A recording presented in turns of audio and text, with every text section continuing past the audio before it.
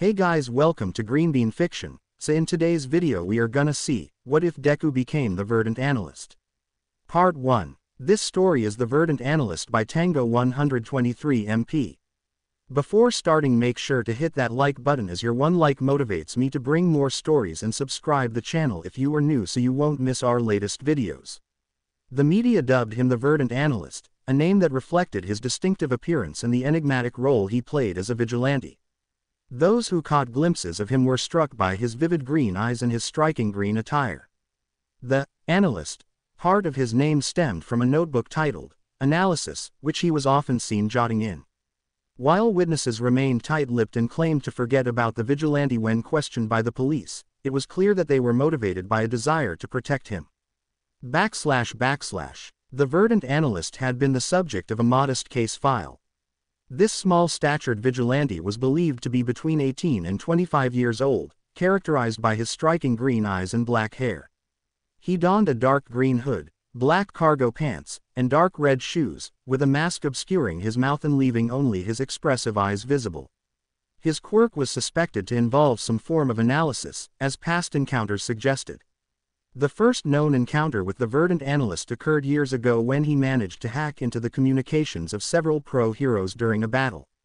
He provided real-time information about the villains, including their quirks and other critical details, significantly aiding the heroes.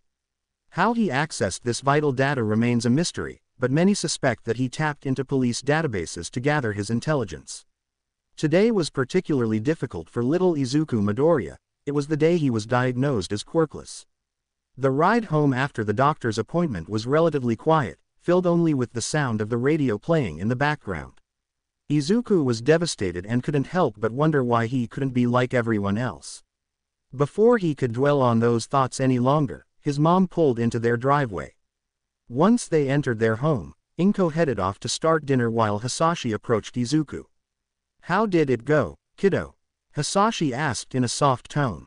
Izuku struggled to respond. He wanted to cry, but he managed to answer his father in a shaky voice. He said. "I'm quirkless." Unable to hold it together any longer, Izuku ran towards his room, sniffling and wiping tears from his eyes as he went. In that moment, Hisashi's world felt like it had snapped. It snapped. He was expecting a powerful son who could be his successor and take over his work, not a worthless, quirkless idiot child. His thoughts of hate were interrupted by the child running away in tears. The stupid child couldn't do anything right. It was then that Hisashi Midoriya decided to go get the milk, as kids these days would say. After informing Inko about his plans to leave, he grabbed his suitcase and simply walked out the door. He had promised to send her money so she wouldn't have to work so hard. This was what Izuku would have preferred to happen. Unfortunately, he wasn't that lucky. Instead, on that day, his father revealed himself as the master of the underworld, the greatest villain in history. It was the day Izuku wished for anything else, even being quirkless. It was also the day he was diagnosed and realized he could never be a hero. His quirk allowed him to steal other people's abilities, plain and simple. However, it wasn't the doctor who informed him of this. No, the doctor said he was, in fact, quirkless. It was his father who revealed the truth to him. He showed him. Izuku's mother was a kind soul, too kind for this world. Because of this, Izuku vowed to protect her with everything he had, even if it meant becoming a plaything for his father. Izuku hated stealing quirks. He detested it. However, when his father threatened to kill his mother, Izuku felt he had no choice. Once a quirk was stolen, there was no chance of getting it back, not for Izuku, at least. His father had the power to return it, but there was no way he would ever do that. After all, he was a villain. The first quirk Izuku stole was from a middle-aged man, and it was quite simple. It provided speed enhancements. Izuku hated the feeling he experienced every time he stole a quirk. It was as if his body were filled with pins, and it hurt. Just as quickly as the pain arrived, it would fade away. Using these quirks felt strange. They made him uncomfortable and not quite like himself. Izuku was currently 8 years old, and it was his birthday, although he had lost track of time during the years he spent training with his father and another boy older than him named Tamura. Tamura's quirk allowed him to disintegrate anything he touched. as long as he made contact with all 5 fingers. Izuku didn't enjoy fighting Tamura, but he felt he had no choice. His father didn't give him one. However, today felt different for Izuku. There hadn't been any training, nor any testing, and Izuku was not stealing anyone's quirk. This, of course, made him suspicious. He realized it was his birthday, but he had never celebrated any of his previous birthdays, and turning 8 didn't seem particularly special to him. A darker thought suddenly crossed Izuku's mind. He was likely about to be punished. That had to be the reason, right? He had attempted to escape more frequently than usual lately, only to be caught and threatened with the possibility that his mother would be harmed. As time passed, Izuku began to doubt the threat his father posed, especially since he had never harmed his mother. Moments later, his father entered the room, and suddenly, Izuku found himself teleported to a living room. He recognized it. Izuku had been transported to his old house. He wasn't sure how it had happened, but he didn't ask. Standing there in the kitchen, humming a tune Izuku hadn't heard in years, was his mother. She looked so similar yet so different from the last time he had seen her. "Mom," Izuku said hesitantly. Inko paused her humming and turned around, tears starting to form as she saw him. She stood there for a few seconds before speaking. "Izuku, my baby, is that really you?" she asked, walking towards him slowly. "Yes, Mom, it's me," Izuku replied, his own tears brimming as he walked hesitantly toward her. She ran up to him and hugged him tightly. Izuku wished this moment could last forever. He wanted to stay in his mother's arms, where he felt safe. Unfortunately, Izuku was never that lucky. Bang! A gunshot was heard through the neighborhood. Izuku was pale when he realized his mother was dead. Woman found dead in house after shots were fired. At approximately 8:12 p.m. on July 15, Inko Midoriya was found shot in her living room. Police suspect that it may have been a break-in gone wrong, although they have not yet identified anything stolen from the scene. The type of gun used in the incident has not been determined, and the case remains open. No one was seen fleeing the scene, leading authorities to suspect that illegal quirk usage may have facilitated the entry into the home. Inko Midoriya's son, Izuku Midoriya, has been missing for 4 years, believed to have been kidnapped when he was just 4 years old. With her passing, police believe it is time to reopen the investigation into his disappearance, as finding his kidnapper could lead to uncovering his mother's killer. If you have any information regarding this incident, please contact your nearest police station. Katsuki had been having a terrible day. Today was the birthday of his last best friend. He visited Izuku's grave. Yes, his grave. Auntie Inko had been hesitant to declare her son dead, but in the end, she had to accept it. Bakugo missed Izuku, even though he was quirkless. They had been best friends, and despite Bakugo's mean and rude behavior, it was simply a result of his explosive quirk. He knew that Izuku understood this. It was on the day that Izuku had gone to the quirk doctor that he disappeared. Now that Katsuki was older, he couldn't help but think it was more than just a coincidence. Whatever quirk his best friend had received must have been dangerous enough for him to have been kidnapped within just 1 hour of being diagnosed. According to Aunt Inko, Izuku had been diagnosed as quirkless, and once they arrived home, he went straight to his room. Shortly after, she heard a crashing sound coming from his room, followed by him calling out, "Dad." After that, there was complete silence. Inko knocked on the door and attempted to push it open, but something was blocking it. Once she finally managed to get inside, there was no one in sight. Inko reported what she heard to the police, and they initially considered her husband a suspect. However, the problem was that her husband could not teleport and was all the way in America, so they ruled him out as a suspect. According to Aunt Inko, Izuku had been diagnosed as quirkless, and once they arrived home, he went straight to his room. Shortly after, she heard a crashing sound coming from his room, followed by him calling out, "Dad." After that, there was complete silence. Inko knocked on the door and attempted to push it open, but something was blocking it. Once she finally managed to get inside, there was no one in sight. Inko reported what she had heard to the police, and they initially considered her husband a suspect. However, the problem was that her husband could not teleport and was in America at the time, so they ruled him out as a suspect. After his mother's death, Izuku hated his father even more than before, and he became increasingly determined to escape from this wretched place. He no longer wanted to be a hero. That dream had died years ago when he had received his quirk. However, if he could find a way to escape his father after so many failed attempts, then maybe, just maybe, he could make it up to his mother for all the wrongs he had done. He could also repay the families of those whose quirks he had stolen and those he had hurt. In that moment, Izuku made a decision. If he managed to escape this hell, he would become a vigilante. While he would likely be considered a vigilante for breaking laws related to usage as well as breaking, he believed that as long as he didn't strike first, he shouldn't face too much legal trouble. Furthermore, he would need to wear a costume and hide his face, keeping his identity secret. For now, the most pressing challenge was escaping, and that was all he could focus on. It had been a few months, and Izuku was currently walking with his father in what appeared to be a prison. This wasn't the first time Izuku had come to this place. He had visited many times over the years. But today felt different. As they reached the halfway point on the floor, his father turned to him and said, "It's time for you to choose the quirks you would like to take." Izuku nodded in response. His father then turned and left, locking the door behind him. Izuku wasn't sure how long his father would keep him down here, but he knew that if he didn't select at least a few quirks, there would be consequences. He began to walk around the prison cells. Each cell had a marker on the door that displayed the name of the quirk and a brief description of how it worked. As he wandered, Izuku thought to himself that maybe he could find a quirk that would help him escape, like an illusion quirk. He knew that the only way to escape would be if his father believed he was dead or as good as dead. As he walked past the jail cells, something caught his eye. The marker read, "Doll Maker," sparking his curiosity, so he decided to read the description.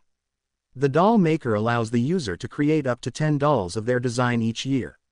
These dolls can be controlled for minor movements, but only one doll can be animated at a time.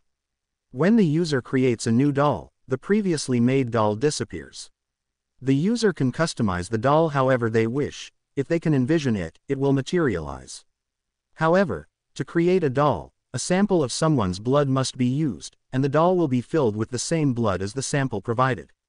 Jackpot. The only problem was that when he went to see the person inside, it appeared they were dead. Izuku's eyes began to water, but he held back his tears with ease, thanks to so much practice.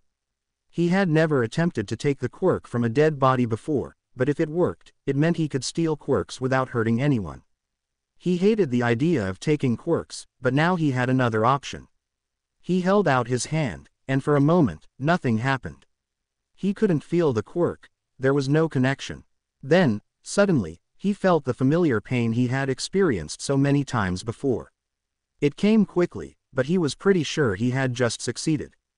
To play it safe, he pretended to look disappointed, as if it hadn't worked, just in case his father was watching. Izuku knew that his father had likely put that obstacle in place, anticipating that he would try to escape, a way to demonstrate the power he held over Izuku. He likely assumed that he couldn't steal the quirks from dead bodies, which is why leaving a dead body with the quirk he needed to escape would serve as the perfect taunt. After taking some other quirks, his father returned. Izuku froze in fear as his father approached him, clearly furious. He grabbed Izuku by the arm and dragged him toward his room. Once they arrived, he shoved the door open and threw Izuku inside, locking it behind him. Izuku was certain that the grip would leave a bruise, but he was used to it by now. He stood up and went to bed, falling asleep almost instantly. He needed the rest because tomorrow would be the day he would escape. The next morning, he woke up early. Although he didn't have an alarm, he still felt tired, so he knew it must be before the time when his father's goons would come to take him away. One issue was that there was a camera in his room. The one area that wasn't in the view of the camera was the toilet. Does he suppose they respected his privacy? Yes, he does. It was strange, but he wasn't complaining. Izuku went to the corner and started making a dummy.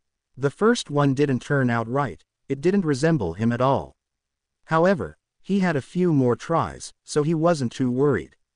On the third try, he managed to make a dummy that looked like him, although Izuku had to cut himself so he could use his blood in the dummy.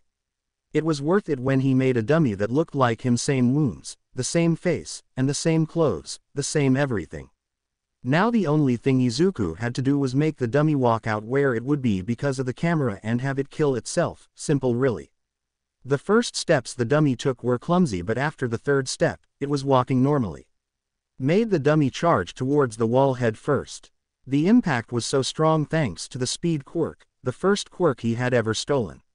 The head of the dummy was bashed in, and it fell to the ground limp. Seconds later, an alarm went off, catching Izuku off guard. Realizing he had to act quickly, he decided to use one of the quirks he had acquired. The quirk was called Off the Radar, and although he had only managed to use it successfully once for a few minutes, that brief time was all he needed. As a few guards rushed in to assess the situation, Izuku activated his speed quirk and dashed past them out the door. Neither of the guards noticed him. Off the Radar made it so no one could see, hear, or sense him, but it only worked for a limited amount of time. Plus it's one use per 5 years. As soon as he exited the door, he kept running throughout the building. He had no idea where anything was, but he continued to run in search of an escape. He felt the effect of being off the radar starting to fade, so he needed to hurry and find an exit, preferably a garage on what seemed to be the first floor. He noticed there were no windows anywhere in the building, but that didn't matter. He dashed into the garage and saw that there was no one in sight. He climbed into one of the vehicles, unsure how to drive and barely able to reach the pedals. Suddenly, someone entered the garage. Izuku quickly ducked and crawled into the back of the vehicle. The newcomer was whistling and listening to music through headphones as he settled into the driver's seat. Just Izuku's luck, he had chosen the same vehicle as this man. Perfect, right? As the guy started driving, Izuku realized this might actually work in his favor. If he could sneak out of the car once the man arrived at his destination, he would be free. They were currently driving underground through a long tunnel. As they approached the end, Izuku spotted a small building with a window and saw a woman inside, or at least he thought he did by peering out.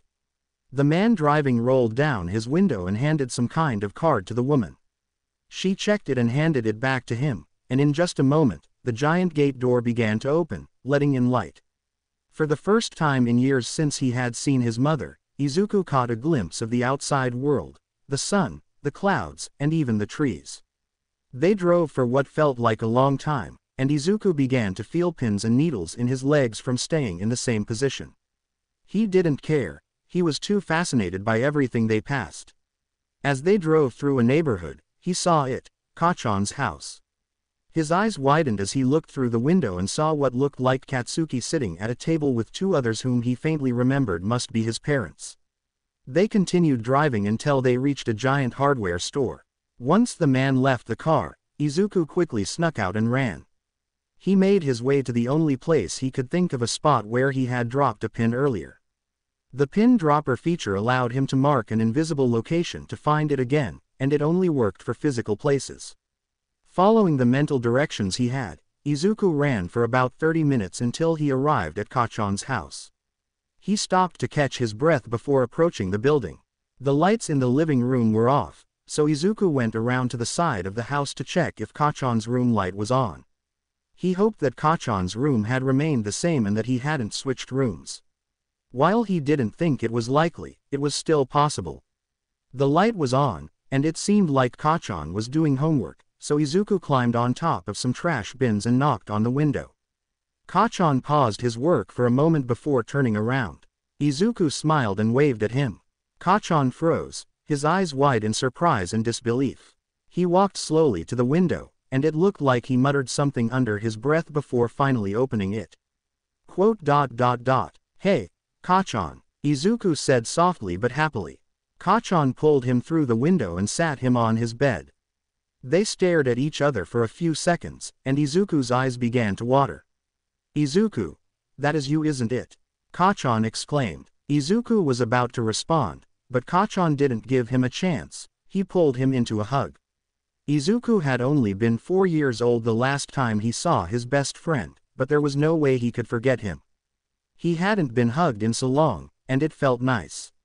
They stayed in that embrace for seconds, maybe even minutes. They didn't care. Eventually, the events of the day settled in Izuku's mind, and the panic and stress began to fade. He started to feel tired, and soon he fell asleep, still holding his best friend tightly.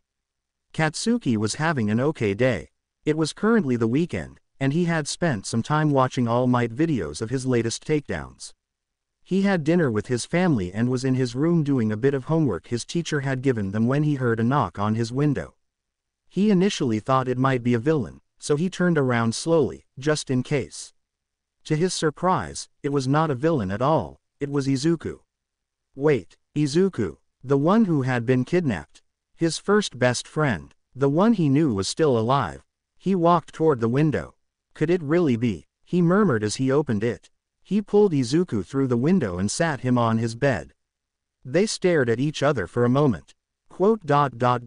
Hey, Kachan, Izuku said softly, yet still happily. Izuku. That's you, isn't it? Katsuki wrapped his arms around Izuku and hugged him just like he had when they were kids. He wasn't sure how long they stayed like that, but it was long enough for Izuku to fall asleep. Once Izuku was asleep, Katsuki examined him for any injuries and noticed too many scars. There were other injuries as well, so he cleaned them up and wrapped them carefully. What could have happened? Katsuki wondered. Izuku was wearing some sort of hospital gown, but it didn't look like it came from any hospital he knew. Katsuki decided to replace the gown with some of his old clothes since Izuku still seemed smaller than him. Yes, Izuku was shorter, but he was also very thin, too thin. Katsuki debated whether he should tell his parents about this, but he ultimately decided against it. He didn't want them to panic and do something they might regret. After doing everything he could for his friend, Katsuki fell asleep in his chair, trying to think about anything but what could have happened to Izuku. The morning came quick, for Izuku Midoriya.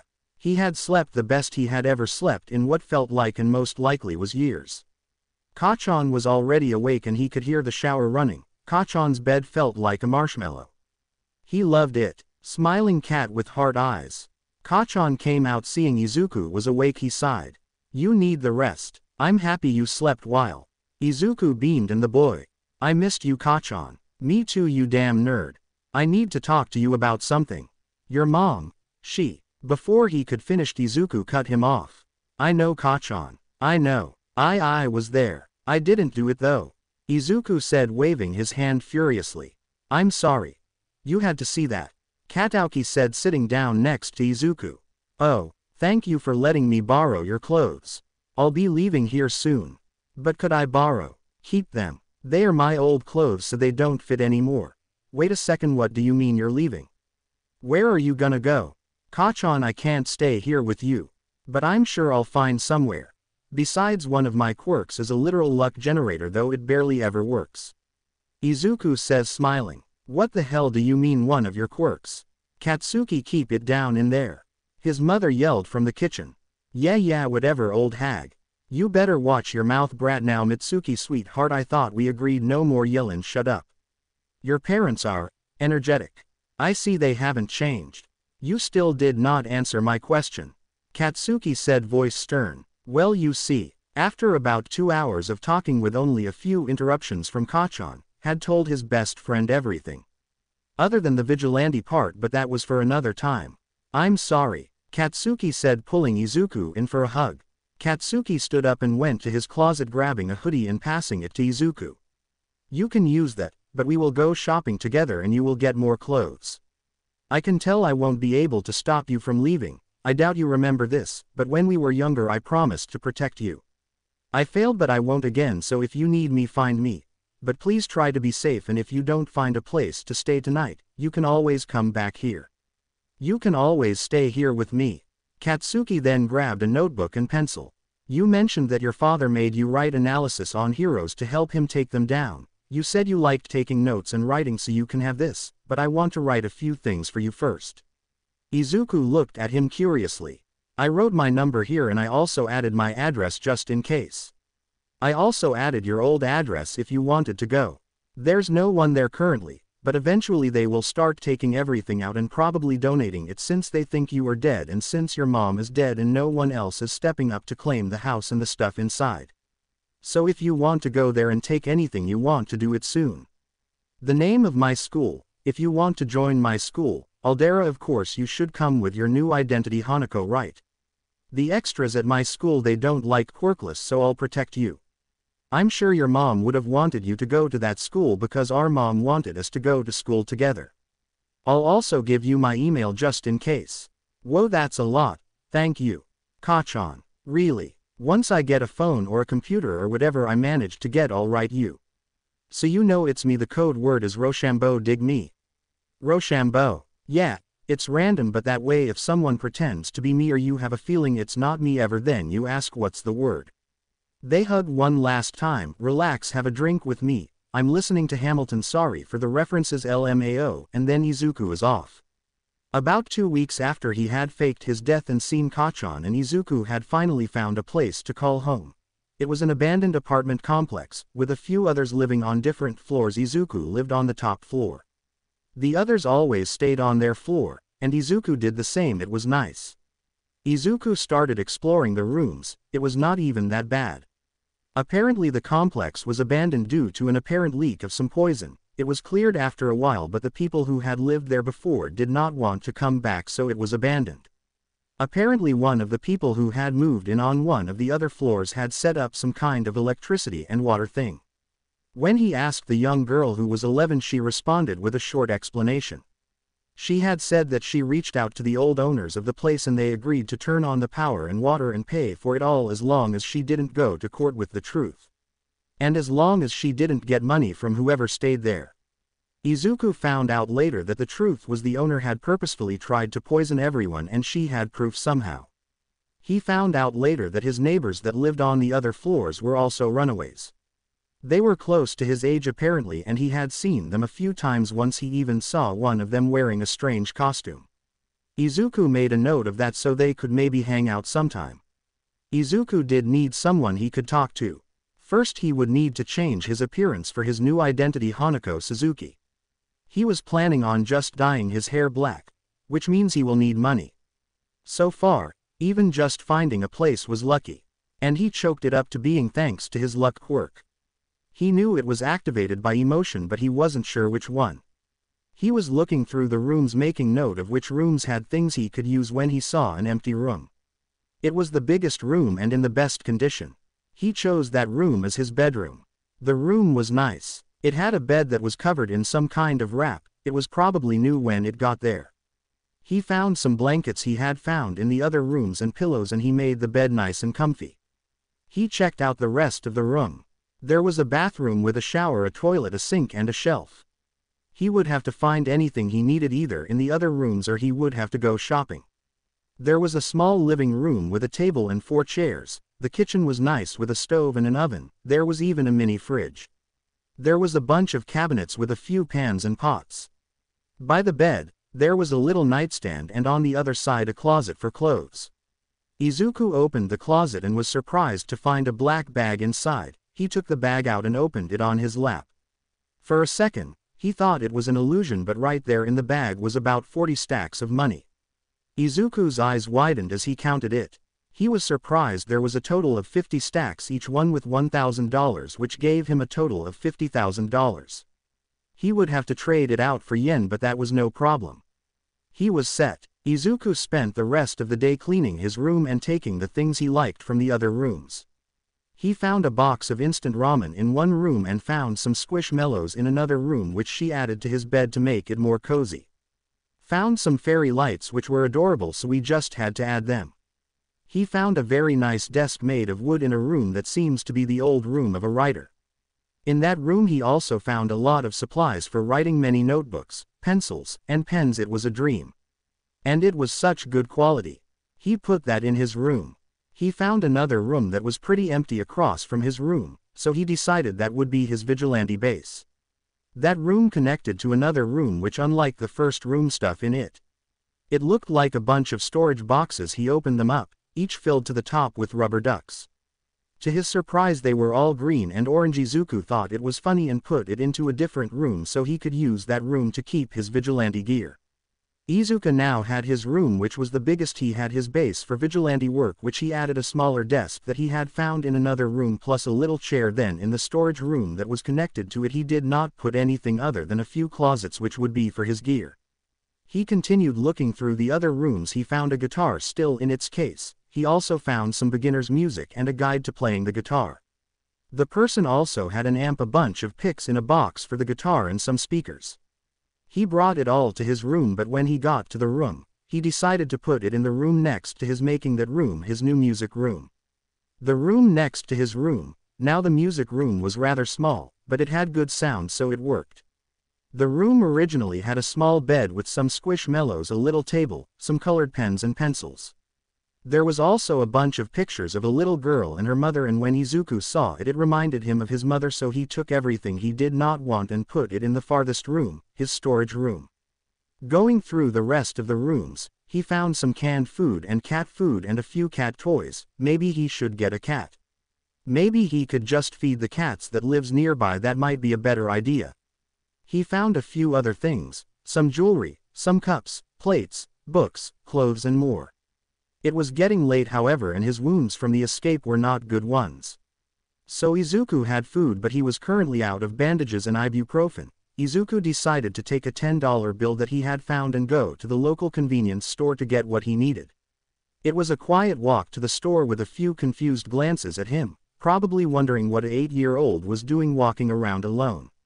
Once he walked inside, he went straight to the aisle where they kept the ibuprofen, and once he found that, he started looking for the bandages.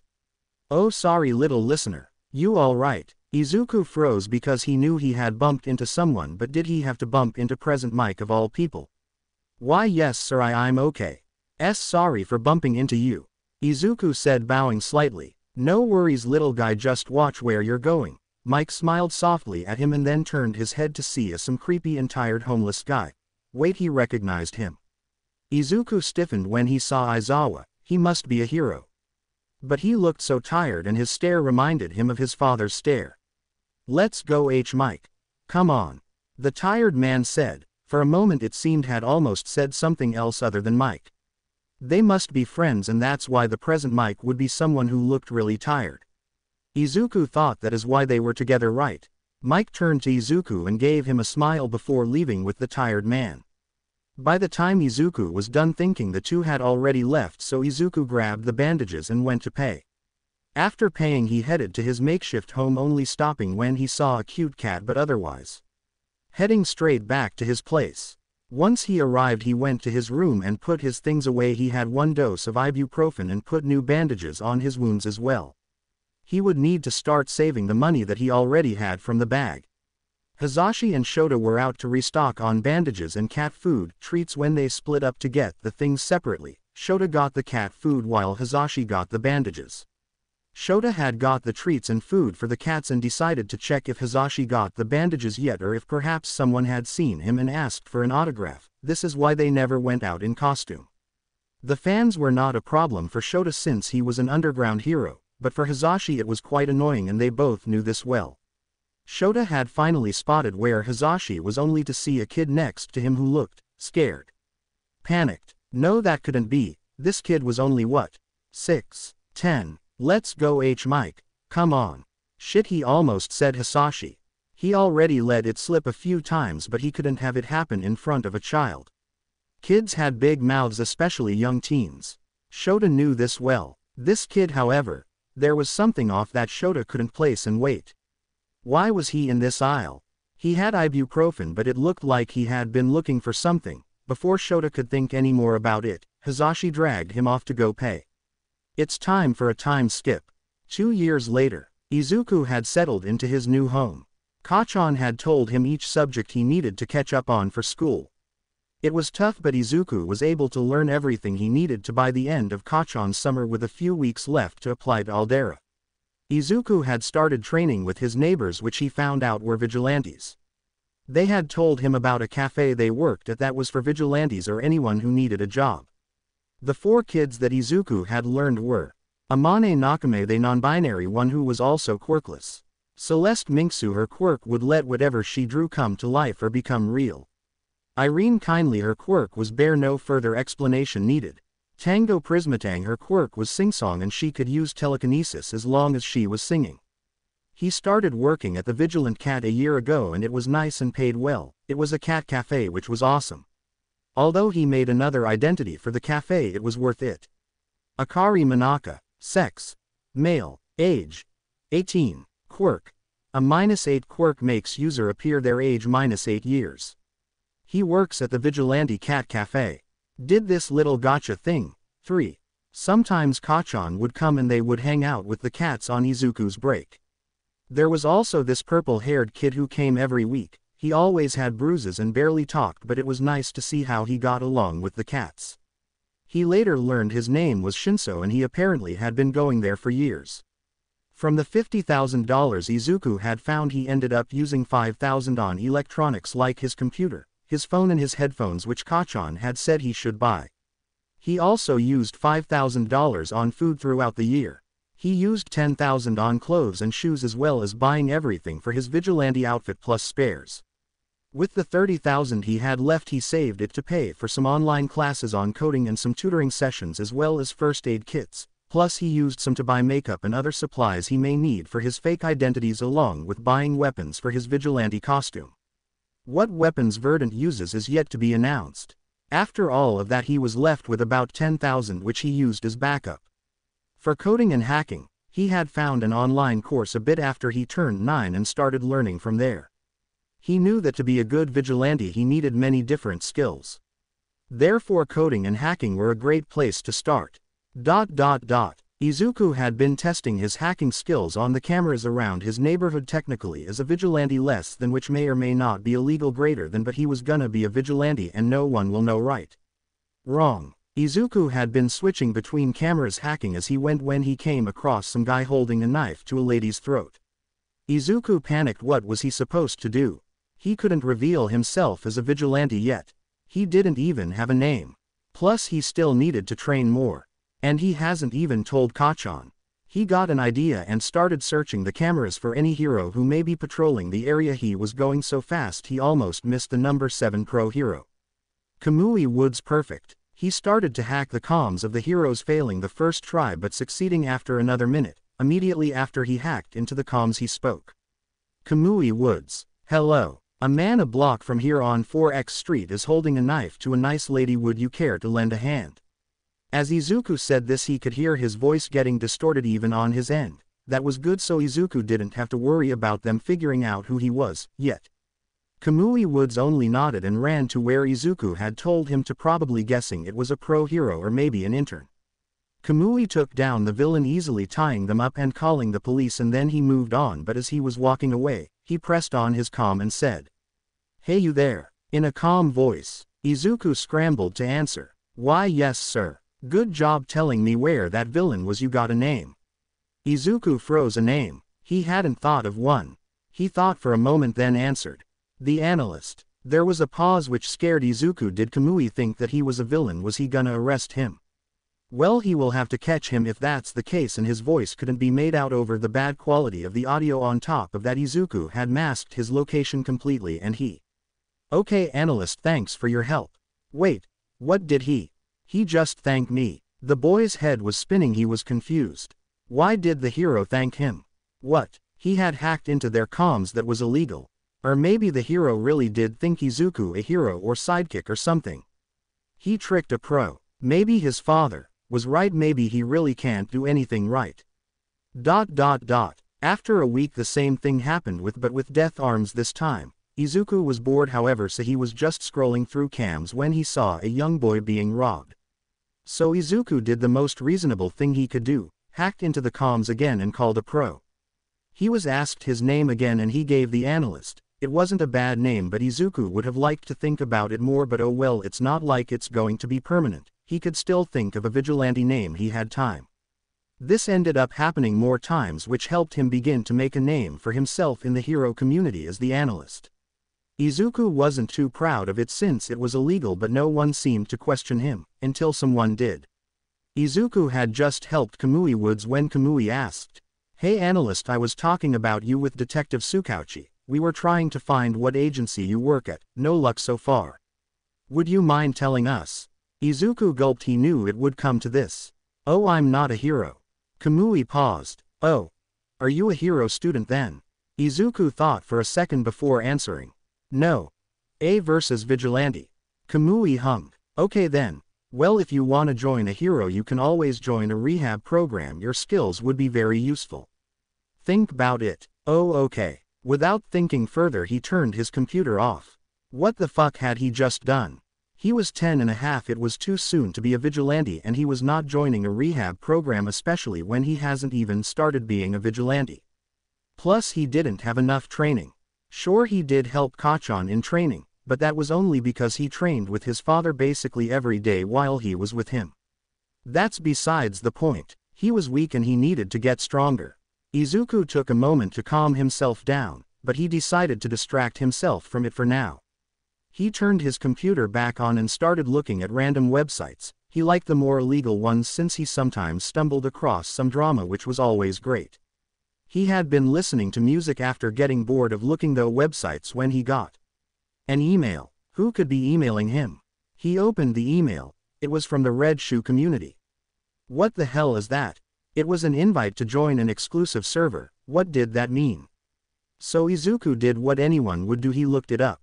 After a while of looking at red shoes and a lot of hacking, he found the answer. The Red Shoe community was a community of quirkless people and people who were diagnosed wrong and had the double pinky joint, but they still had a quirk. Some people did have quirks but were treated the same as the quirkless. Izuku went straight to the email and accepted the invite as if it would disappear if he didn't. Once he joined, he was surprised to see it was rather normal. People just chatted and made group meetings as well as free therapy sessions for each other. This made sense since quirkless lives were hard. He knew this because Hanako Suzuki, his fake identity for school. Hanako was quirkless, which made Izuku live the life of a quirkless boy. The red shoes were something Izuku wore no matter the identity. He had a few pairs so that he could dye a pair if needed for an identity, since it would be suspicious if he wore the red shoes and the identity had a powerful quirk. The red shoes also fit better since he did have the extra pinky joint. His quirk was just unique, and though it was rare, it did happen. As he continued looking through the website, he noticed they also had videos on self-defense and fighting techniques. The comments said that if you followed the videos and practiced and trained every day, then you would be at a pro level by 3 years. Izuku knew he would have to start doing that, but for now he would wait to start till summer. At least he would be done when would be almost 14 when he would be done, which would be perfect so he could be ready to start his vigilantism right as Kachan was going to hopefully go to UA. On the server there was a group chat for each age group and chats to find red shoes near you, which is a cool way of saying quirkless people. Izuku found out that was a way to see who was quirkless. This server was very hard to hack into and was well guarded, so it was perfect for quirkless. Now when Izuku went out, he saw the world in new eyes. He noticed more.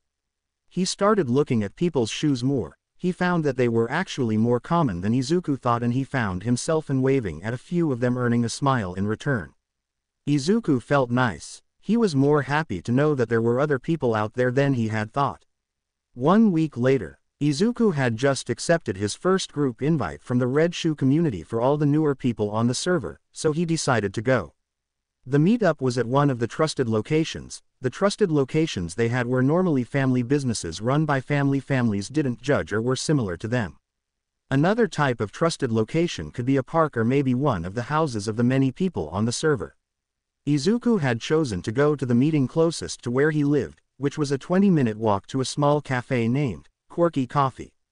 Izuku liked the name, it was fun. He didn't expect to be greeted by a group of 15 people when he arrived in the back room of the cafe. They chose the back rooms of these places just in case anyone came in and decided to attack them, so they wouldn't put anyone in harm. He had expected maybe 5 people but not 15. He really thought there were very little people like him. He looked around the room and found a seat and sat down next to someone who was currently writing their name down on a name tag and put it on. It seemed everyone was doing that, so Izuku took one and started to write. After a few minutes, and the group was a total of 21 people, which was very surprising, and the meeting started. When 21 people had arrived, they started the meeting. If Izuku kept staring at everyone, no one was the wiser. A woman stood up wearing a work outfit and a name tag. Her name was Ijuki Tomio. Hello Red Shoes. My name is Ijuki Tomio. You may call me Ijuki. I am today's meeting host. I work at this cafe and the owner is my grandfather, who is not quirkless but he has a minor emitter quirk. He is a very kind man, and if anyone here needs a job, we're always open to hiring anyone. Remember, everything that is said in this room stays in the room where it happened or just in the Red Shoe community. Anyways, another job in the area is the Vigilant Cat, which employs Red Shoes as well as vigilantes. They don't need any information since they have vigilantes that work there, but if you have a cover story and you don't use your real name, then let them know how to call you. Now let's go around and introduce ourselves. She turned to the person to her right. You, tell us your name and age, and something about yourself. The boy nods and turns to the group. My name is Miller and I'm gonna be 7. I love snakes and I have a pet snake. Oh, I love the color dark blue, he says in a squeaky voice. Izuku nods and turns to the next person. You, go. They continue on like that, until the person next to Izuku went. My name is Amane Nakama. I just turned 12. I am non-binary and I like mochi, the color yellow, and I paint. They said in a casual voice. Izuku's eyes widened for a second. Celeste, his neighbor, had mentioned them along with 2 others. They were his neighbors. Izuku had only met Celeste and Tango for training. The other 2 had always been busy. Izuku turned to Izuku. You're last. Go ahead. Izuku felt a bit nervous, but he went and spoke anyway. My name is Hanako S. Suzuki. I am almost 11. I like to analyze hero fights and really everything. I love Katsuden. Oh, and something not many people know about me is that I like singing sometimes and writing short lyrics for songs. I don't do it very often and it's just not something I have the time for. No, but of course you all know you're a part of this too, and I mean it's not like I'm alone and I am so happy to meet. Slow your horse, little guy. Save that for the after meeting, Izuku said, patting Izuku's back. After meeting, Izuku laughs. It's kinda like an after party, but instead it's after a meeting.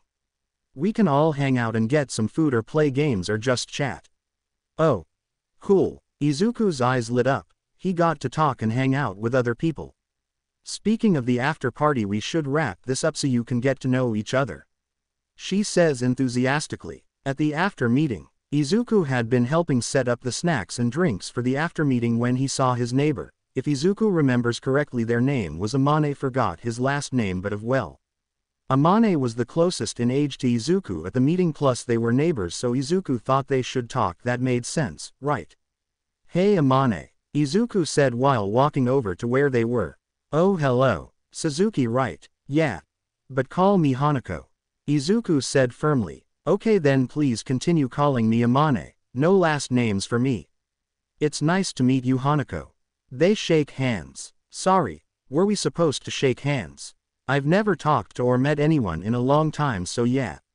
After a second, Izuku gestured to the couch across the room and they started walking towards it.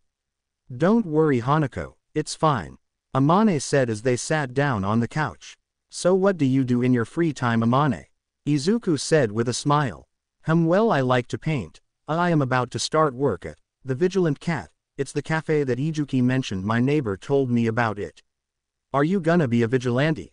Izuku half whispered. Well, I already am, and it doesn't matter if others in the Red Shoe community know. By the way, remember, everything you learn stays with the Red Shoes. Besides, I'm not telling you which vigilante I am. Well, that makes sense. Oh, right, I work there too at the moment. My neighbor also recommended it to me as well. By the way, we're actually neighbors. I've heard your name from Celeste and Tango along with another girl's name, Irene.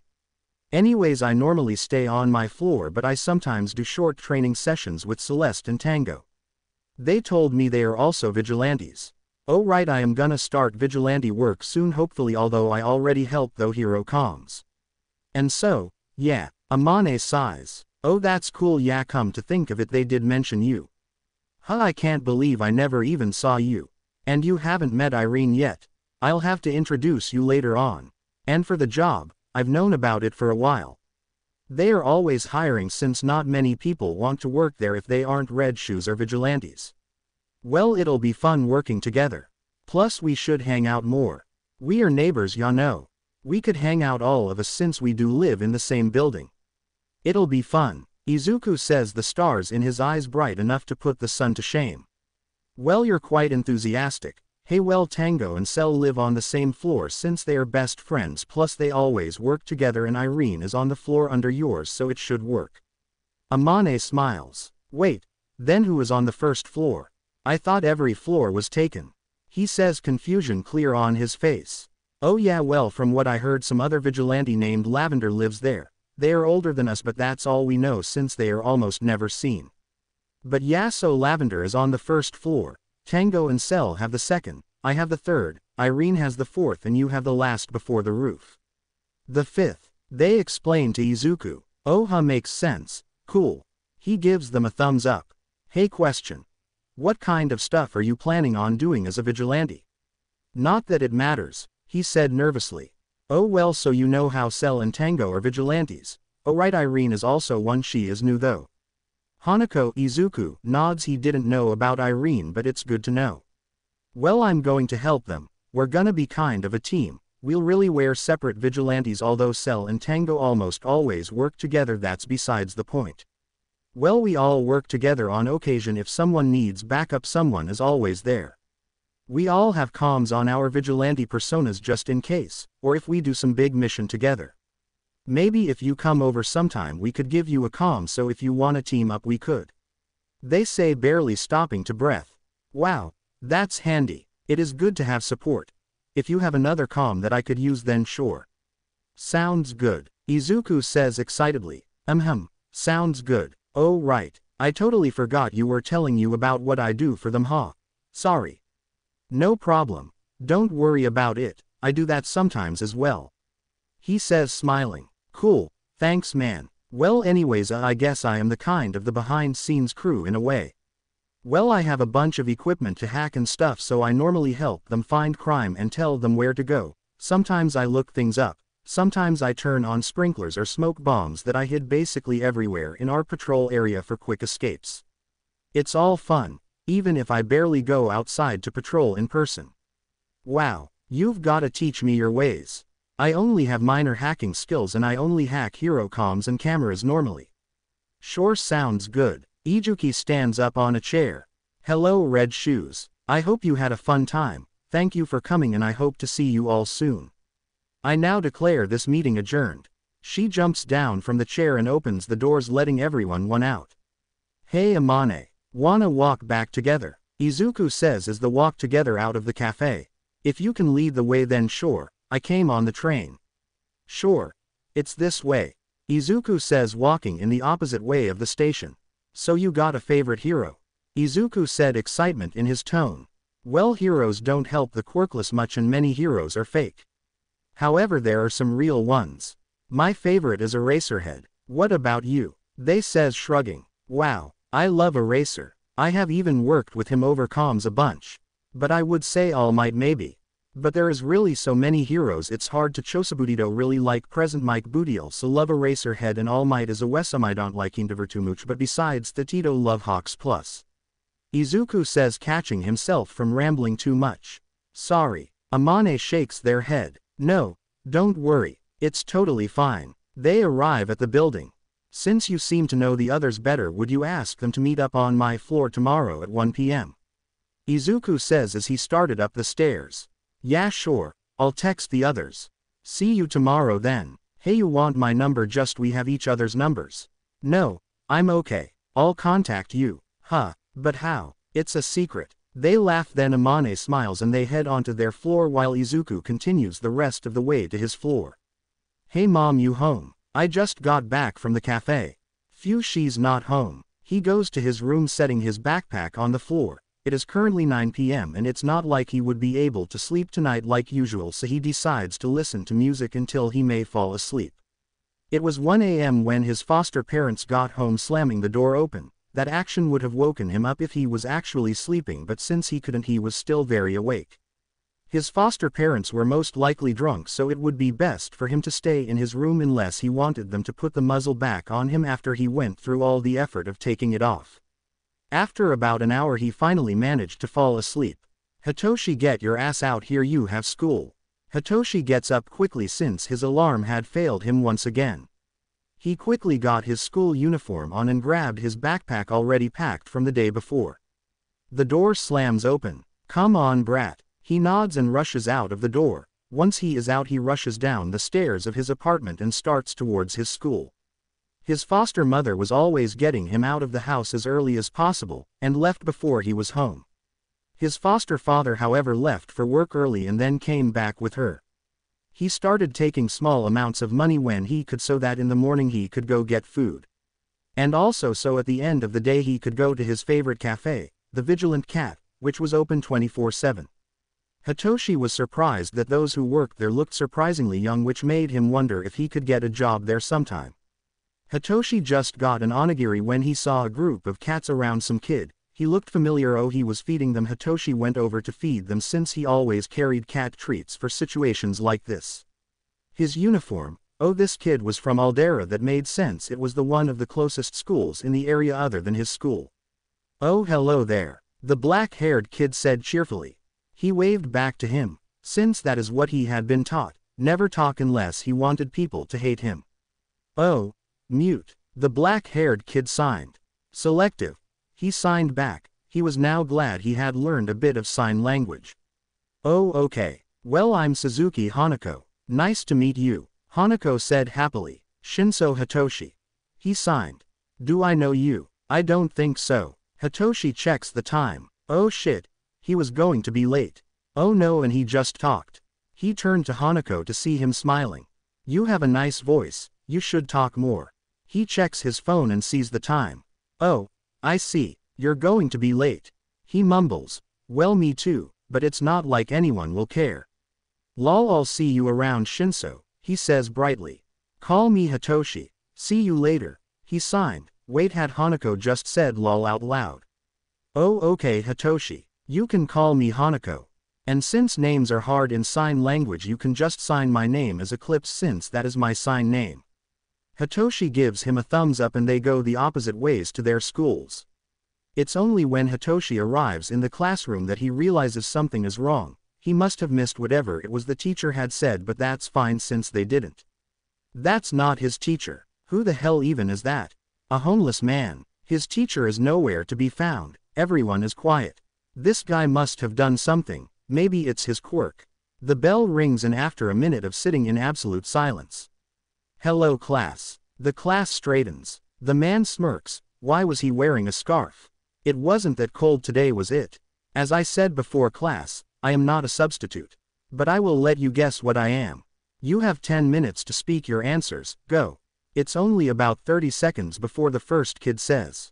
Janitor. I'll tell you if it's correct. If I don't answer then it is incorrect. Some other kid asks, are you an undercover police officer pretending to be a homeless man? No answer. Hitoshi thought that girls should at least get a point for creativity. What could he be? He thought to himself as he listened to some other responses while the man stayed silent. People said so many things, but it was when the kid in the front row who had some intelligence quirk said, pro hero. That Shinso finally thought of it. This guy was an underground hero. How did Hitoshi not notice? He wanted to be one himself. Underground hero. He signed hoping the man knew sign language. Correct, the man said smirking at Shinso. The class erupted with questions since they didn't know sign language and they didn't know what he said. One of the transfer students who was new and only on their 5th day asked Hitsushi. Why don't you tell us what you signed? The man glanced at the boy and then at Hitoshi. Is he not mute? The transfer kid answered. No, I've heard him talk a bit. No one answers him ever though. The man was about to ask a question to Hitoshi when the loud kid interrupted. No, you can't talk to him. It's a rule, everyone knows it. He might brainwash you because he's a villain, remember. I thought we already told him this. The kid says, turning to the kid behind them. Oh. The transfer says in a small voice. Then the man clears his voice. What this kid signed to me was that I was an underground hero, and that is the correct answer. I am here to give you all a quick lesson on quirk discrimination. I am a pro. They are giving a bunch of the least recognizable pros the job of going to schools and teaching about work discrimination since it's not something that's already taught at some schools. The class was silent, dead silent. Let's start. Discrimination is something that has been a part of our society since the first people got quirks. Originally those with quirks were discriminated against for being different, but as the years went on more people started getting quirks and less people were quirkless, which made things flip. Quirkless people now have a suicide rate of 85.6% per year, and as you know 20% of the population is quirkless. Quirk discrimination is not a good thing. It leads to more villains in our society, which makes the heroes work harder to save people, and by creating more villains there's an increase in the possibility of someone you care for dying. Quirk discrimination kills people whether you like it or not, so you all as kids need to learn this earlier better than later. Now I understand that you all have your reasons for whatever you are doing, but it still does not justify that you're hurting others, you're being villainous. I don't know what any of your quirks are and I don't know any of your strengths or weaknesses, but just because someone can't do what you can doesn't mean you have a right to hurt them, and if you're being hurt you have the right to do something about it, and I'm not saying to hurt them back or attack them, no, that would be worse.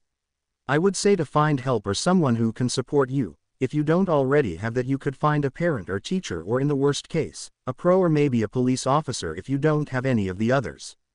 If you know someone quirkless or someone who's being discriminated against, then take this opportunity and help them. That is my speech. I will let your teacher back in and I will be off to the next class. If anyone has any follow-up questions you can find me after school. I will be somewhere at pickup if you truly need to talk. I'm sure you'll find me or I'll find you. My name is Eraserhead Underground Pro Hero. Thank you for listening and enjoy the rest of your classes. And with that the man left. Hey Amane Tango Celeste, Izuku said as he ran over to the stairs where they had just come onto his floor though. And you must be Irene. It's a pleasure to meet you. I've heard about you from these three. Hopefully all good things, she said, chuckling face with hand over mouth. Yup, all good. Right. I'm Hanako Suzuki, he said with a smile, open mouth smile. Wait, what? That's not your name, it's Izuku Midoriya, right? Oh no, Cell, did I forget his name? No. Tango said, whining to her best friend. No, he said his name was Izuku Midoriya, positive. Explain, also call me Cell, Celeste said to Izuku.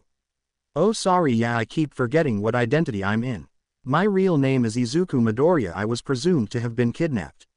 Well no wait. That did happen, but I got out. Lol, anyways my identity for school is Hanako Suzuki quirkless. For the Vigilant Cat, I am Akari Monka quirk -8 makes me look 8 years younger than I am. That's obviously fake. He said like it was common knowledge. I was gonna say that I like your hair dye, but I'm now assuming that's your original hair color.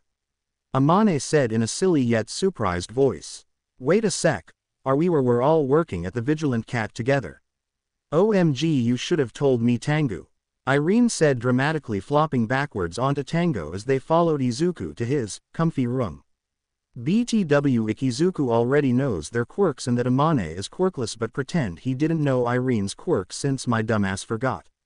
I'm sorry. Izuku looked at Irene, seeing her ears and small tail. She looked like a bear. Was that her quirk?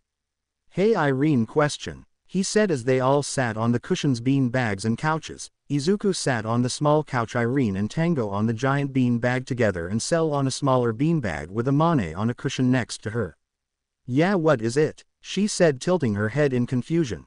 What's your quirk? Is it some type of bear quirk? Oh yay lol. My quirk is literally called bear. Well, brown bear, but whatever. Anyways, so my quirk gives me claws that are retractable, great hearing, great strength, and I'm a bit better at climbing than average. Oh. I can talk to brown bears, though I've only met one. Lastly, I can turn into a brown bear, but that takes a lot of strength, so I use that as a last resort. And yeah, that's a basic rundown, she says, pointing to her nails to show them retract and pointing to her ears as she mentioned her hearing. That's awesome, he says clearly in awe. He was about to start on rambling when Irene interrupted his thoughts. Sue, I have a question for you since you asked me one. Huh? Oh okay, shoot. He says, mind still racing. You know that Blondie, the one you keep bringing to your floor. Are you two dating? She says excitedly and surprisingly fast. What? Me and Kachan dating? What? No, of course not. He's my best friend. We've known each other since forever. It would be weird anyways if we did date each other.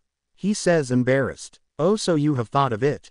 Irene says suspiciously. It's like they say friends first then lovers. Or something like that, I forget. Ha. Tango says supportively after Irene. PSSSTT Cell. Can you draw some popcorn? Pretty sure this is about to get good, thanks. Amane whispers, saying thanks after Cell gives them the popcorn. No problem. Cell whispers back, do you like this Kachan kid? She says teasingly, his name is Katsuki Bakugo. He says a bit annoyed, I'm the only one who calls him Kachan. He mumbles, somebody's protective, she says, Tango looking intrigued and starry-eyed at the new info. I've only seen him a few times, but I can already picture it. OMG fearful, Tango said and then turned to Irene so they were facing each other. Ship, they said in unison. They talked for hours and hours, until it was 2 a.m. and they all decided to go get some rest. Izuku had learned more details on the quirks of Tango and Celeste, and he learned other things as well. They gave him comms so that if he needed it he could call her back up from any of them, or if they wanted to join patrol or meet up or anything as vigilantes. He learned that Irene's family was actually really nice. The only reason she was staying in the building was so that she could hang out with Tango more, but also she wanted her own space away from her sibling and parents. And her parents were fine with it as long as she always made sure to contact them every day. Her parents agreed to her working because they thought it would be good for her to learn early on how to take care of herself and have a job. He talked a lot with Irene. Apparently Irene was also the most popular person in her school, which was not something he had expected from anyone he knew and was friends with, because according to them they were friends. He told them about his life and about Bakugo, with Irene and Tango teasing along with his descriptions. Izuku also learned all of their vigilante names. Irene is Cub, Tango is Singsong, Celeste is the illustrator, Amane is Foggy Mist or Misty. They were indecisive. It was the best time he had had in a long time, to say the least. They would have to do it again, but next time invite Kachan, and maybe even someone else if any of them had any other friends. It felt nice to have friends, Izuku thought. Maybe he could get Hitoshi's number. He knew him from the cafe, but Hitsushi didn't actually know it was him, and they had met while Izuku was disguised as Hanako and they had introduced themselves. Also he hadn't even spoken, probably quirk discrimination. He got some water and texted Kachan a quick, good night, like he always did before he went to bed. Then he turned off the light and fell into a deep yet happy sleep. Kidnapped child found dead after almost 8 years. On August 13, 2xxx at 8:56 p.m. 11-year-old Izuku Midoriya's body was found on the shore of Dagoba Beach, skull bashed in.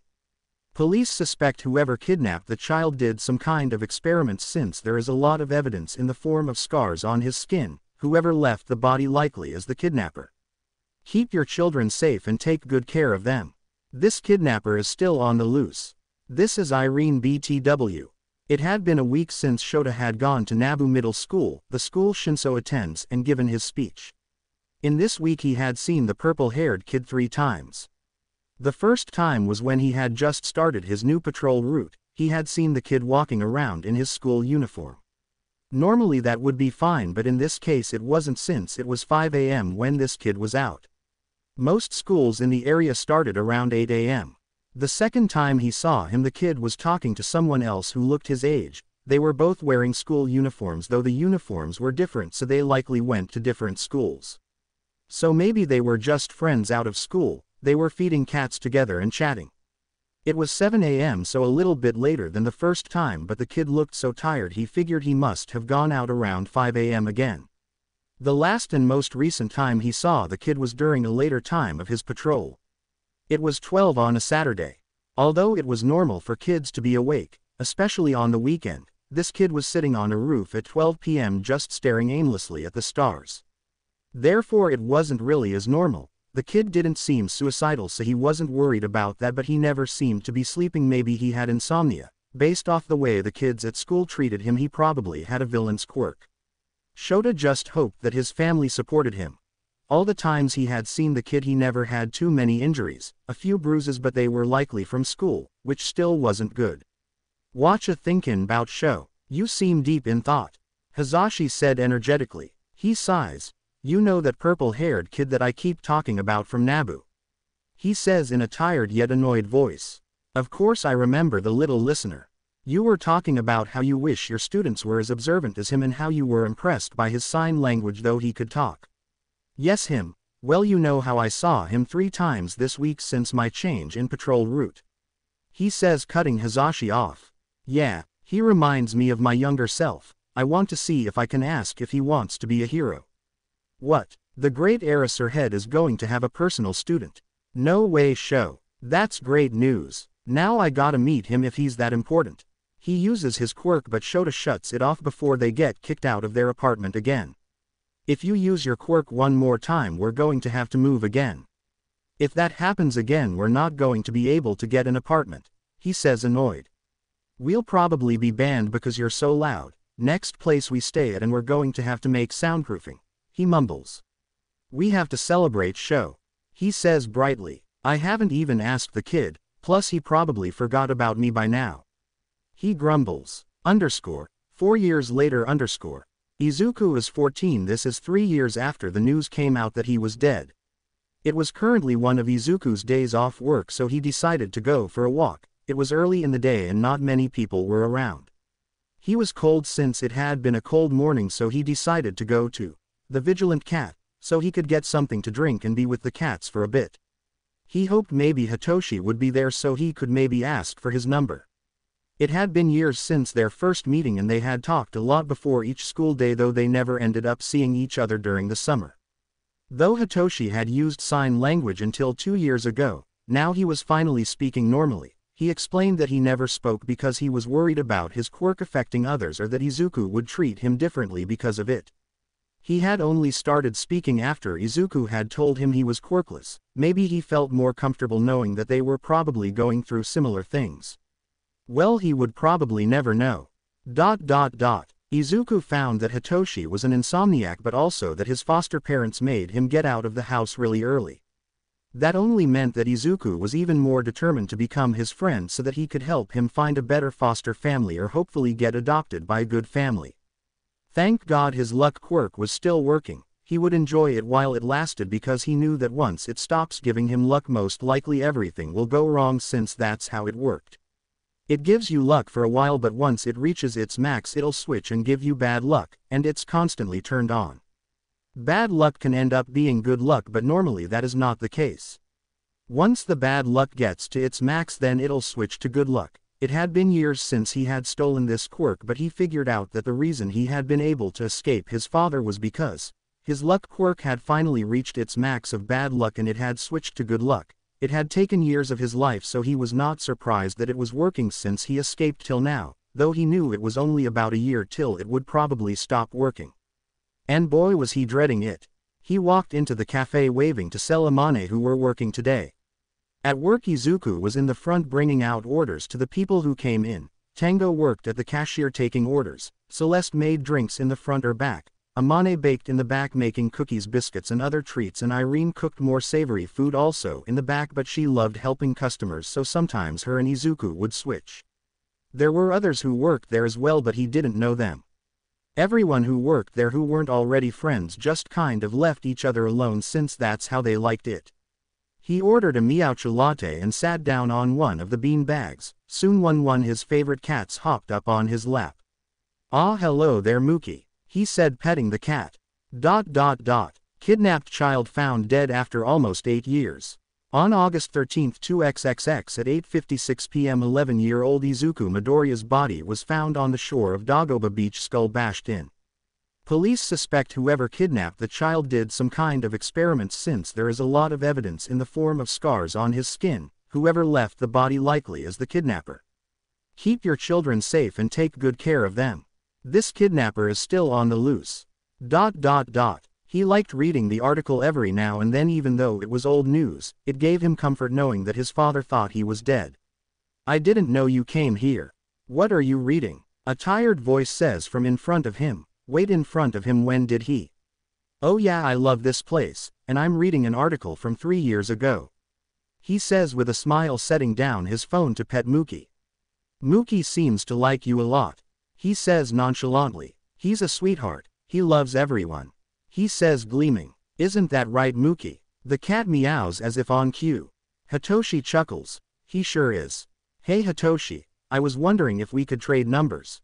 We've known each other for 4 years now and I think it would be nice, so maybe we can schedule a time to hang out." Oh yeah sure, Hitoshi thought to himself. Had never gotten anyone his age to give him their number, but I guess he didn't know his quirk yet. Hitoshi felt like he was taking advantage of Hanako. He had to tell him sometime. But waiting a bit more won't hurt, right? Thanks, I'll text you sometime, he says brightly. Yeah, I seriously don't get how you can be so damn bright all the time. He grumbles. Watch your tongue, there are cats listening. They don't care, right Mookie? The cat on Izuku's lap meows. You traitor, after all the treats I've given you, this is how you repay me. He says dramatically. The cat meows again and Izuku pretends to faint. 8:23 p.m. Years worth of notes. Hey, is this Hitoshi? Cat nap insomniac. Yeah, this Hanako. Years worth of notes. Yup.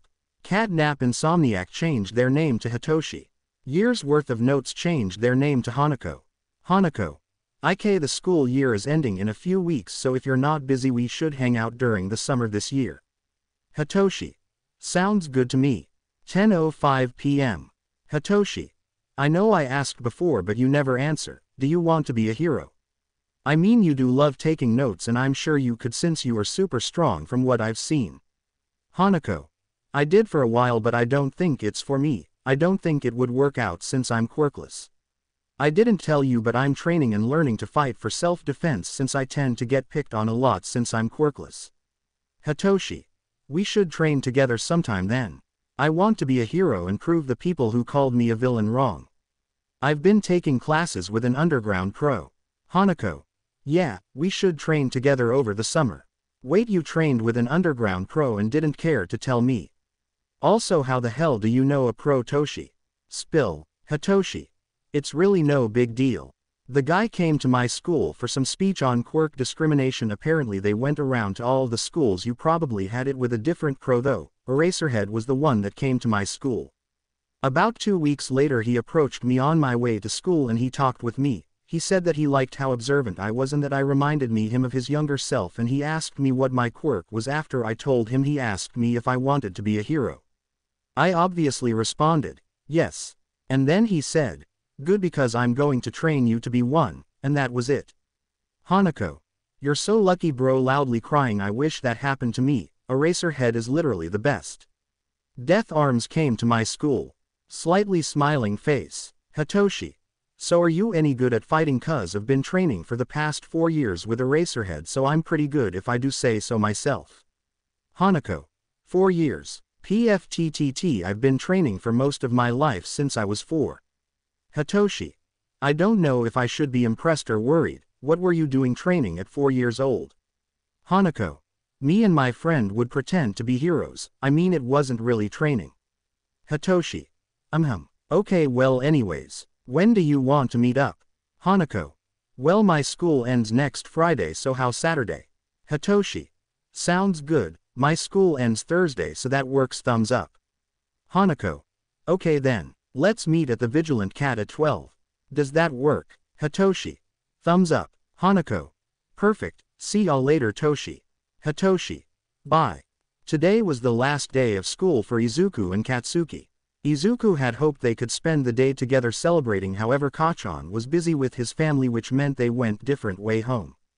He was walking down an alleyway when suddenly he sensed something behind him. By the time he turned around it was too late, he was already engulfed in the slime creature. Different house, different location for attack. He struggled to get out or pull it away, but he couldn't, and soon the sludge was going down his throat, not letting him breathe in any way. It was horrible. He was trying to yell but he couldn't. Don't worry, I'm just taking over your body. It'll be easier for both of us if you don't fight back. It'll only hurt for a minute, you'll feel better soon. The sludge monster villain said. I can't breathe, he thought as he tried to grasp onto the sludge. Grab all you want, my body is made of fluid. Thanks for the help, you're a real hero. The sludge villain said. Weak. I think I'm dying. I didn't know he was in the city. I got to get out of here fast before he tracks me down. My body is getting weaker. It like that one time. With my father. He said to let your body go limp and... Bang. Have no fear, you're safe. Now that I am here, that is, Texas SMASHHHH. As that, all. Might. He opens his eyes. Hey, wake up. Hey oh. Thought we lost you there. Ah. Well, looks like you're moving around all right. Sorry about that back there. I didn't mean to get you caught up in my justicing. Usually I pay more attention to keeping bystanders safe, but it turns out this city's sewer system is pretty difficult to navigate. Ha ha ha ha ha. Anyway, you were a big help. I have captured the evildoer. All Might hold up a plastic bottle with the sludge inside. The most amazing hero in the world, All Might, the real thing in the flesh, standing right in front of me. He looks so much cooler in person. Holy crap, I gotta get an autograph. I got a pen. Have a pen somewhere around here. He sees his notebook. Please sign my notebook. Ah, he already did. Thank you so much. This will be a family heirloom for generations to come. Aha, All Might says with a thumbs up. Well, I got to get this guy to the police so they can take care of him and stay out of trouble. See you around. Wait, you're leaving already, he says, standing up. Pro heroes are always fighting time as well as enemies. He says, getting ready to jump and leave. He can't go yet. I still have so many questions I have to ask him. Now stand back. I'm taking off. Thanks for your continued support. Ha. Izuku grabs onto his leg. Ah, hey, what do you think you're doing? I love my fans, but this is too much. All Might says as they go through the sky. No please, we're flying. If I let go now I'll die. Wait, that's not true. I could probably use one of my quirks to Santo. Oh. That's a good point. I just have a lot of things I want to ask you personally. All Might lands on the roof of a building. I have to go now, he says, walking away. My life has been so tough and I've had so many crazy moments with my father especially, but All Might is the best hero and my father is the worst since they're enemies. So if All Might thinks I can be a hero, then what's stopping me? He thinks as he stands on the roof. Is it possible for me to be a hero with a very villainous quirk? And if my father was maybe a villain, I'm the son of a villain with a quirk that would be hard to use for hero work. Could I ever dream of being a hero like you? He says. All Might pauses. With a villainous quirk. All Might coughs. At school people make fun of me for being quirkless, but I can't help feel guilty because of my quirk and my past. But ever since I was a kid I've always wanted to be a hero who saves people with a smile, and I want people to see my fearless smile and feel safe. I wanted to be a hero like you, but I'm not sure anymore if that's possible for someone like me. Then he looks up to see. Ah, what happened? You deflated. Where did All Might go? You're not him, you're an imposter. I assure you that I am All Might. Then his mouth drips blood. You know how guys at the pool are always sucking it in and flexing to look buff? Well, I'm kind of like that. This can't be real, he says, surprised. All Might lifts his shirt up to show a giant scar. Pretty gross, right? I got this in a fight 5 years back. My respiratory system and stomach were completely ruined. I lost my whole stomach. All the surgeries have pretty much worn me out. It can't be fixed. Right now I can only do hero work for 3 hours a day, so the rest of the time this is what I look like. No way. 5 years ago. So does that mean it was the fight with Toxic Chainsaw? Wow, you know your stuff, but no, that man landed some hits but he couldn't bring me down. Most of the world has never heard of this fight. I did everything I could to keep it under wraps. I'm supposed to be the guy who's always smiling, right? And the symbol of peace. People everywhere have to think that I'm never afraid. But honestly I smiled to hide the fear inside. This job isn't easy. Pro heroes are always having to risk their lives, and you can't kill villains as a hero, you also have to save people. So can you be a hero with a villainous power? I would say no, because people need to have someone they can look up to and feel safe. A villainous quirk would do the opposite.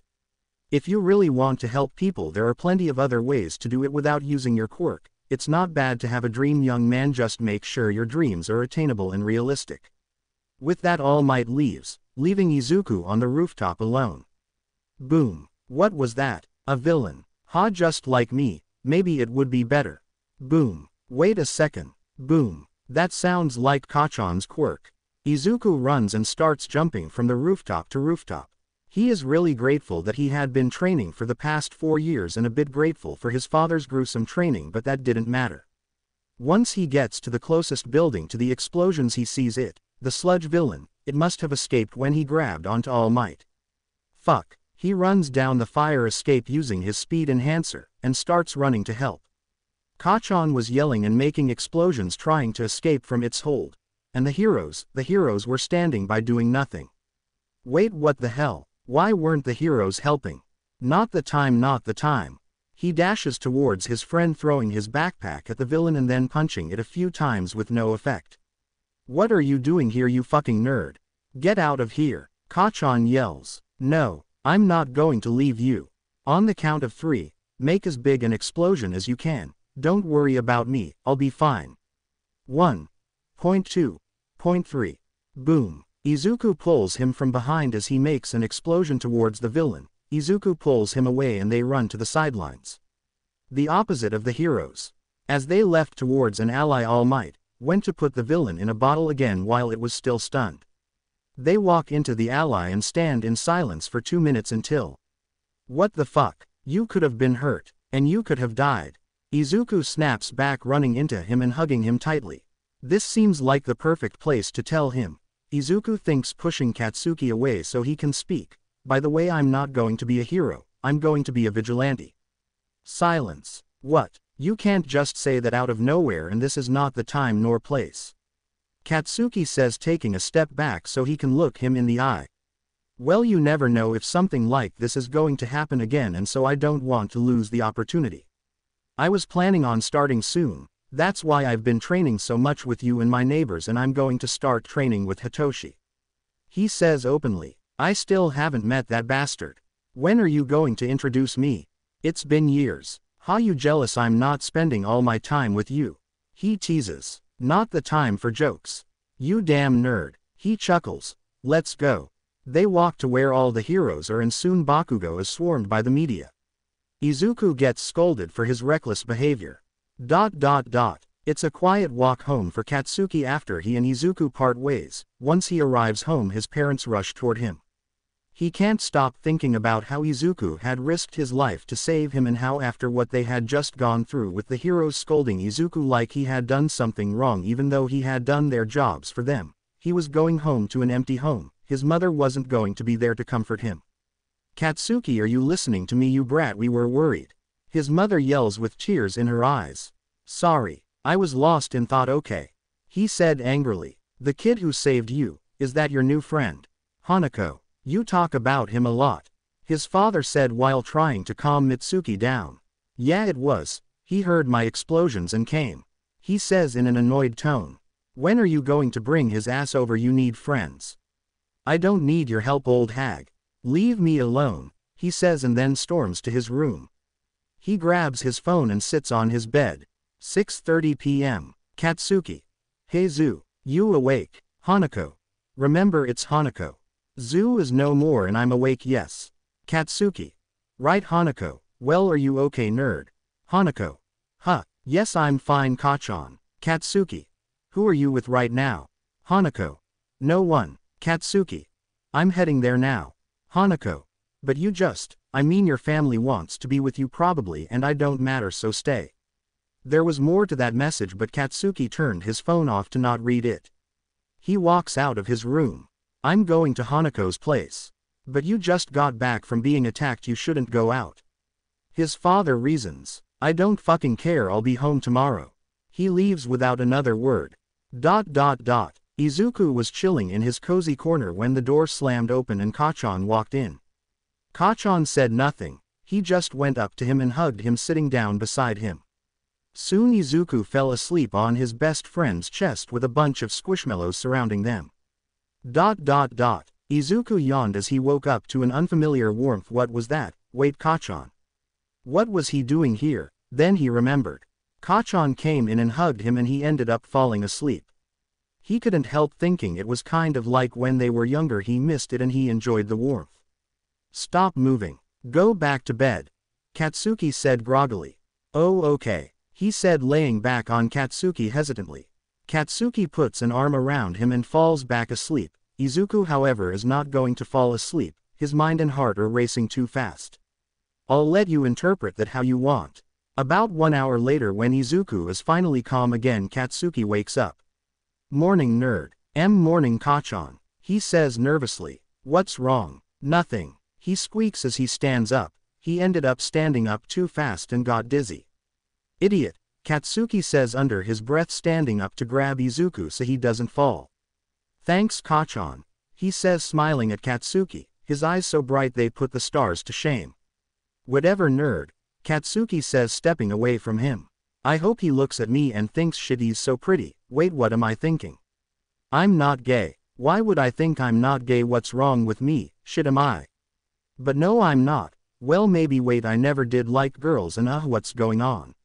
Those eyes are so pretty, it's like I'm falling deep into them. Man, he is so cute and fucking adorable. I just wanna cuddle him to death. And you good, Kachan? Izuku says, looking up at Katsuki. I am fine, Zu. What do you have here? I'm making breakfast. Not sure? You can check the fridge and pantry. You know where everything is. Oh, can you make katsudon? Sure, he says, interrupting Izuku and not letting him finish. You're the best, Kachan, he says, smiling. ... Somewhere else. Irene and Tango make eye contact.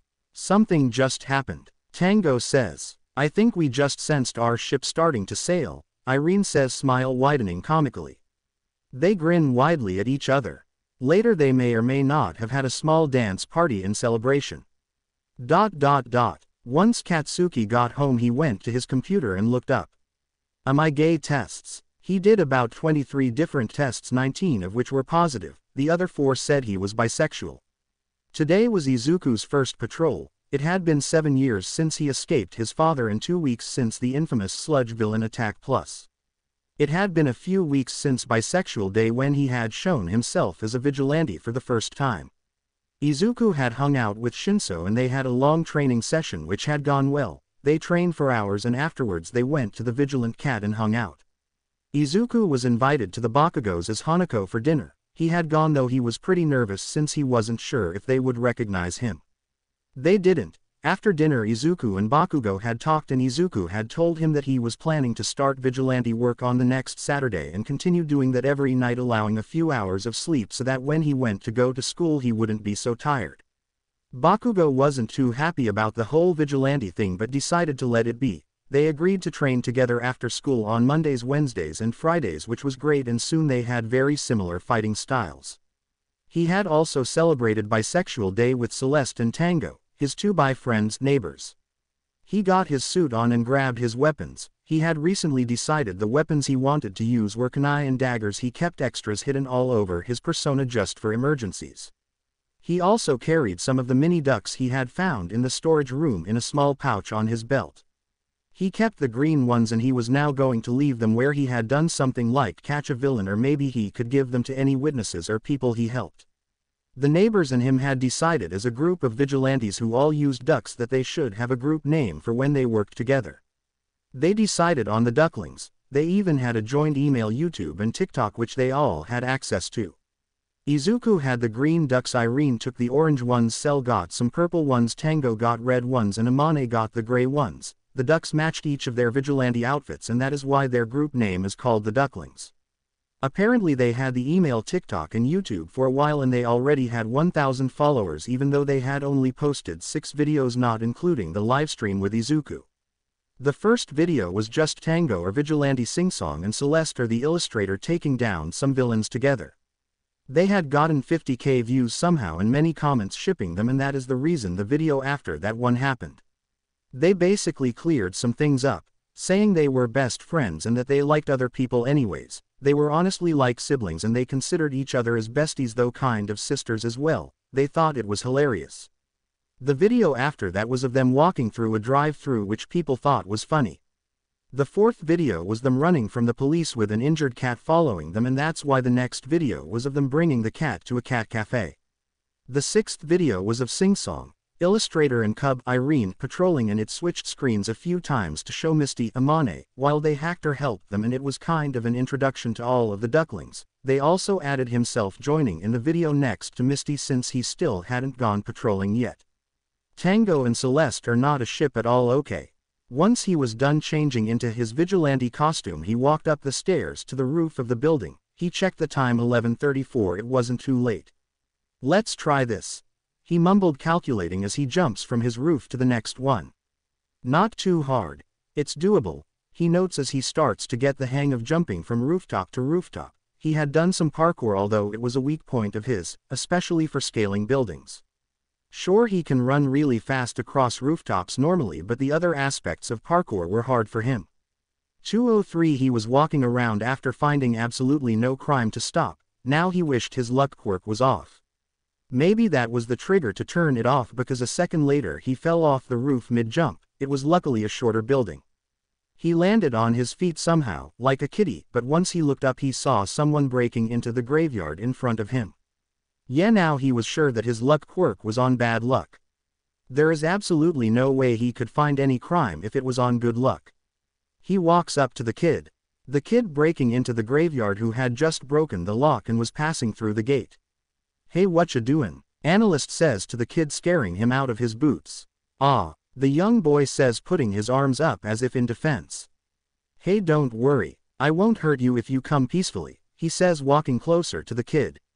I'm sorry, sir, the boy says, clearly scared.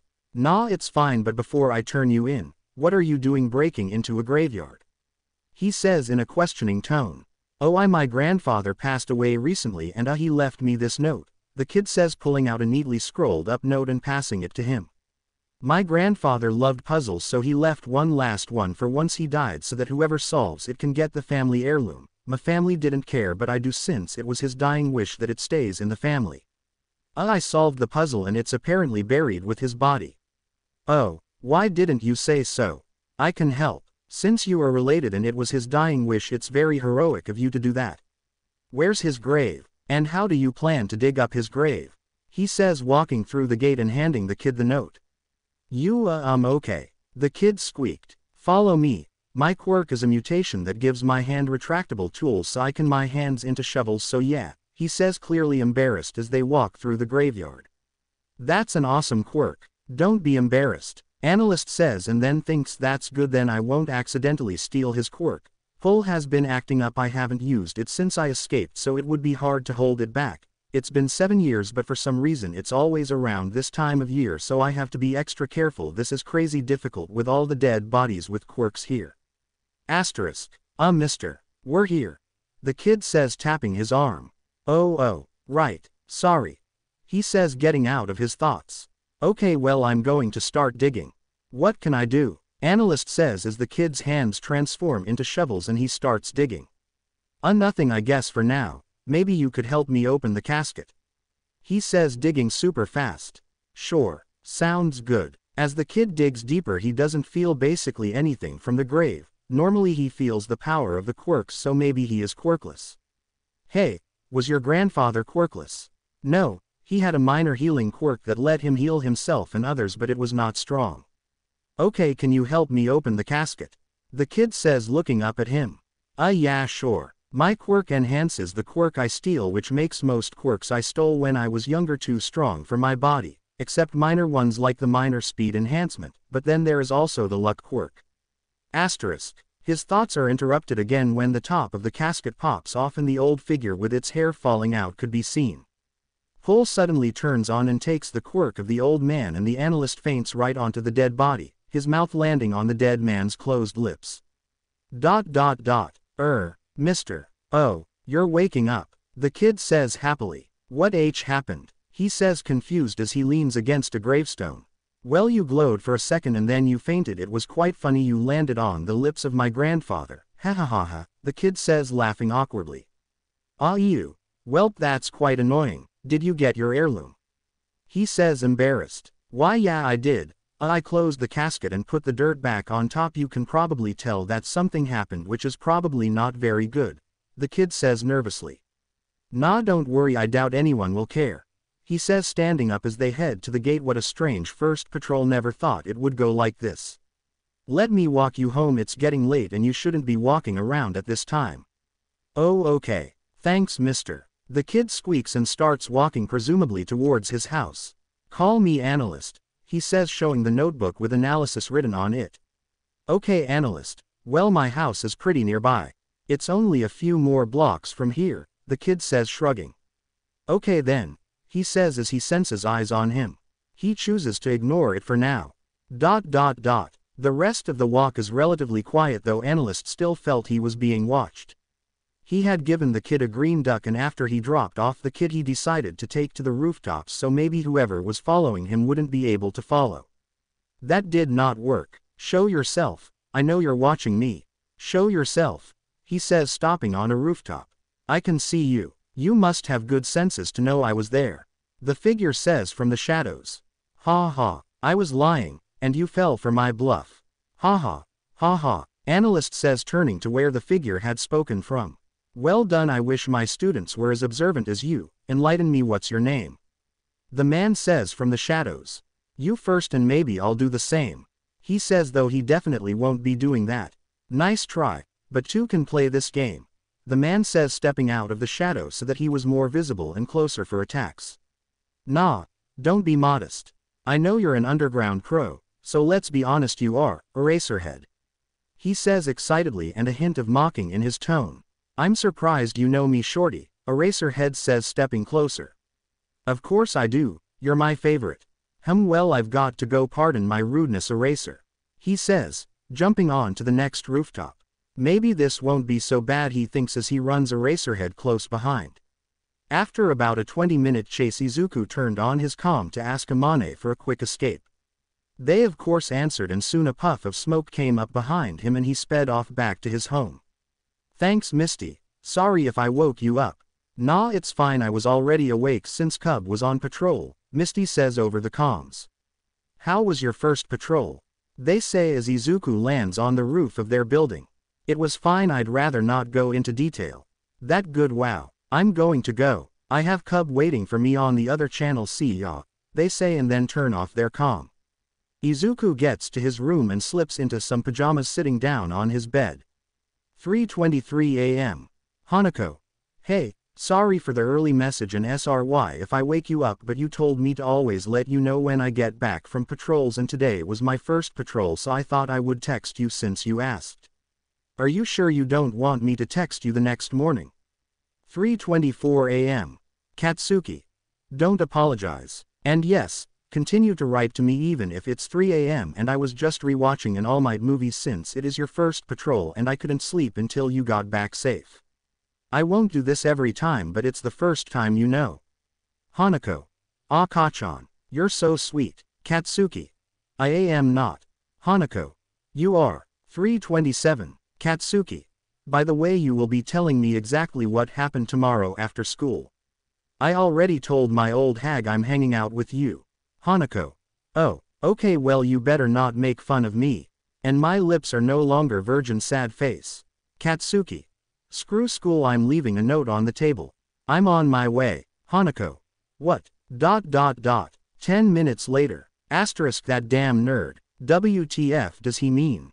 Did he get kissed? Asterisk. Katsuki's mind is racing as he stomps up the stairs into his best friend's room, not bothering to knock as he opens the door and promptly walks in.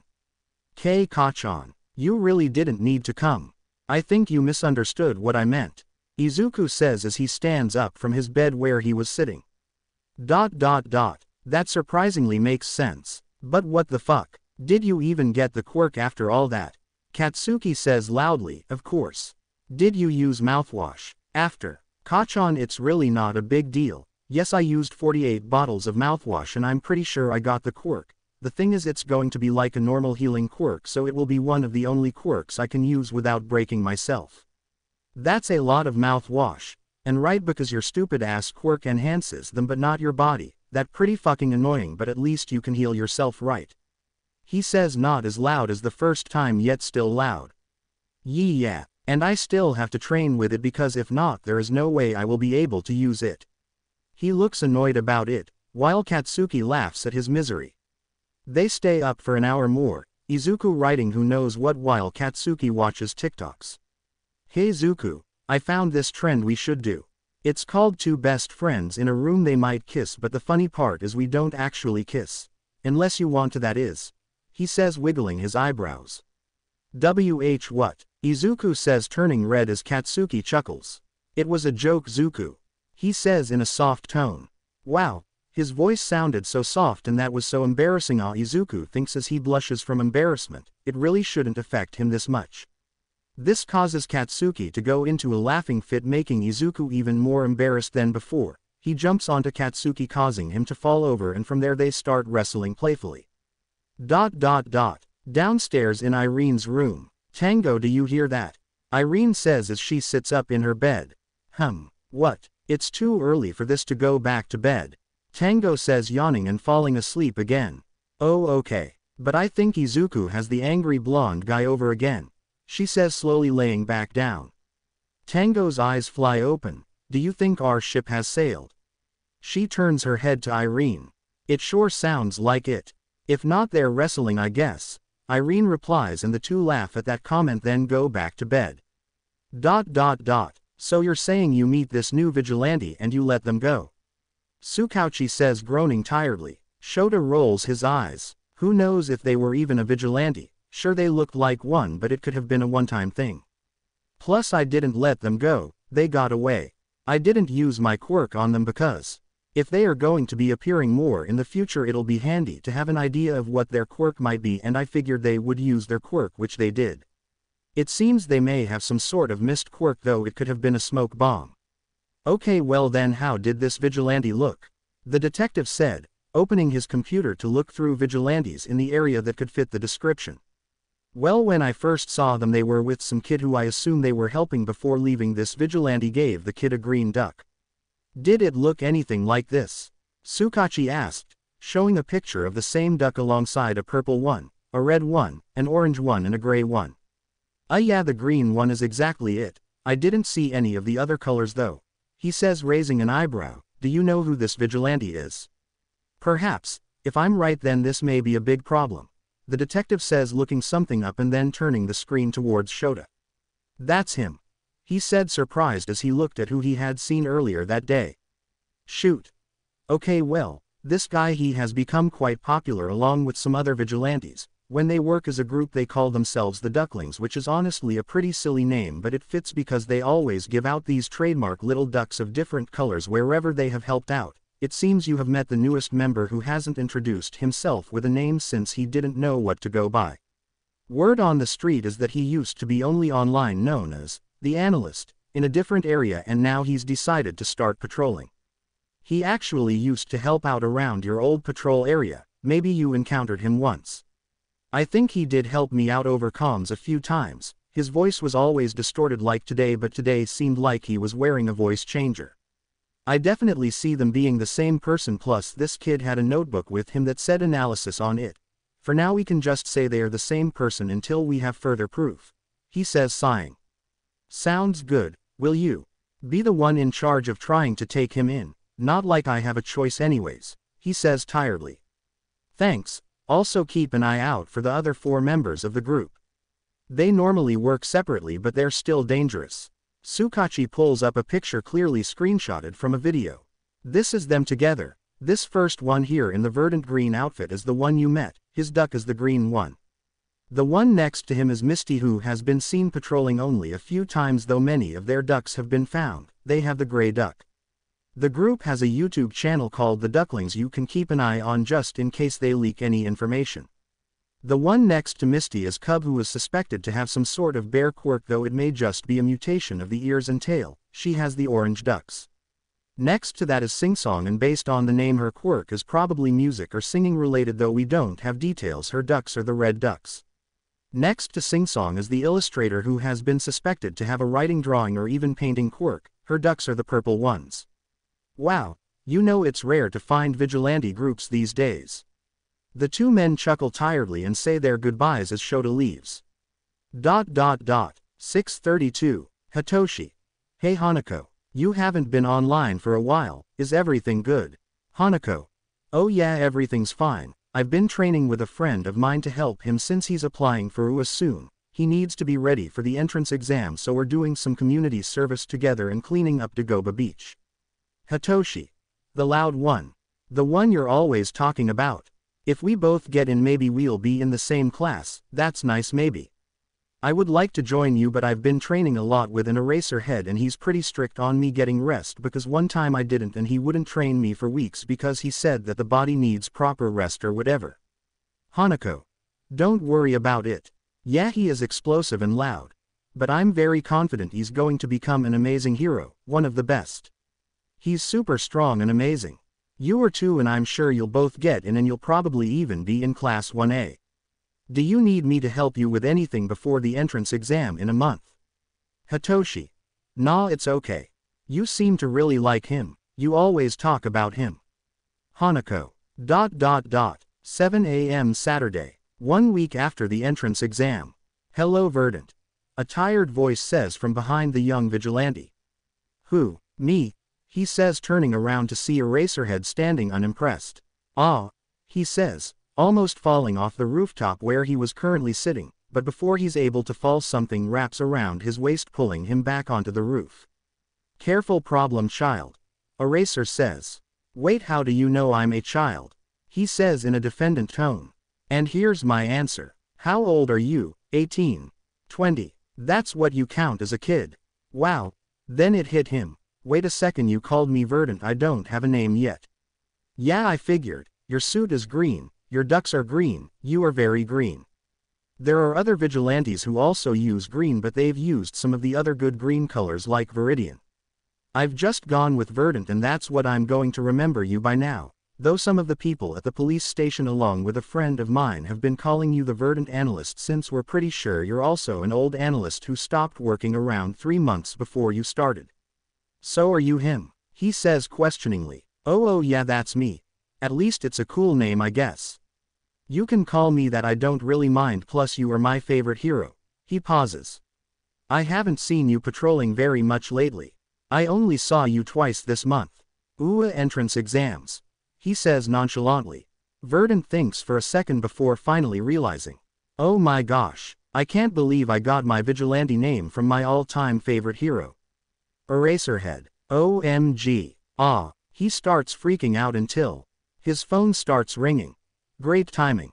Eraserhead looks at him with a confused expression, trying to see his phone to check who is calling him. Mind your own beeswax, Eraser. He says this and then he jumps away. He knows exactly who is calling him since he knows the ringtone. He must have gotten his UA letter. Hello, Kachan. He says excitedly before putting it on speaker. It was hard to hear things through his costume and it's not like there was anyone around to hear, plus they wouldn't know who he was calling since Katsuki had his name set as a Kachan on his vigilante phone. I got in. His best friend said. Seriously, he says, maybe a bit too loud. Yeah, I did it, nerd. He says proudly. You know where I am going to be, so wanna meet me? We can celebrate when I'm done. Yeah sure, let me just tell my old hag. Was this useful information? Shota really wasn't sure. For one, he got to hear the vigilante's actual voice, or what he assumed was his actual voice. He sounded very young. He also learned that he does have friends, and maybe if he can find this Kachan, he can find the vigilantes. Also, it seemed Verdant might have a job. All that currently mattered was him getting his coffee. He walked to a nearby cat cafe. Hello. Welcome to the Vigilant Cat Cafe. What would you like to order? A young cheery voice said from behind the register. 1 black coffee please. Okay. That'll be 350 yen please. Thank you. Your order will be done soon. We will find you and bring it to you. In the meantime, you can take a seat with some of the cats. The red-haired girl said as she accepted the money. Shota sits down on a couch to wait. Soon enough a cat comes and sits on his lap, and not long after, a blue and black-haired kid came with his coffee. Enjoy. The kid said nervously. With a smile he turned to walk away quickly. Wait, do I know you from somewhere? He says suspiciously. No, I don't think so, sir. Akari says he has a name tag and then walks away. Aizawa ends up staying at this cafe until 1:00 p.m. since he ends up getting occupied with the cats plus checking forms for the new students of UA on his phone. Sensei, a young and tired voice says as they sits on the couch next to his.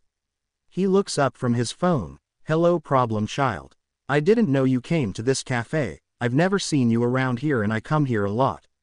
He says, taking a sip of what seemed to be coffee. A good choice. Yeah, well, this is my first time. I think I'll start coming here more often. They have good coffee. He says nonchalantly, though the coffee really is good. I see. Hitoshi says, putting a hand over his eyes. Shota figures it was probably bright in here for him and he was probably tired. He looked tired. Hitoshi stays as Shota stands up. It is now 1:15 p.m. And he had definitely stayed here too long. He hoped Hazashi wouldn't be worried or mad, though he did write to him at one point with a picture of a cat. Are you ready to go? A loud voice said, causing Shota to turn to see who it was. He was surprised to see that it was Katsuki Bakugo, the kid who ranked number 1 in the UA entrance exam, the one who had beaten his student by 10 points.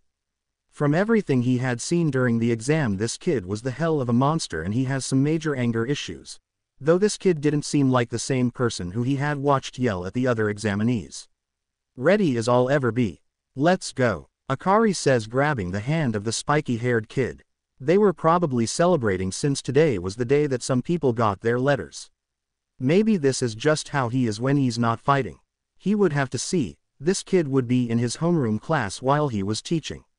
We'll see how he really is. The ENDDDDOMGIM tired AF. Hope y'all enjoyed it. I'm sorry if the story is going past really quickly, but that's because that's how it's supposed to go for a little while, but pretty soon it's going to slow down, and it already is. I think I've done all the time skips that I needed for now. The next major time skip will be far in the future, far, far in the future. The biggest time skip is maybe a month or just 2 weeks. Very exciting, very mindful, very demure. So where are we going? Shinso says as they walk. Aizawa sighs. A friend of mine who works with the police texted me that he has some information on a case we're working on, he says in a tired voice. Shinso nods, turning the corner and seeing the station as they walked. They entered the station just to see nothing. And it wasn't that the place was silent, no, it was noisy. There just wasn't anyone there. Where is everyone? Is this normal, sensei? Is it normally this empty? He asks in a bored yet confused tone. No, normally not, he says, guiding Shinso towards a room with the name Interrogation Room 1. Aizawa opens the door, showing a tired Tsukauchi Naomasa. What happened? Where is everyone? Before he can finish, he is interrupted. It's protocol. I know you know that, son. He doesn't back down one bit. Besides, an individual's experience will never be the same as the next person's. I still need to know how you involved yourself in all of this.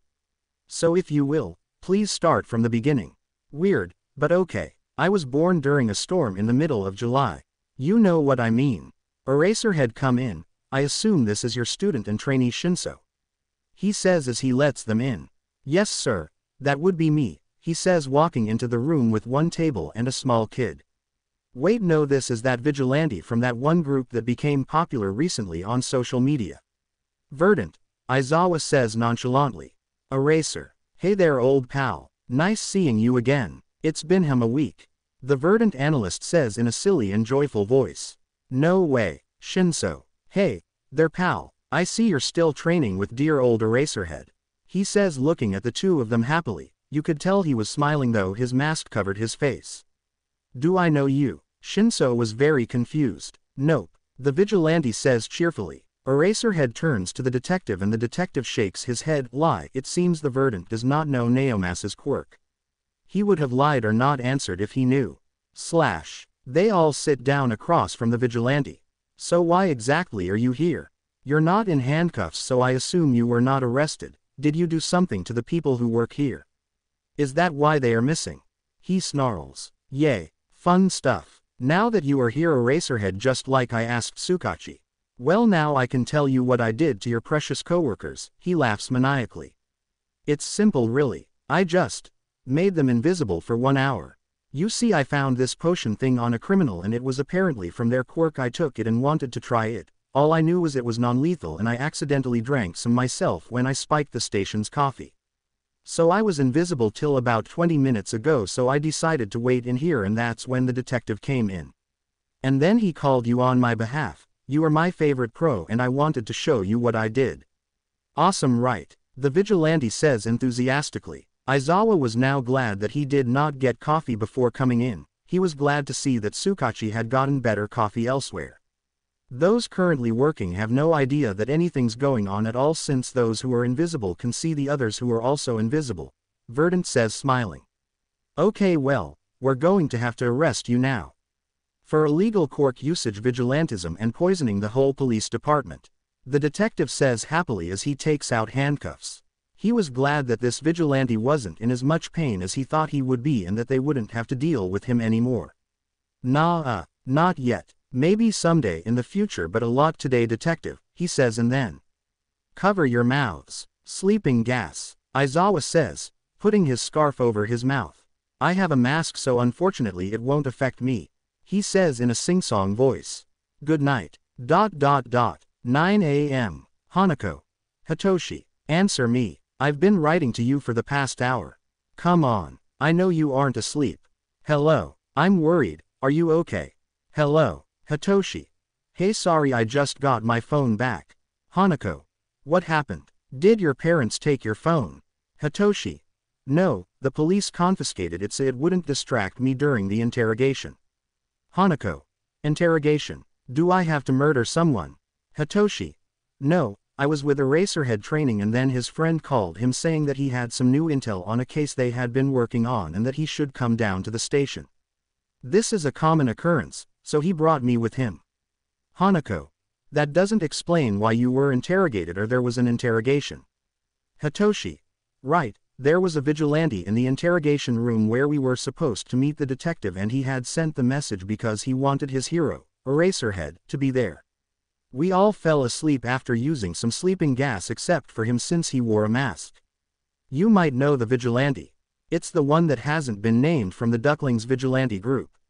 I looked them up when I got back home just now. Hanako. How do you type so fast? Exploding head fearful. Wow, that's crazy. Do you know if they have a name for him? Hitoshi. Yeah, they were calling him the Verdant Analyst or just Verdant. Hanako. Cool. Hitoshi. Not really to me but okay. A news channel played on giant screens throughout the city. Less than new member of the vigilante gang, the Ducklings, poisoned police precinct greater than. Recently the vigilante name of a popular gang member has been revealed. The police called him the Verdant Analyst but some called him Verdant for short. Isn't that cute, folks? Look out for their ducks. Verdant ducks are the green ones. I think we have a new vigilante icon. People look out for the Verdant Analyst. The news report continued to detail the incident involving the vigilante known as the Verdant Analyst. The public's fascination with the mysterious figure grew as the story gained traction. Rumors and speculations about the vigilante's motives and abilities spread like wildfire across social media platforms. 9:23 a.m. Hanako. Sent a video. Katsuki. Nice. Verdant's first news report. Hanako. I know, right? Katsuki. That was sarcasm, dumbass. I guess you really can't tell over the phone. 9:32 a.m. Hanako. Are you ready for class tomorrow? It's going to be your first day. Katsuki. Heck yeah. Hitoshi Shinso, is that the kid that you're friends with? The one that trains with the underground pro. He got second place after me in the entrance exam. Hanako. Oh yeah, you should talk to him. Remember, you know me as Hanako Suzuki, not my dead name if you understand what I mean. Katsuki. Yeah, whatever, I'll let you know whatever happens. Stay safe during patrol. Hanako. Okay, I will love you, Kachan. Katsuki. Love you, nerd. Knock, knock, knock. Come in. Have you met the detective? The police officer says, gesturing towards Sukachi, who had just arrived. Yes, sir, Eraserhead responds wearily. We keep meeting, the detective and Eraser say simultaneously. Allow me to provide an update on the case involving the mutant quirk outbreak.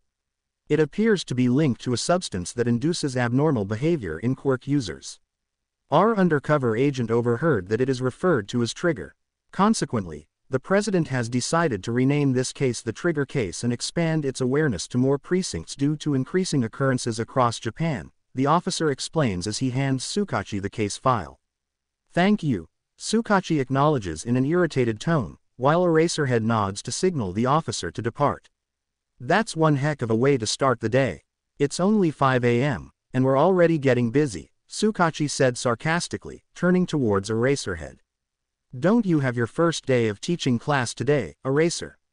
Yep, unfortunately, I do. So I guess I'll be off. I want to get there early and settle in for a nap before they arrive. Hopefully, some students won't be so clueless this year and notice me in my sleeping bag. It'll be nice to have some talent for once, Eraserhead responded. Hey, you never know who you'll get. Maybe you'll get Verdant in your class since you mentioned his voice sounded young. Plus, you have your trainee Shinso in the class and the explosive one you mentioned who got first, he said as they walked to the entrance. As they got to the front of the station, Eraserhead waved, I'll catch you later, detective, he said and walked out. When Bakugo had gotten to school early on the first day, he had expected it to be somewhat different from his past years. What he didn't expect was to see a tired old man in a yellow sleeping bag behind what he presumed was the teacher's desk. Did this guy eat their teacher? Closing square bracket. He was looking at the guy when the man turned his attention to him, looking him straight in the eye. That was creepy. Bakugo decided it would be better to sit down and wait for people to arrive. Soon enough they did, and after waiting about 15 minutes the kid he had been waiting to see came in.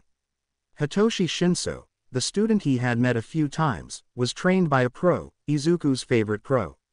And although they had only talked a few times briefly, Bakugo knew more about this kid than he could say, and it was all because of his dear Izuku's ramblings, which he loves.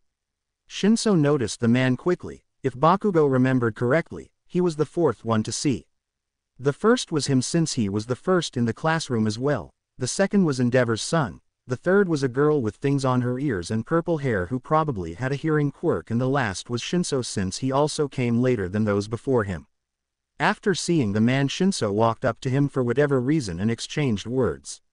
Shinso sounded more surprised by the second by what he could hear from where he was sitting, even though he was in the front. Izuku had told him he needed hearing aids, but he never listened. Maybe now for Ua it would be a good idea to get some less noticeable ones for hero work training in school. Izu is so caring. Shinso went back to his seat and the man in the sleeping bag stood up and got out of his spot and out of the sleeping bag, standing behind the teacher's desk. Good morning, class. I am Aizawa Shota, your homeroom teacher for this year, their teacher said. Bakugo would have never expected that, though he should have seen it coming, and now that he thought about it, isn't this guy Eraserhead? He has the scarf and everything, plus the stare. I can't wait to tell Izuku that he will flip. Bakugo thinks as he listens to their teacher. It makes sense why Shinso went up to the man and why he was so surprised. He must not have known. It sucks to be him. I made a surprise for you. Hearing aids to celebrate your first day at Ua.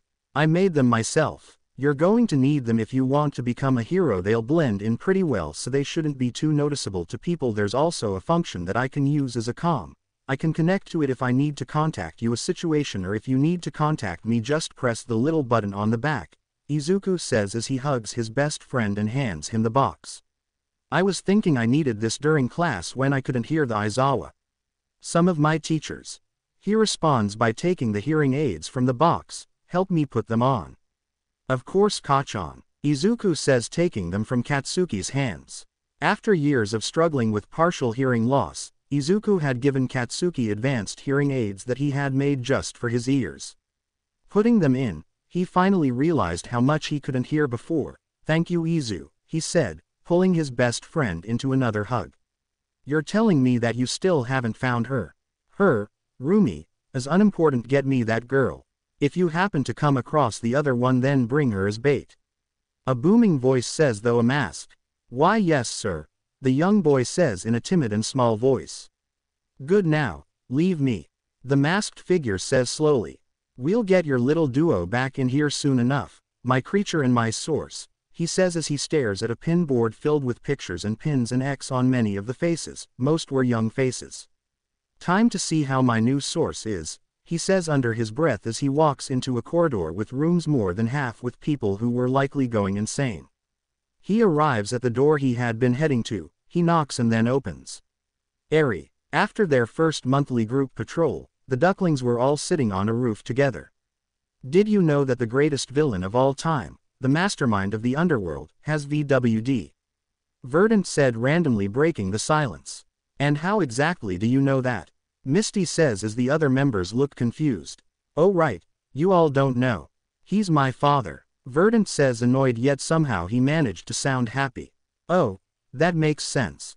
Wait, he's your what? Sing Song says, almost falling off the roof. How the hell? I've heard rumors about him and how horrible he is and how strong as well. Plus, isn't he the one who steals and gives quirks? The illustrator is annoyed since she only now found out about this. Yeah, that's him. Good old dad. He thinks I'm dead, so don't tell him otherwise if y'all ever meet him, he says, shrugging. That's crazy. You mentioned you ran away but at 8. And you faked your death. I thought you had fooled your parents, but I didn't expect one of those parents to be all for one. Cub says, surprised as she kicks her feet. It was hard to manage, but wait, what did you call him? Verdant says, and the other vigilantes turn towards Cub looking for an answer as well. Oh, it must have slipped my mind. I met his successor on patrol. He was looking for recruits and he asked me. I of course said no, but before I did, he told me about his master's power, and while he was talking he accidentally said all for one, but I pretended I didn't hear, so yeah. Cub explains to the other 4 vigilantes. That makes sense, and honestly that would have been me in Tamura's place if I hadn't escaped, he says, causing a confused look from them all. Tamura is the guy you met. We used to train together and he is technically my brother, though he is adopted. Cub nods in understanding. The others are still a bit confused. There is a few minutes of silence before Singsong asks, what is VWD exactly? There is a pause before Verdant answers, well, it's a genetic disorder that affects the blood. The von Willebrand factor in your blood is crucial for clotting. Without it, your blood won't clot properly. This means if you were to get a serious cut, the bleeding wouldn't stop, and it could be life-threatening. I know about this condition because I have it too, and it's passed down through generations. I'm glad that I'm not a girl, no offense, but because for them, the disorder can cause prolonged and heavy periods. I'm not sure how long is normal for a period, but this can make it last much longer, like double the normal or even triple. I did some research on it when I had the chance, so yeah. Wow, good to know, I guess, Tango says, feeling even more confused than before since she didn't know some of those words. My eye just let me know that a pro is approaching, so we should probably skedaddle, Misty says, standing up. One night later, Izuku had been chilling on a rooftop when he heard singing. He could only describe this singing as a siren-like voice with the way he felt as he heard the beautiful song. He felt compelled to do as the voice said. The voice came again, clear now that he was closer. Quote, ... I did. I jumped. I stepped right off that cliff without a parachute. Izuku stood up. I looked over the edge and saw the view of something I could never do, and no part of me knew how, but the moment came and it had to be now, so. He walked to the edge of the roof. I did it. I jumped. I stepped right off that cliff without a parachute. He fell. Down until he finally realized what was happening, but when he thought it was too late, something pulled him up and he landed softly on his feet. Don't you miss me? An oddly familiar voice said from behind him. He turned around only to see someone who looked like his mother. More than you know, he mumbled, since he must be hallucinating. Then come closer and hug me, she says, extending her arms out. This couldn't be his mom, right? I'll make sure that you are safe and sound. He knows this couldn't be his mother, but he still walks toward the figure of his supposed mother. She walks toward him slowly, and once they are close enough, she puts her hand on his face, caressing his cheek. Oh honey, look how well you've grown up. I've been watching you and you are doing so good. I'm proud of you. I'm so very proud of you, she says as she looks him in the eye, her ghostly hand moving back to her side. Mom, he says, eyes starting to water. Yes honey, I can't stay for much longer here in this world, for it is no longer my place. I used up the last of my energy to save you. Stay safe when I'm gone, and if you were wondering about Katsuki, I can tell you like him, sweetie, she says with a soft smile on her face. I give you full consent to date him. I know that you two are made for each other, and I know that your Auntie Mitsuki knows too. I see the way you look at each other. All Izuku can do is stand there surprised, tears staining his shirt as he cries silently to not interrupt his mother. Remember to go with your gut. I would put a little more trust into that Eraserhead guy.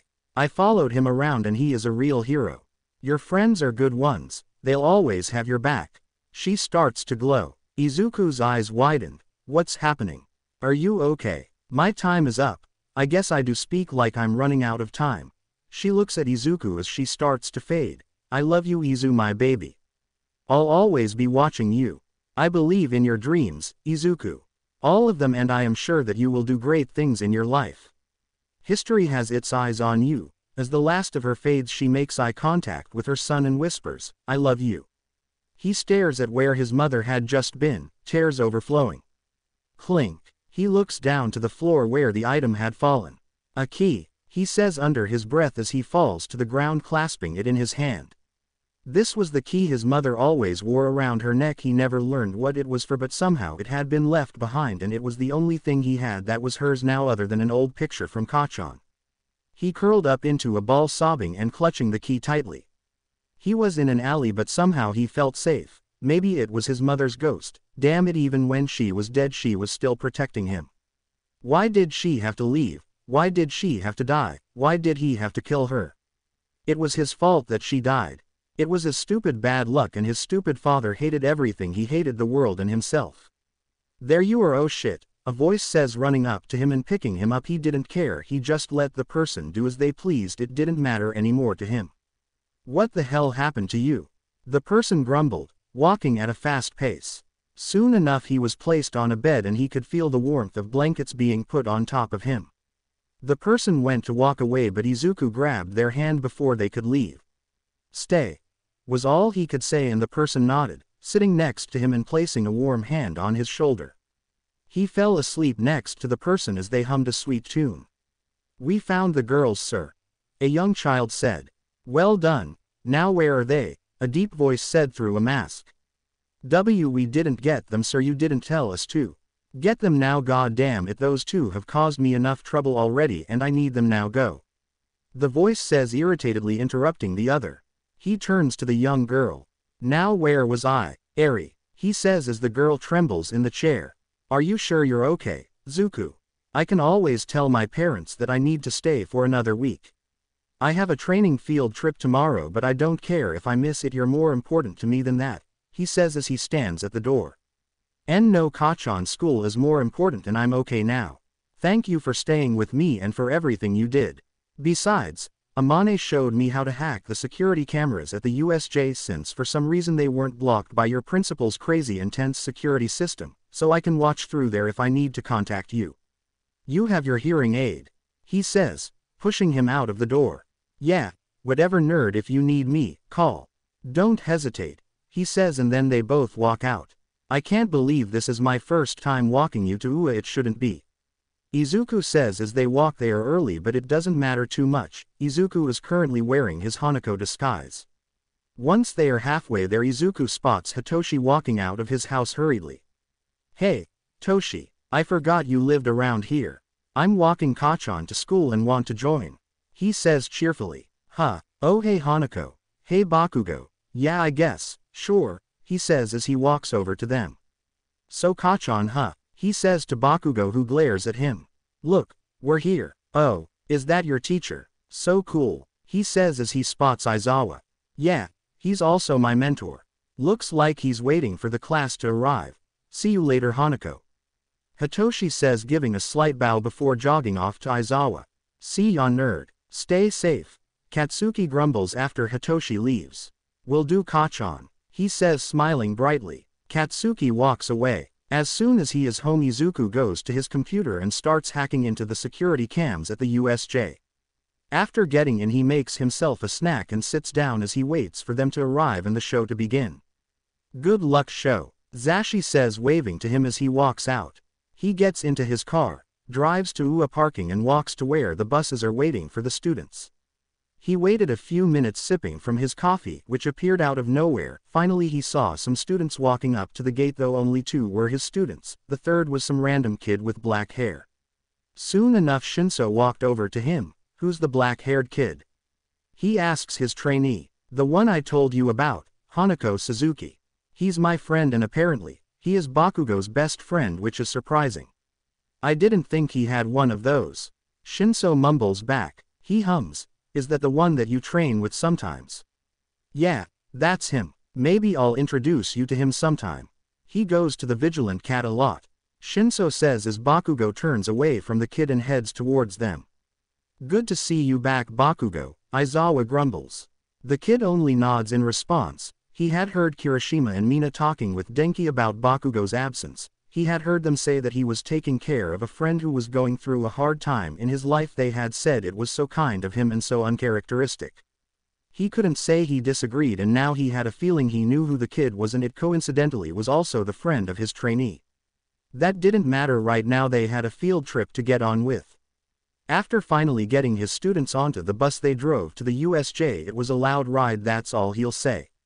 They had arrived safe and sound, but after only a little bit he had a feeling that something was about to go wrong, and boy did he hate those feelings because they were always right. He just hoped he could prove himself wrong. He did not. Villains came through portals and they went after the kids, and when he tried to contact them for help he couldn't. The comms had been shut off. He even asked his students to try and contact anyone, but it didn't work. He scanned through all his students' eyes, landing on Bakugo. He looked like he was listening to something. He stopped to listen, but he heard nothing until he did. But it was the sound of battle. Kachan, I'm going to gear up with ducklings. These enemies are dangerous, but they don't seem to know any of your quirks from what I have observed so far. Be careful, I'll be there soon. We should find a way no one winds up dead, so, full speed ahead. We're up, we're off, and away we go, he says through the comm in Katsuki's hearing aid. He quickly got into his outfit and contacted the other ducklings. Soon they were already dressed and heading to the USJ.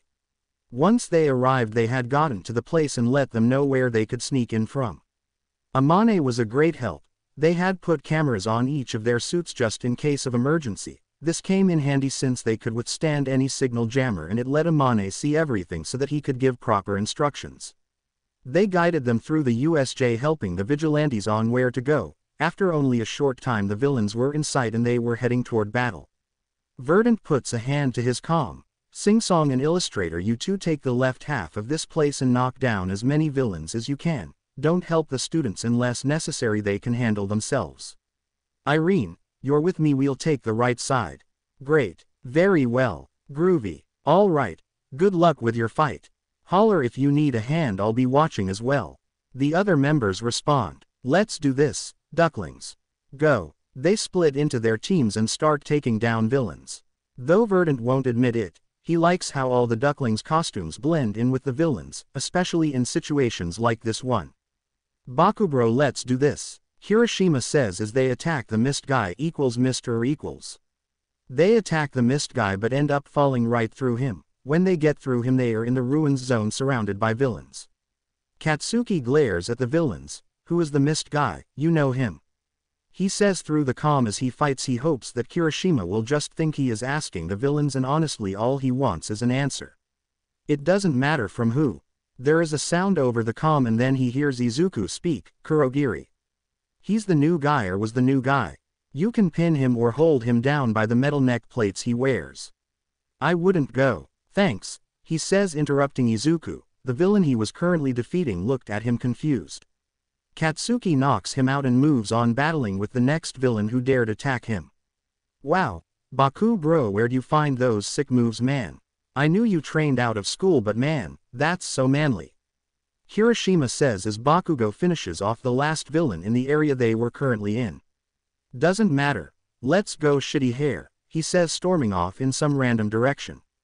They walk and soon they hear more villains talking. They stop to listen for any important information they may leak, and they see a group of villains surrounding two other people who Katsuki recognized as Sing Song and the Illustrator. Why weren't they fighting back? They are strong enough. They must be under the effect of some kind of quirk. Wouldn't you like a taste of the power? Wouldn't you like to use more than words? One villain says to the vigilantes. Deep in the night the fight lasts for hours. You can be hurt or you can rejoin.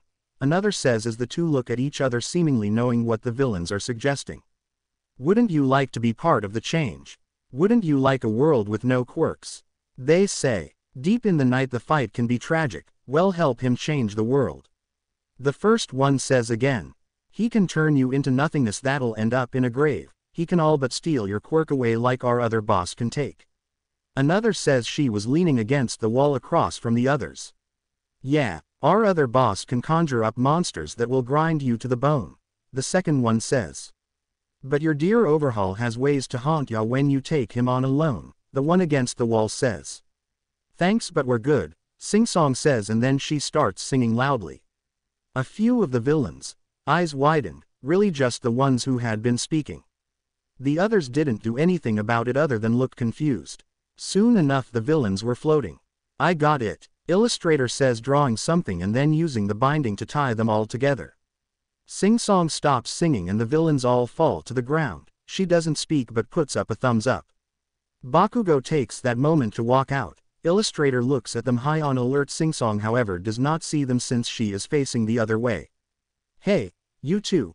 What the hell was that about? Singsong flinches and turns around. She visibly relaxes upon seeing them. Man. Bakugo, you're great, but we're hero students. Do you think we should be talking with vigilantes? Hiroshima says, unsure of what to do in their current situation.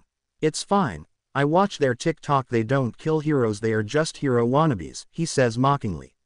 What did you just call us? You motherfucker. The illustrator says as Singsong tugs on her arm. She stops and turns to Singsong. Singsong signs in response. Stay quiet, defeat villains. The illustrator nods and turns to the boys. What did she say? Hiroshima asks. She said, stay quiet, defeat the villains. I couldn't agree more, he says with a smirk. Can't wait to tell your boyfriend that the oh so high and mighty Bakugo acts like a piece of shit when he is not around. I mean, you act bad, but this is honestly worse. Your personality kinda sucks. You like a little angry Pomeranian, illustrator says, and Hiroshima turns to him. You know these vigilantes. And you have a boyfriend. That's so manly, dude, Hiroshima says, giving an approving smile. I don't have a fucking boyfriend. He's my fucking friend, you motherfucking idiots. And I don't know this vigilante girl, she knows me. He responds to them both angrily. Fucking stalker shit, he grumbles. Tango is recording. Bakugo is yelling at Celeste and Kirishima is watching.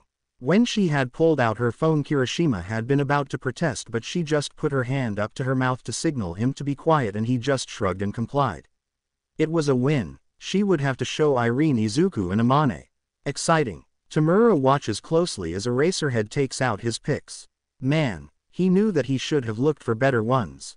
Eraserhead was a true hero who he looked up to when he still believed in heroes, not that he still did. He was a full-on villain now. He couldn't afford to like heroes, not even the ones that were real and not just fakes who saved people for the fame and money and glory.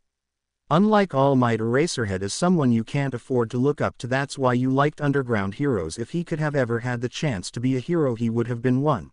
They did work and save people, but they just didn't get any of the credit and almost no fame. The money was okay, but not as good as Limelight heroes. They did it so they could save people. They didn't care about the money. They were the true heroes, and society needed more like them, and he would defeat All Might and show everyone what a fraud he was.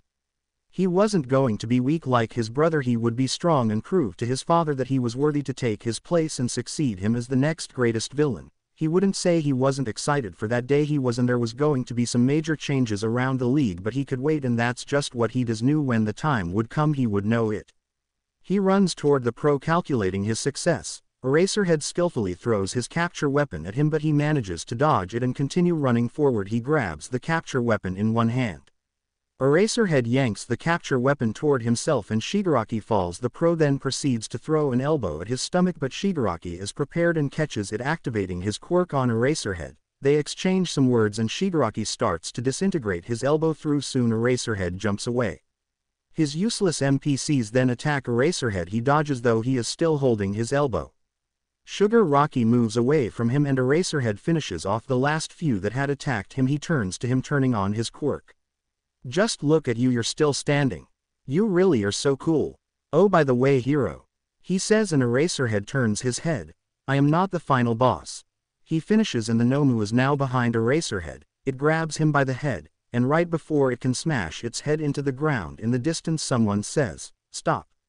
And the Nomu freezes. That can't be right. The only people who are supposed to be allowed to control these was me, Master, and the Doctor.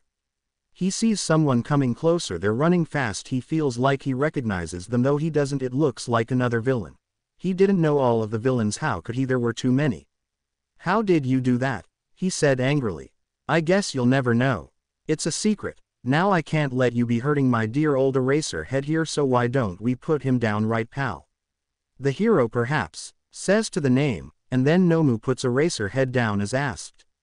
The guy commands the Nomu, his Nomu, to leave, and it does. What the hell? You just spoiled my fun. How dare you? This is my game. Oops, sorry about that. The guy says. Verdant. What the hell are you doing here? Why the hell are you here, and how did you get in? Eraserhead says to the guy that he thinks this person might be a student. He looks like he could be one. But what the hell was going on? Did they still know he's here? Did they forget about him? It's your seemed like they did. USJ continuation. April 9th. Shota feels pain in his head as the Nomu grabs hold of him. He braces for impact but is confused when nothing happens. He hears people speaking and then he is put down. Oops, sorry about that, a familiar voice says. He looks over and sees the Verdant Analyst. Why was Verdant here? How did he get in? Verdant, what the hell are you doing here? Why are you here and how did you get in? He says, exasperated. He sees Shigaraki starting to look frustrated out of the corner of his eye. Who the hell are you? My name is Nobody, Verdant says as he walks to Eraser's side. Bullshit. You know what? Never mind. You'll be dead soon enough, Shigaraki says and then launches toward Verdant. Shota throws out his capture weapon and grabs the villain, tossing him to the side. Nomu. Grab Tamura, Verdant says and the villain's eyes widen. The Nomu obeys. How did Verdant know his name? Maybe he hacked into something. He did have a history of hacking in the past. The villain disintegrated the Nomu's arms and ran, but the Nomu grabbed them and grabbed him once again. This was the cycle that seemed to be going on, so he took the opportunity. So how did you know his name? I hacked some shit, is the distracted response he gets from the vigilante who seemed deep in thought. He hummed in response as he watched the cycle continue. He sees Iida with some other students as they finish battling the villains. He may or may not have seen some vigilantes amid the battles he could see from where he was. This was no time to celebrate though. He erased the villain's quirk after he thought enough time had passed and the Nomu held him frozen now that the task had been fulfilled. Good, now keep him there. Make sure he does not get away, Verdant says and then turns as he hears talking. Katsuki. How did Verdant know his students? He probably hacked into UA files. Bakugo's eyes shoot up when he hears Verdant, which is underscore, well, anyway. Bakugo runs towards Kirishima, following close behind. Mr. Aizawa, we ran into some vigilantes who went to help some others, Kirishima says as they stand in front of them. A portal opens and he sees the mist villain step out. He rushes towards it as he yells to his students to stay behind. He falls through the villain and when he turns to check on his problem children, they are gone. Izuku is now in some random building. He spots Kirishima and Katsuki by a wall a little ways away. Someone lunges at him, and they go into battle. The villain makes eye contact with him, and his feet are now frozen in place. It lasts while the villain looks him in the eye. Whenever he blinks, Izuku can move again, though he only manages to take one step before he is stuck again. The two students are still by the wall, right out of view of the villain but in perfect view of him. Kachan, he yells to his friend. The villain's features scrunch up. He wasn't expecting that. Who? Me? Motherfucker. This is the villain's only warning as the wall explodes from beside him. The villain is taken down in one hit. You keep surprising me, man, Kirishima says, stepping away from the man who now lays on the ground decapitated. No, oops. I meant knocked out. Whatever. Let's look for the others, he says, walking to the ramp of the ship and getting off. Sounds good, Verdant says, following. Hurry up, you guys are so damn slow. Bakugo turns around and the other two rush up to him. You are literally always yelling and angry, Kirishima says to Bakugo. I am not always yelling and angry, Bakugo yelling, in his yeltastic voice filled with yelling. Why do so many of you extras keep saying that? He continued angrily, anger in his voice as he responded angrily, anger seeping into his words as he walked away angrily, footsteps filled with anger as he left angrily. Exactly. Kirishima and Verdant sat simultaneously. Did you say something to me, dumbass? After the two shake their heads and he turns around and continues walking. Soon they find Mineta and Tsuyu. Hey guys. Have you seen any of the others? Kirishima says and the two turn around. Tsu walks over to them, Mineta following. Hey Kirishima, Bakugo, and whoever you are, Kiro. No, we were looking for others but we kept running into villains. We had some help from this orange vigilante girl who came. I think she said her name was Cub or something. She was battling and the villain teleported her somewhere else on the map.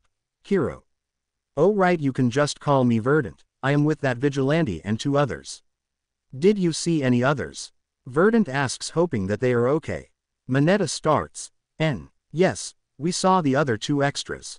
We were with them before seeing you and Mr. Aizawa. They left to help others. Bakugo interrupts, responding to Verdant. Oh, that's great, thanks for telling me, Katsuki, Verdant sighs. Wait, Do you know each other? Why is he using your first name Kiro? Sue asks Bakugo. Bakugo glares at Verdant. Izuku can't help it. It's not like he is trying to do it, but it is just a habit. Kachan has always been Kachan. It has been hard to not call him that. This motherfucker is a vigilante. I know him from TikTok and shit, he probably hacked into UA's system. Sue nods hesitantly and they walk toward where Aizawa is watching Tamura. They are pretty close to him and then they all stop when they see that the teacher is pinning down Kurogiri by his neckpiece. He must have figured it out, Verdant thinks, and Aizawa looks up, stopping his quirk for a second. Kurogiri makes a portal under him and he falls through it. Aizawa jumps away to not fall in, looking for where the villain disappeared. Silence. Then a portal opens under the Nomu and Tamura and they disappear again as they all stare. What the hell? Did they fucking retreat? Those motherfucking extras. Shit. What the fuck? Bakugo yells angrily. That's great, man. What are you talking about? Plus only the main villains got away, all the others are still here. Hiroshima says to Bakugo with a thumbs up and a smile. Verdant hears something in his ear. Back. I'm back. The cameras are back on. Duckling's status update. Misty says over the comms. I am all good here with Singsong and Cub is coming as well. She has a few students following her but we can see her. The illustrator says. Yup, all great. We have most of the students here and Irene has 3 others. We are just missing Bakugo, Shark Kid, Frog Girl, and the Grape Pervert. We have some minor injuries but everyone is good enough to walk, Singsong says over the comm. Yup. I am now with the rest of the group. Verdant, you with those others? Cub says. Verdant puts his hand to his comm. Why, yay, I am with them. Oh, we are in the center area. Eraserhead is here. The main villains just escaped in front of us, he answers, earning a confused glance from Aizawa who probably didn't know they had come. He sees Aizawa's eyes widen, puts a hand up to his ear, and speaks. He speaks over the comm and after a little bit, you can hear a loud voice saying. He zones out. The events of the day finally caught up to him. It's all a blur, a world of flashing lights.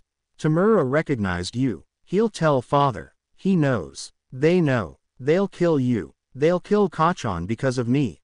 I can't believe it's all my fault. I can't do anything correctly. I'm hoping. You damn nerd. Hello. Hello. Is there anyone home? Katsuki says in Izuku's face. Izuku flinches. Keikok-chan, what happened? Is everyone okay with the villains? And yes, it's all good. In the end, you just weren't there. Or some shit.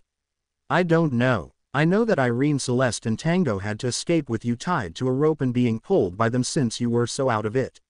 He grumbled. I'll have to apologize. He says in a small voice. Damn it, what the hell happened back there? You have been out of it all day. I was worried, you dumb nerd. He says, worried and angry about him. Sorry for worrying you, Kachan. Wait, how did you get out of the hospital and away from the heroes? He says, looking up at Kachan. He speaks loudly and angrily. Stop trying to change the topic. Sorry. He squeaks. He pauses and then starts speaking again, this time more anxious. Well, I was just thinking about the villains and my brother, well, adopted brother. I was thinking about the fact he may have recognized me. Plus my father will most definitely be hearing about what happened here. Then he will look into how I can control his Nomu and then he will know I am alive. After that, he will hurt you and the ducklings and Shinso and then turn me into a villain or a Nomu or kill me. I just can't believe I was this stupid. I can't believe I didn't take a second to fucking think. I mean, seriously, what the hell is wrong with me? He explained, beating himself up about his mistakes. They were in his room as Izuku now noticed. Just how long had he been out of it? It was dark out. He was not wearing his vigilante outfit but instead a pair of baggy pants and a random shirt. When had he changed? Was he on autopilot this whole time or had Kachan helped him? He was tired, that was for sure. Too tired to deal with any more emotions. He just wanted to curl up next to his Kachan and sleep. He wanted to feel the comforting warmth of his best friend's body next to his. He wanted to find a space where he could relax completely without the many fears and terrors that followed him, a place where he didn't have to worry about anything or anyone. Katsuki is frustrated. Oi. Fucker. Listen up. You did all you fucking could to save people, you hear me? Why, yeah, I know, but I feel like now you are all in even more danger because of me.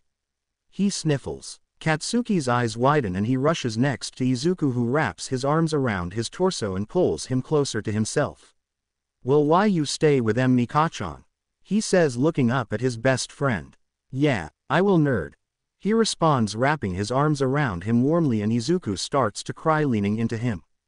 "Greater than, less than, just let them go," Aizawa says to the group of police who were about to rush after the vigilante group. "But sir," one guy says. "No, follow Eraserhead's commands. He is an underground pro and a trusted ally. I trust his judgment," the squad leader responds. "Yes sir," the rest say, and Aizawa walks away. Verdant had been really out of it ever since he had answered whoever was on the other side of the comms, probably the other ducklings, he assumed. He sees Bakugo, who looks worried, standing near Kirishima. That is strange. The vigilantes saved his class. Sure, they would have likely survived anyway, but they would have more than just mental scars, so those kids owed the vigilantes their lives. They head to the hospital for a check with each student, and then after everyone is cleared they start interviews to see each point of view of the incident. After his interview with Tsukachi, he decided to go behind the mirror to watch the interviews. It was the same type of thing for each student. After they scattered, they fought villains with the vigilante group's aid. They described each vigilante with minimal lies. A few did lie, and those lies were not very big or important. His attention was brought back when the fiery kid Bakugo took his turn. "Hello Bakugo, my name is Tsukachi Naomasa and I will be asking you a few questions regarding the USJ incident earlier today." The detective shakes Bakugo's hand.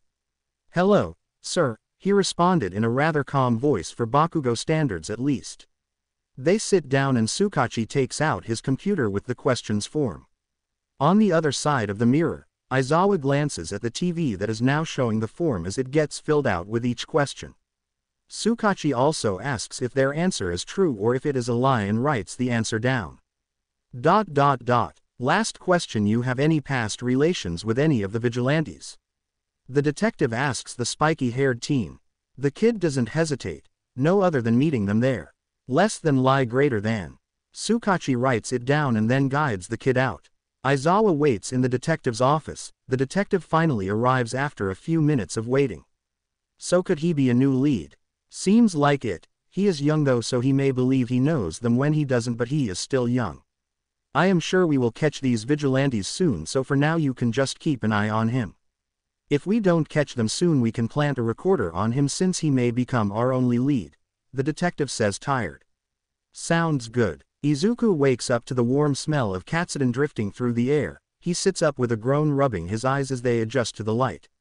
He turns to see Katsuki cooking in the kitchen. It is comforting to see him first thing in the morning. Katsuki skillfully puts the katsudon in a bowl and walks towards him holding a plate with food. "Morning, sleepyhead. You've been resting for a while. I swear you looked dead when you sat on the bed. Did you know you talk in your sleep? Tell me though, who is this mystery guy?" He passes the food to Izuku, whose mouth is now watering. "Morning, Kachan. I didn't know that." "Oh, the mystery guy is you, of course," he says, accepting the food, grabbing the chopsticks, and stuffing mouthfuls into his mouth.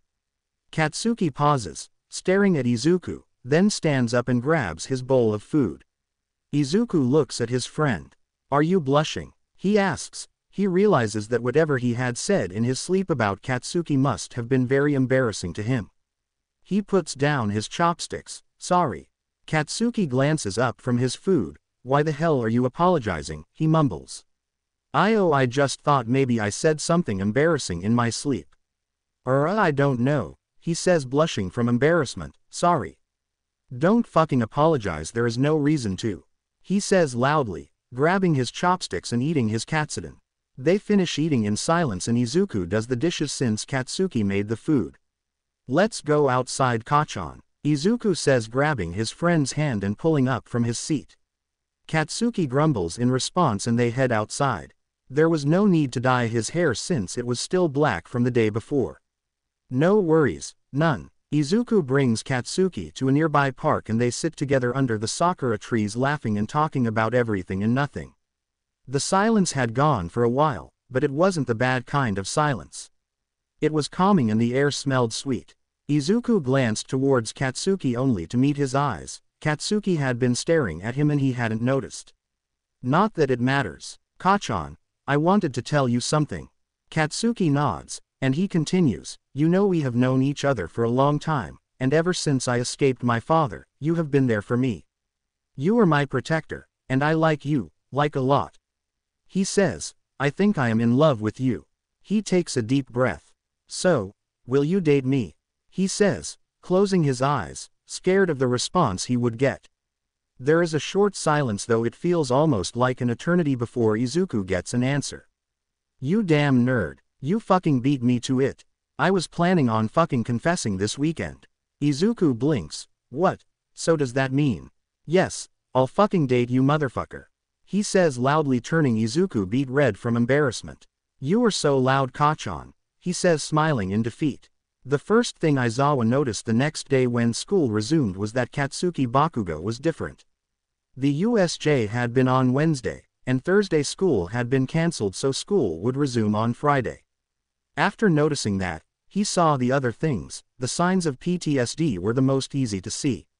Something else that had changed from this event was that the class was now closer to each other than ever. They seemed more anxious and protective of each other. Not that it was a bad thing. Bakugo had considerably fewer signs of PTSD, but it was still there. He noticed that Bakugo had started to act differently in the way that it reminded him of himself when he had begun dating Hizashi. That must be why he snuck out of the hospital. They asked the kids to stay in some hospital rooms even though they didn't need it. They wanted to make sure that they were all okay before releasing them. It was strange, but he was sure he would do the same so he could be with Hizashi. He decided it would be best to contact his most reliable source of information, his trainee. He couldn't trust the other students. They would all probably make up their scenarios. Plus Bakugo likely didn't want any of the others to know if he was in a relationship, and it would be fun to watch them try to figure it out. After a training session, they decided to go to the Vigilant Cat before they parted for the day. So do you know if Bakugo is in a relationship? He deadpans, causing a confused glance from his trainee. He continues, he reminds me of myself when I first started dating my husband. He tries to hide it. It is not noticeable to most, but I was scanning the class for anything from the USJ incident. Oh, that makes sense, and I don't know, though I have an idea who it could be. It is clear to Aizawa that he won't be getting any more information than that. It wouldn't be long until the class knew as well. And now, knowing that Katsuki Bakugo could have relations with the ducklings and he may be dating someone, and the fact that Aizawa himself didn't notice, gives him the feeling that he is missing something big. However, that would have to wait. He had an announcement to do. Talking about the sports festival, Shoto Todoroki has always been one to make assumptions, or rather theories. He theorizes that All Might's secret love child is Mirio Tagata. He theorizes that his dead brother Tuya is alive since there was no body found. Another is that their teacher has a boyfriend who is present Mike. Part of that theory is that his classmate Hitoshi Shinso is their child, likely adopted. Those are his main theories, the most likely ones he believes in. Recently his gaydar had been going off, and it was for none other than Katsuki Bakugo. His theory is that Bakugo is dating someone. They likely don't go to UA. The only people who have caught on to the change are Mr. Aizawa and Shinso, and he believes their teacher knows because his son Shinso told him. You seem deep in thought. Whatcha thinkin' bout? Mina says cheerfully as she walks over, getting the attention of Kirishima, Shiro and Denki. Thinking about a theory of mine, he answers nonchalantly. Ooh, spill. I want to know the tea. If I had known you have tea and theories, I would have talked to you sooner. You seemed kinda down, or whatever. But this school has no drama or tea, and it's so boring. I want to stir up trouble and find out secrets. Mina says, jumping excitedly. Oh, okay. It's about Bakugo. He says, and he sees Kirishima look around for him. Bakugo is still in the bathroom, so Kirishima sighs and walks closer to hear. Bakugo. Shiro, Denki and Mina say simultaneously.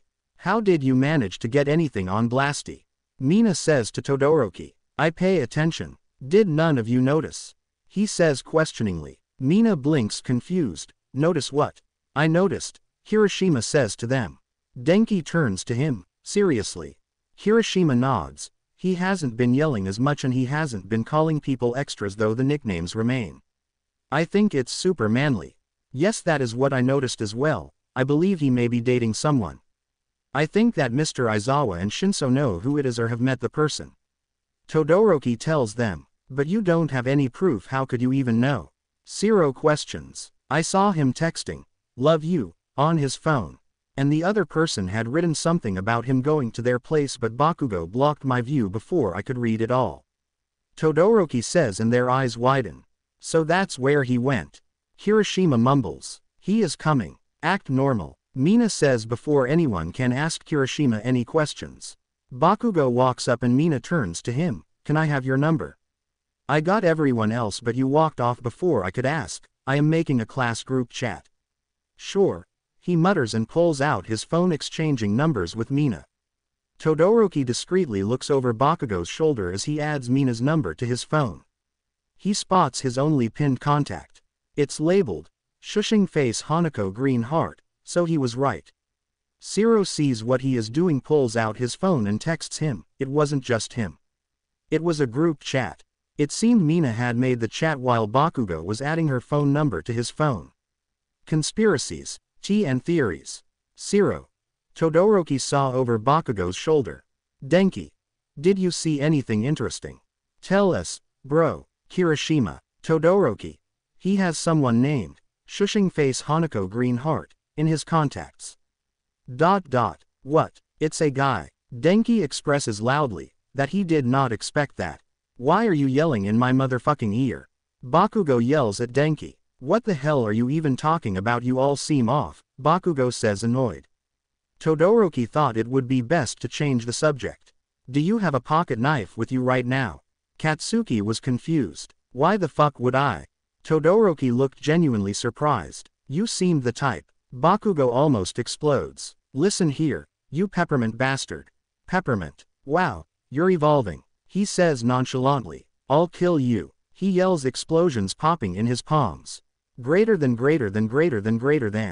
It was the weekend and Izuku and Katsuki had just come back from their first date. They had gone to a couple's cafe, Katsuki's treat.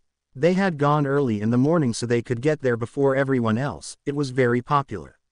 They were walking up the stairs, currently on Tango and Celeste's floor, when they heard running. Tango is running at them and Celeste is walking behind her. Finally. Oh my fucking god. We all have been waiting for you both to confess to each other. It was a, "he's just a friend," situation, and it was tragic to watch, Tango declares, exasperated. Agreed. It took you both a while. Celeste says, reaching where they were. How did you know we were on a date? Izuku blushes from embarrassment. We didn't. Now we do, Celeste says, snickering as Tango nods. You two heading out? Katsuki says in a gruff voice. Oh, yes. Celeste and I are going to the mall with Irene and Amane. Tango exclaims. Ooh, can we join? Izuku says, stars in his eyes. Yeah, you should totally come. Celeste says with a kind smile. No, the mall is boring, plus some of the kids from my class were planning on going shopping today. I told them I was busy so I could hang with Izuku, Bakugo states. Kachan, you didn't have to do that. Also, I want to go. Please, he says with puppy dog eyes. Fine, whatever. He rolls his eyes and Izuku beams at him. You need to grab anything? Tango asks them. Nope, we're good. Izuku responds, Katsuki nodding behind him. Let's go then. It's a bit of a walk and we would want to keep Amane and Irene waiting, right? Tango starts down the stairs. Right, Izuku says, smiling. They head to the mall. So where to first? Amane asks as they enter the mall. Well, I gotta get some groceries, let's head over there, Irene says, pointing towards the store she wanted to go to. Oh yeah, same, I am running low on supplies, Izuku says, and they walk to the store. After buying many things, they are pulled away from the store by Tango Celeste. They are brought to an open area where all the gacha machines are. OMG, they have a Kitsune one cell. Tango says excitedly. Seriously? Celeste says as the two walk to the gacha machine. Can you give me some money? Tango pleads and Celeste sighs. Don't you have your own money? Bakugo says judgmentally to Tango.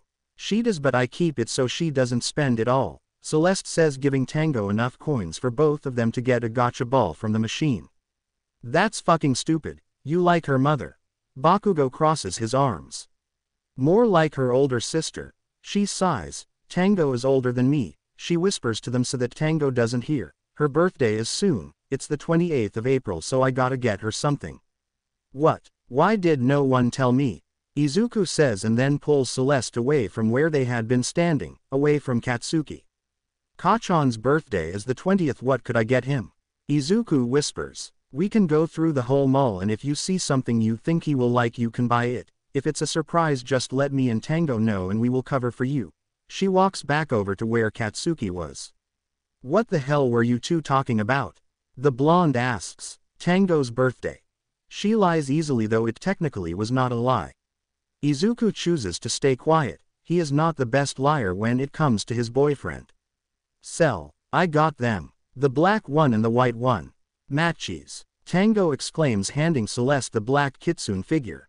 Awesome. Celeste replies happily taking it from her hands. I wanna get one for Irene, maybe one of the cute little drink ones. Tango says acting like a child asking to sleep. Irene had gone to the bathroom with Amane going with her. They all used the buddy system since it was the best way so it was easier to keep everyone safe. After the gacha machine gave Tango the wrong thing, she gave it to Celeste and tried again, turning the handle and taking the ball when it fell from the hole. This time she succeeded. When Irene and Amane came back, Tango gave Irene the keychain with the iced coffee while Celeste, who now had the iced tea keychain, walked over to Amane. I know your favorite drink is Earl Grey tea, but Tango got this iced tea keychain, do you want it? She asks, holding it out in her hand. Sure, thanks, they say, taking the keychain. Do you want to get a keychain, Kachan? We could get matching ones. Izuku says exuberantly. Sure, whatever you want, nerd. He says, smiling fondly at him as they walk through the rows of machines, though he would never admit it. I am going to head to the tech store and I also got to get some wires and supplies for my projects, Amane says to the group. Why don't we all join you? Celeste suggests. Sounds good to me, Irene says as Tango nods to them. We'll meet you guys in a few, we are going to get some gacha. How about at the costume shop when we are all done? Izuku says, looking toward his friends. Okay, Tango says, and they walk off. After a few minutes of looking through the gacha machines, Izuku had found one that they could both do and Katsuki had as well. They inserted their coins and got their matching gacha. They walk into the first store, hardware and supplies. Amane goes to find what they need while Celeste, Tango and Irene look around. Amane bumps into someone making them drop what they were holding. Oh sorry. Don't worry about it, the girl with pink hair says, picking up her electrical wires. Are you an inventor? They ask the girl. She had goggles and tools and seemed like she was the type. Yup. She says, you. Same, but I am more of an online projects person, like hacking and programming.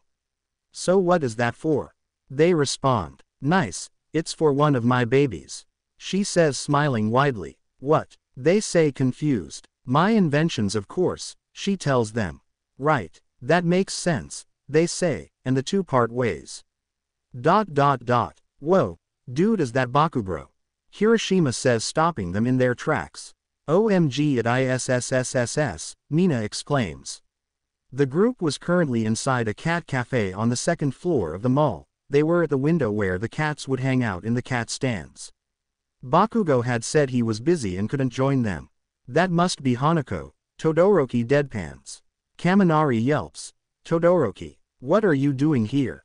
Shopping. Hanging out with the cats, he responds. Nice to see ya, man. Siro says to him. So, this is the famous Hanako, Mina mumbles to herself. We should go say hi. She concludes, standing up. Shouldn't we leave them alone? They look like they're on a date. Hiroshima says. No, they are here with a group. The group left, but they are going to meet up again at another store soon. Todoroki senses that the would be confused as to how he knew, so he continued. I read their lips. That's so manly that you can do that, but we should all respect their privacy, Hiroshima says, standing up. Let's go before they leave. Kaminari says, and so, they get their shoes and leave the cats in favor of meeting Bakugo's boyfriend. Hey Bakubro, Hiroshima shouts, running over to him. So is this why you said you were busy? You had a date, Mina says to the couple. Bakugo glares, but it does not go unnoticed by Izuku. Kachan, why don't you introduce me? He says, nudging his boyfriend's side. To the naked eye, Everything was completely fine, but to Katsuki it was as if all hell was about to break loose. Izuku was mad at him. He had told him he would be nicer to his friends, so if he didn't shape up soon this would likely be the last anyone would ever hear from Kachan. Mina is dying from cuteness. She did not expect her friend's boyfriend to be such a cute ball of sunshine. He did not seem the type for Blasty. This is Hanako Suzuki. He sighs. This is Mina Ishido, Ejiro Kirishima, Denki Kaminari, Shoto Todoroki, and Shiro Hinata. Bakugo says and Izuku gleams. Hello there. Izuku scans over them and then stops at Kaminari. So you are the one that Shinso was talking about. He mumbles though Mina thinks she is the only one who caught it. Perhaps Todoroki did as well. Do you know Shinso? Mina asks. Oh, Hitsushi. Yeah, we saw each other on the way to school often. He says. First name basis, they must be close. Can't believe I didn't hear about him till recently, Mina thinks to herself. Do you know Aizawa-sensei? Todoroki asks Hanako. There is a pause. Well, I saw him when I walked Kachan and Hitoshi to school the other day and I know him from what Hitoshi has told me. Hanako replies. Todoroki looked as if he were deciphering a code but she didn't care since that was currently irrelevant, plus she could ask later. We have to go meet up with some others, Bakugo says and pulls Izuku away who frantically says goodbye not to be rude. Are you all thinking what I am thinking? Kaminari says staring at the couple walking off. Kirishima knows the glint in his eyes. No. Let's follow them. Mina and Kaminari say and they run off following the couple that had just disappeared around the corner. The rest of the group follows. They go to the store across the street from the costume store to watch them. Shoe shop.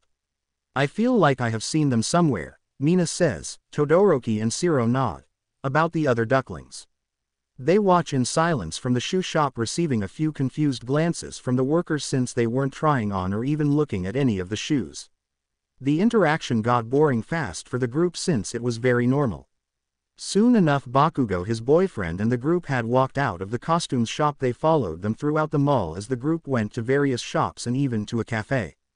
After finally getting bored out of their minds they decided to leave them all and just let them be in peace. They still didn't have any clue as to whether Bakugo was dating someone or not, but they all knew that really could be the only possibility. So, they left. They are gone, Amane says putting away his phone. I can't believe your friends followed around, Celeste says to Bakugo. They are not my fucking friends. Bakugo says loudly. Whatever. Izuku says since he didn't mind. As long as it wasn't a villain or the police. They hear sirens, police sirens. The group turns to Izuku who laughs awkwardly. Sorry, bad luck. A man comes through the door. He runs towards the group and before he can notice Amane is being grabbed and held at gunpoint. Izuku noticed the guy was fast. He was smart, you could tell by the way he walked and the way he scanned everything. Black hair and a suit, red eyes tinted red. He had candy, particularly a lollipop in his pocket. Candy, a gun, suit, black hair, and eyes tinted red. This guy was the teacher. The police come in but they can't come close since the man has a hostage. His quirk was bad luck but that didn't mean that it affected everything. The teacher was facing the police, fortunately for them. The teacher was a well-known killer who used to be a teacher before he killed a few of his students. One of his students, however, had a time quirk which he used to save one of the victims who is alive to this day. That student also wrote a book about it that Izuku had read. The book was called Erased. It told about his journey to save his classmates. Recently, however, the teacher had killed some more kids after escaping jail. There was no doubt he would kill Amane, so they needed to get them away from this killer now.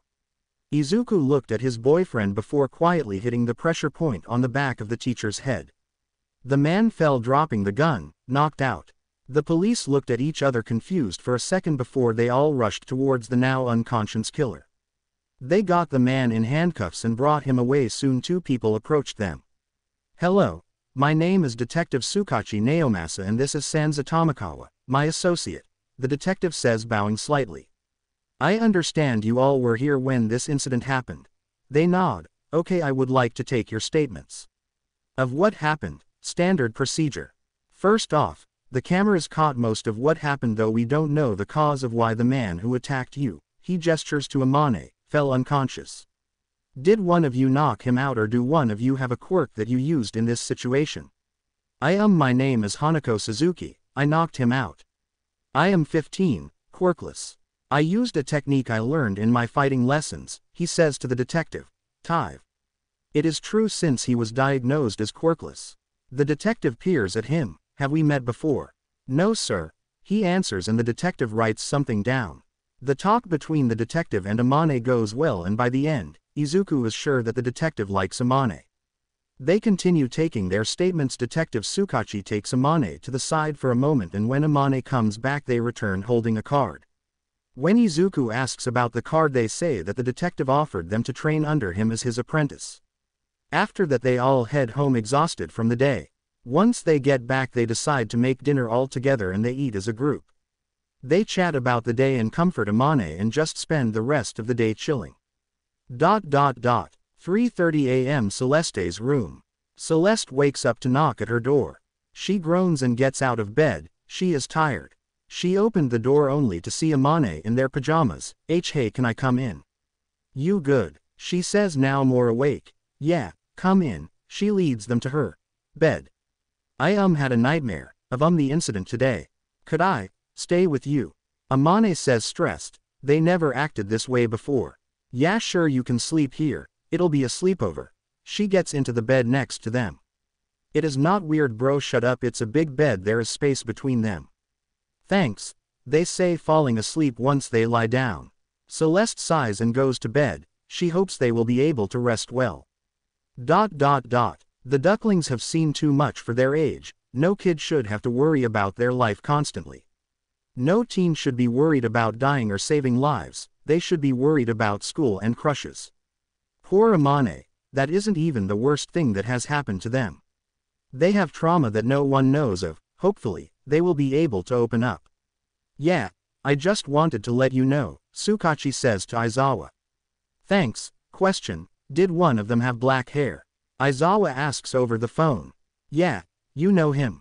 The detective asks. No, just wondering. So Amane, huh? Why him? Aizawa asks. I met the kid when he was younger quite a few times. He was blamed for things so often that I had to be brought in.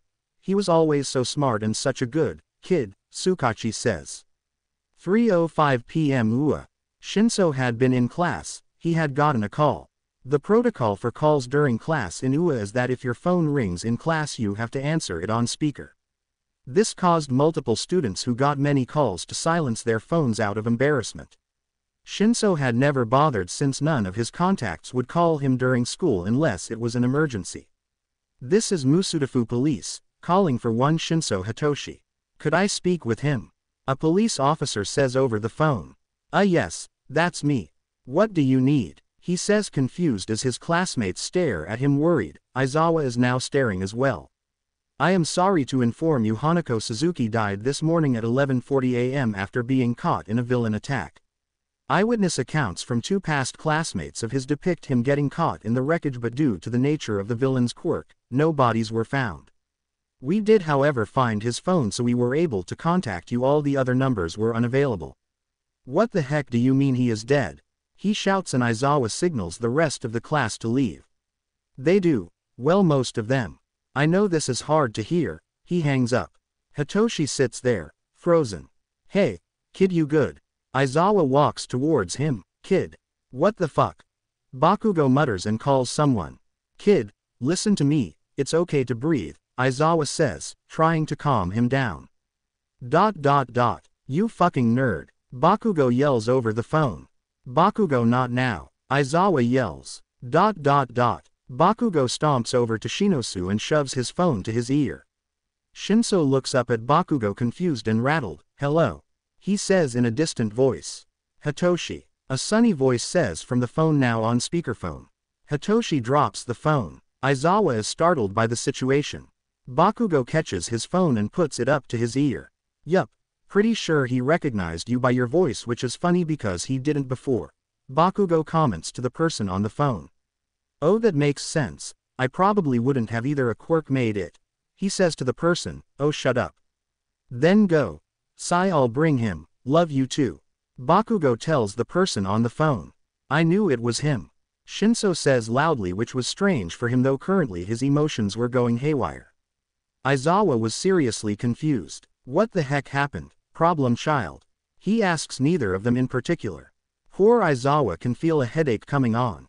Our friend just died. Bakugo deadpanned. Who was on the phone? Aizawa asks. My boyfriend. Bakugo deadpans and Shinso is wheezing hysterically.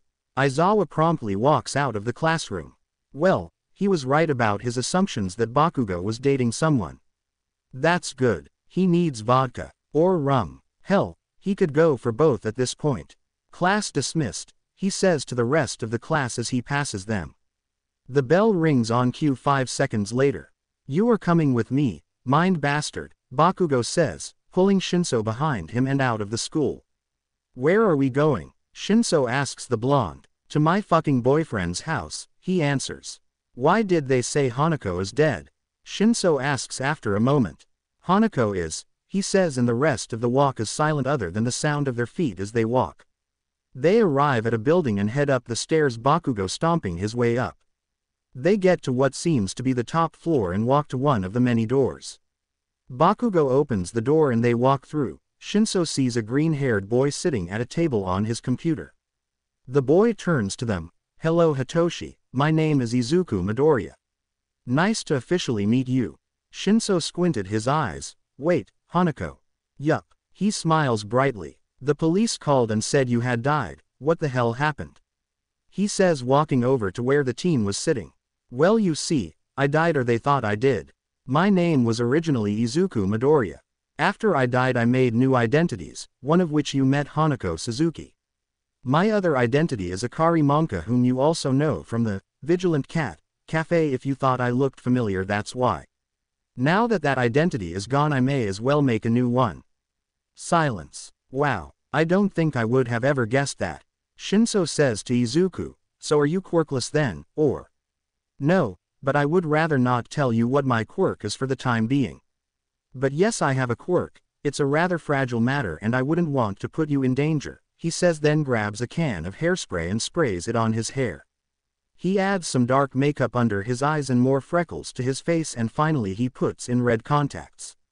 You are fast. Geez, Shinso says, a bit surprised. Meet Akatani Mikumo. You both can call me Akatani or Yamikumo. This is my new identity, he says, and turns the computer to face them. Wah! Bakugo starts only to be cut off by his very own boyfriend.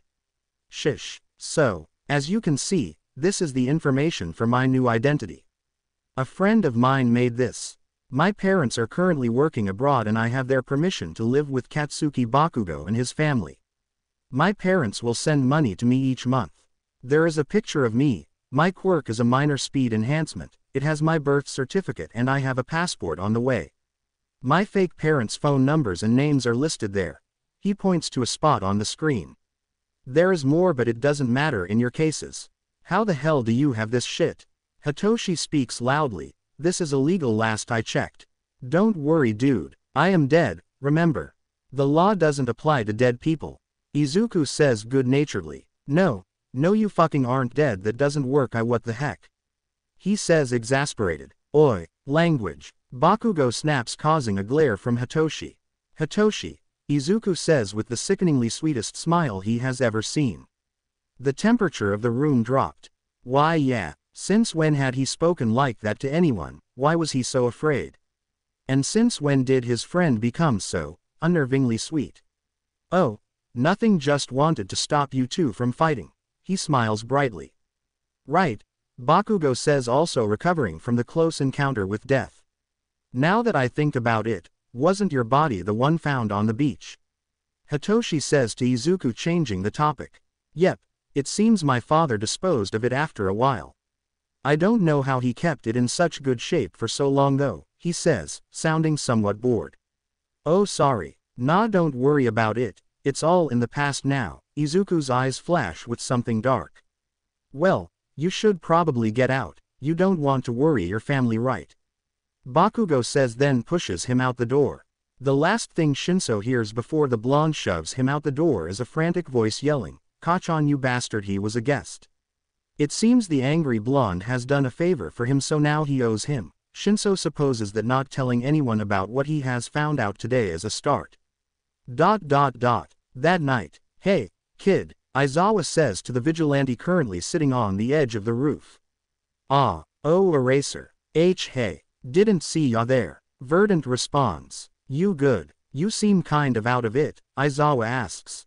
Yeah, I am fine, just a lot on my mind I guess. The vigilante responds, not quite paying attention. Want to talk about it? Aizawa sits down next to Verdant. Well, I mean, he looks at Eraserhead. Sure. Aizawa nods to the kid. Well, I feel like I am going to get the people I care for in trouble, or worse, he says, looking up at the stars. Because of this, you can always stop being a vigilante. That was always your decision, wasn't it? He has a strong feeling about where this conversation is heading. No, not just that. I don't worry about my vigilante career endangering anyone other than my fellow vigilantes. I'm confident that whoever comes my way because of being a vigilante will be easy enough to take down, even if it requires me to ask for help from my friends. He picks at his hands.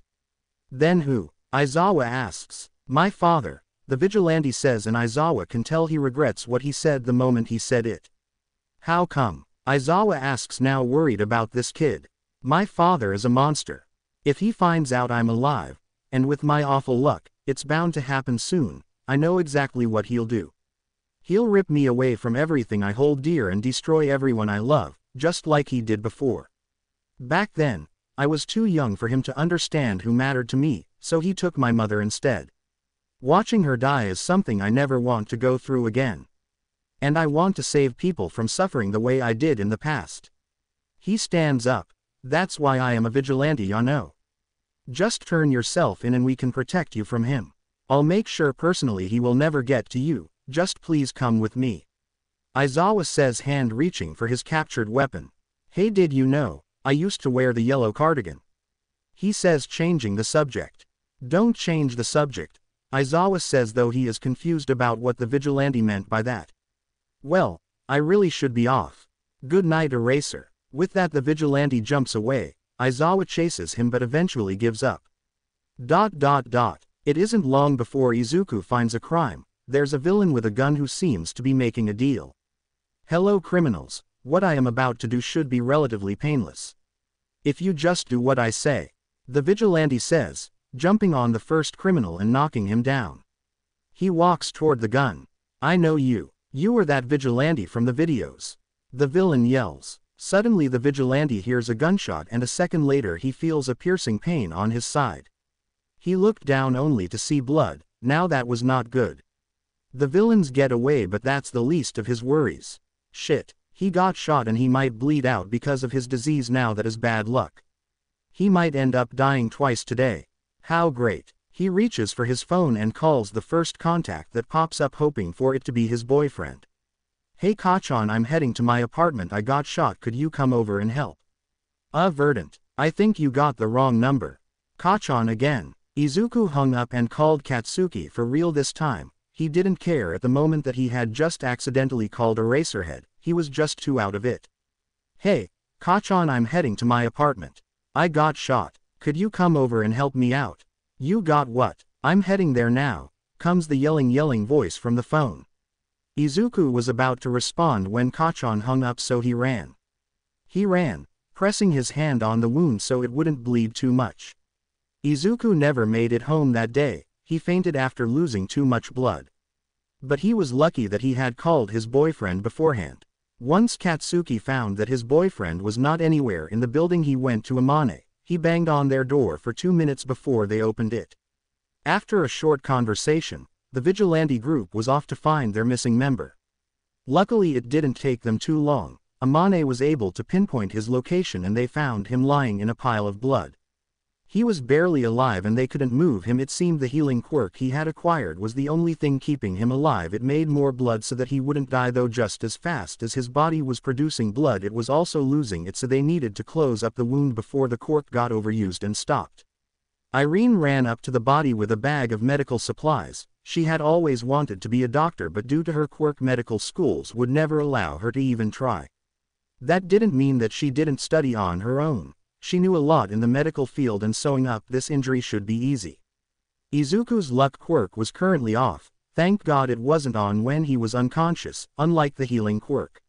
She managed to sew it up rather quickly after taking out the bullet. 1 day later. Izuku had yet to wake up. Katsuki had school and the others had work. Irene had promised to stay by Izuku while he recovered in case he were to wake up. Katsuki was quiet at school, which made a few of his classmates worry. He told them to fuck off, and they did. The wound was bad though his healing quirk was a major factor in his recovery. Irene had told the group that he would likely wake up by the end of the day. He did. The group was overjoyed to see that their friend had finally woken up after just a day. They'd all become so worried, and Izuku was happy that these were the type of friends he had. He had a community who cared for him. They truly cared for him. He even had a boyfriend who cared for him. Izuku was resting for the week and the other vigilantes in the group plus his boyfriend took care of him. The only problem with that was they didn't patrol. This meant there was a bit more crime. Heroes and the police station all thought that the famous Verdant Analyst had died, and that was the reason for the rest of the group to disappear. The media had sprung to conclusions figuring that the group was taking time to mourn the loss of one of their members. The vigilante group didn't care enough to correct them, though they would know soon enough. Aizawa sighs and walks to the kitchen to grab a cup of coffee.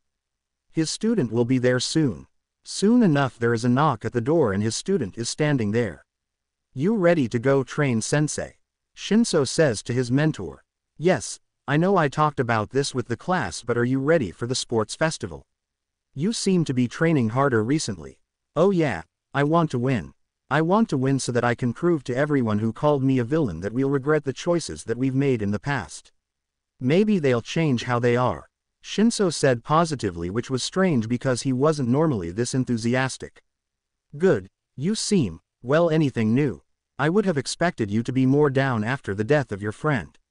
Aizawa says questioningly. "Oh yeah, it's very tragic.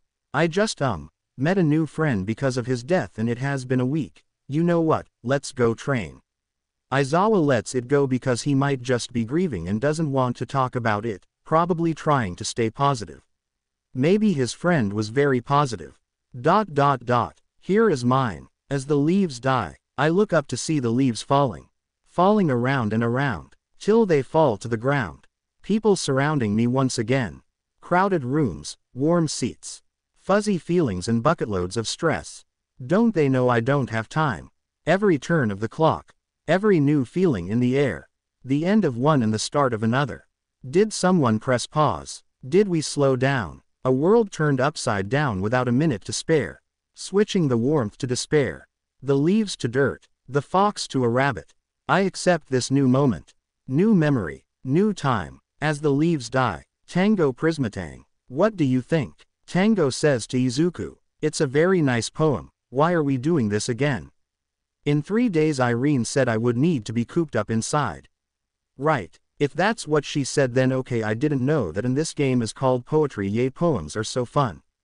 But I just did this because poetry helps me write lyrics for songs, and I know that you also like writing songs, so I wanted to show you my way. Normally I write a poem and then from that I write a song, so show me your poem. She says with a smile.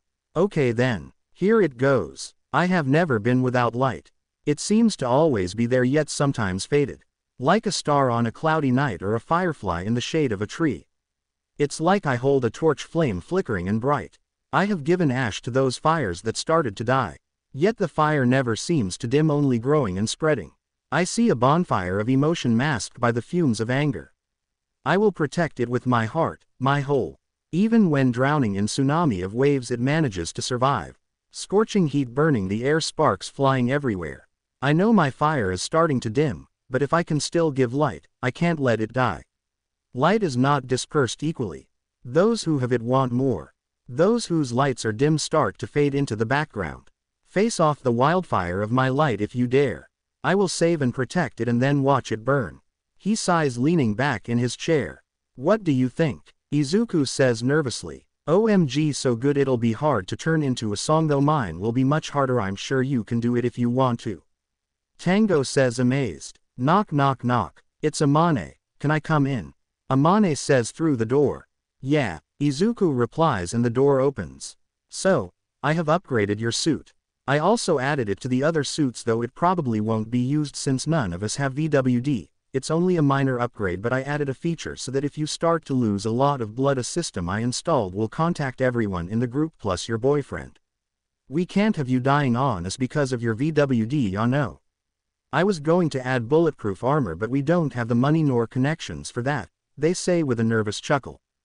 Thanks. I appreciate it. Sorry for worrying you all, he says, smiling brightly. Izuku is surprised. Kachan, you are saying you will take my place as Verdant for 3 days. There is no point in doing that, it doesn't. It does matter. It matters to you. Therefore I will continue for you. Plus I already had someone who owed me make me a similar outfit to yours. I'll go by Kachan since why not, and I am doing this for you, he says in a strangely sweet tone. Izuku pleads to his boyfriend, but you would be doing something illegal. If you want to be a hero you can't. No, I won't use my quirk. That means I won't be breaking the law. Katsuki says triumphantly. You gotta stop interrupting me, Izuku murmurs. I already know your patrol routes from all the times you told me about them, so no problems, see. I don't know what you were so worried about. Okay, I guess, but you have to be careful. Plus since I have been gone for a little while, Eraserhead will likely be looking for me since he always does, even if it's been a short while. You have to act differently. Maybe I should just make you another identity. What do you think? Sounds good. For another identity, how about Gugo Katsuki? I do like my name, so I want to keep it similar. My personality would be happy, nice, smiling, and bright type thing. He looks at Izuku. What should I change about my looks? Keep your eyes red, but maybe let your hair be a bit messy and not so pointy, like mine. You could use some temporary black dye that I have on your roots, and I can write that your original hair color was black. How about a different quirk? Izuku says, Katsuki nodding along. Yeah, I think just quirkless should work, plus I likely won't be using this much. Right, Izuku smiles. I will get that now. You just dye your hair and style it like I said, then you can go patrol. Thanks, be safe out there. If anyone asks, you are a temporary replacement for me, but don't say anything else. I love you. Izuku stands up with his computer and plants a small kiss on Katsuki's forehead. Got it. Love you too, Zuzu. Katsuki says, and once Izuku is gone he gets ready. Patrolling was much harder than Katsuki had ever expected, though he managed. He was doing this for his boyfriend, so it would be worth it in the end.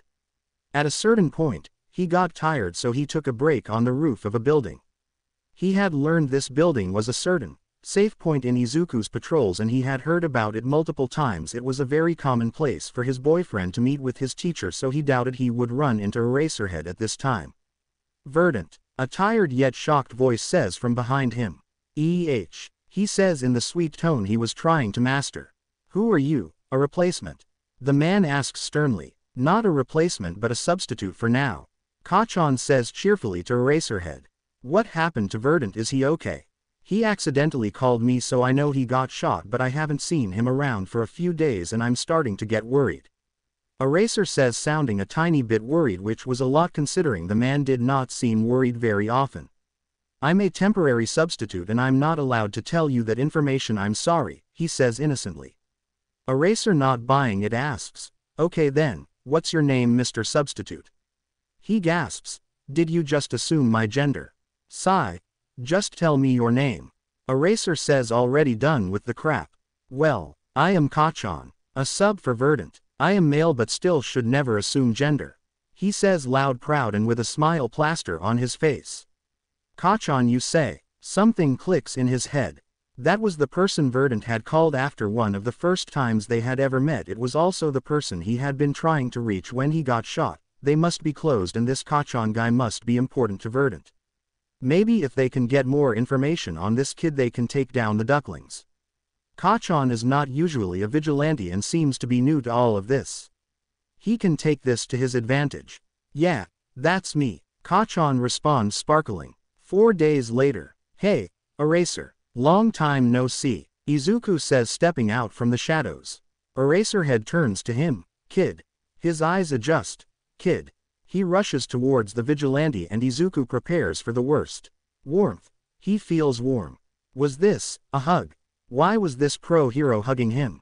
It's not like he hadn't been hugged in a long time. He got a lot of hugs from his friends and especially his boyfriend. This embrace was different. It was warm like his mother, like the sun, like a bear. Maybe this is what they call a bear hug. His eyes tear up and he thinks this is what it is like to have a father, a good one. Why was this act so important? They hadn't interacted that much and knew next to nothing about each other. Why was this man chasing him? Why was he helping him? Why? Kid, I was so fucking worried about you. Aizawa says, squeezing him hard. You are going to rip my stitches. The vigilante peeps out. Sorry kid, you got shot and then I didn't hear from you for so long. And well, it wasn't that long, but it was long enough for me to worry. And yes, I know it's not like we don't see each other a lot. The truth is I follow you during your patrols until you reach a certain point where I always notice that you take extra measures so that no one is following you. At that point not even I can keep up, he says, letting go of the teen. You what? Verdant splutters. Should probably work on being aware of your surroundings, problem child, Aizawa says with a smirk. Hey, I am not that bad. The vigilante protests. Sure. The man says, taking a seat on the roof. So Kachan, he is not a regular in your group. What role does he play in this? He gestures to the vigilante. Oh Kachan, yeah, he is my best friend. The vigilante says, inwardly cringing at the pause in his words. He hopes that Eraser won't notice. Eraserhead did not notice. He was too busy focusing on the weird feeling he had. It hadn't clicked till the kid said, Kachan, wasn't this the kid who worked at the cafe? It was unusual for him to make connections this bizarre, but it wasn't unheard of. Who knows, it could even be a quirk. It is luck. If only he remembered the name and who the kid had been talking to. He remembers that he knew the person, but he forgets who they were. Great. So now he knows Verdant works at a cafe and that his best friend who was the replacement from the other day goes there. He may even work there as well, though that wouldn't work since no one he knew works there. Well, it's better than nothing. Eraser. You, good? The vigilante asks. Yeah, I am, Aizawa says, toning back into his surroundings and paying attention. Someone else was there, with them. And this wasn't new information. Aizawa had been followed through his patrol that night, which was not an uncommon occurrence. What was uncommon was for him to forget. You used your quirk on me, didn't you? Aizawa says loudly, and Verdant looks at him panicked and confused. What? I would never. The vigilante says, panicked. No, not you. Aizawa shakes his head. Then who? The vigilante questions, still on edge. Me, dumbass. A figure says, jumping into view. Suddenly Verdant falls to the ground, clutching his chest and breathing heavily. Verdant. Aizawa yells, tears starting to form in his eyes. Tears. Aizawa uses his quirk on the villain and his vigilante starts to breathe normally. He also stops feeling so sad and protective. So it's your quirk, is it emotion control? Aizawa says, stepping closer to the villain. The villain's eyes widen slightly and then glares at the two of them. I have heard through some friends that the infamous Eraserhead hangs with Verdant most nights. I got a bone to pick with your little friend here. You'll have to get past me first, Aizawa says, and lunges at the villain, who dodges. Verdant is sitting against a wall now, still recovering from the quirk a moment before. The villain goes to attack Aizawa's eyes, but he ducks and then uses his leg to swipe the villain's leg out from under him, knocking him over. He quickly uses his capture scarf to tie up the villain, who struggles the whole time. You will pay for this. It's all because of that brat, isn't it? The villain yells loudly. Aizawa covers his mouth and dials the police. Kid, you good? He says, turning to Verdant. Kid, the kid is gone, shit. End of chapter. I wrote another poem I was going to add instead of As the Leaves Die, but then I changed my mind. Here is the other if you want to read it. The Cyclone. This ride that I have never ridden. Screeching creaky wheels ride along the tracks. Killing 5, maybe 6. They had a future and dreams. Just like mine. Their chances to become great. An old forgotten tune. A song that no one knows. Forgot how it goes. A chance to return. With a game and a song.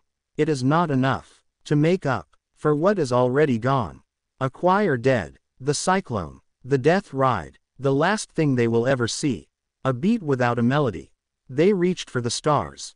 You pulled them down. The underdogs. They would never see the light. Maybe next time for one. One with no memory. No name. No story. Nothing. The cyclone. A step towards death. A step to a dead future. A step to dead dreams. Pushing forward, pulling back, falling through the air. I wonder, how could this be fair? You murderous machine. Death follows you, around each turn, each burn. How could you do this? The promise of fun, only to end with a phone call and tears. One without a head, an exception, one who may be dead.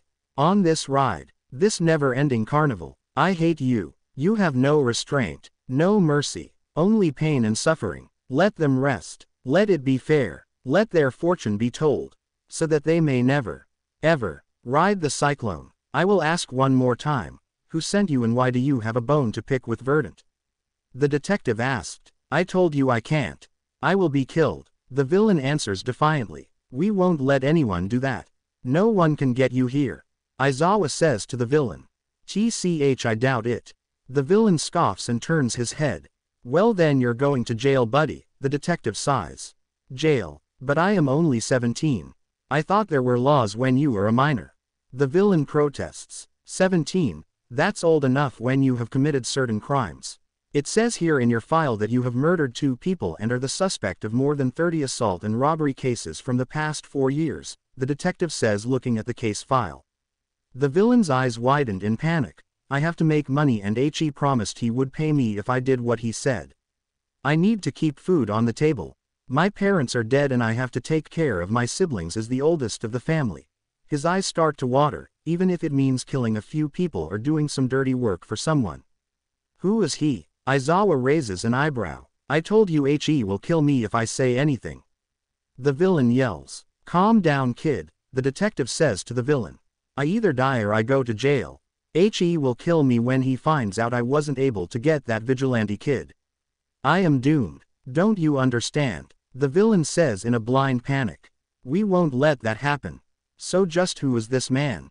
The detective says questioningly. He is the boogeyman of the underworld. The villain yells, still panicking. Kid, Aizawa says softly. Tell us more. The detective says to the villain and Aizawa glares at him. Likely because the kid is on the verge of a panic attack, but this rookie detective is too focused on information. He can steal quirk. He can give quirks. He is even more powerful than All Might himself. The villain says, breath quickening. He paid me so much, just to kill a few people. He asked me to find the Verdant Analyst, that vigilante from online. I found some sources and eventually tracked him down. I was going to kidnap him and bring him to the location he asked me to bring him to. The villain calms down for a second. I learned his name, but I never saw him. My orders were always sent online. We will keep you safe, kid, don't worry. He won't get to you. Aizawa says to the villain, who looks up at him hopefully. What was his name? The rookie detective asks. He goes by. The villain then stops and his eyes widen. Kid, you good? Aizawa asks the villain, whose handcuffed hands go up to his mouth. I shit. He coughs into his hands. His name is All for One. The kid yells and coughs again, a wet cough. The rookie detective and Aizawa look at each other and then back at the kid. The kid coughs up blood. Their eyes widen and then the sound of more coughing, ticking like a clock. Do they hear ticking? The kid looks up at them, and he opens his mouth. Run, he says softly, and his face falls to the desk, and the ticking speeds up. Did the kid just fucking die? Aizawa is rushing to the kid, but he stops. Shit, I know that sound, it's a bomb. Out now, Aizawa yells to the detective and the two rush out of the interrogation room. Boom, the walls exploded, sending shards of glass flying through the air. A small bomb had detonated, but it was powerful enough to obliterate the room they had been in only moments before.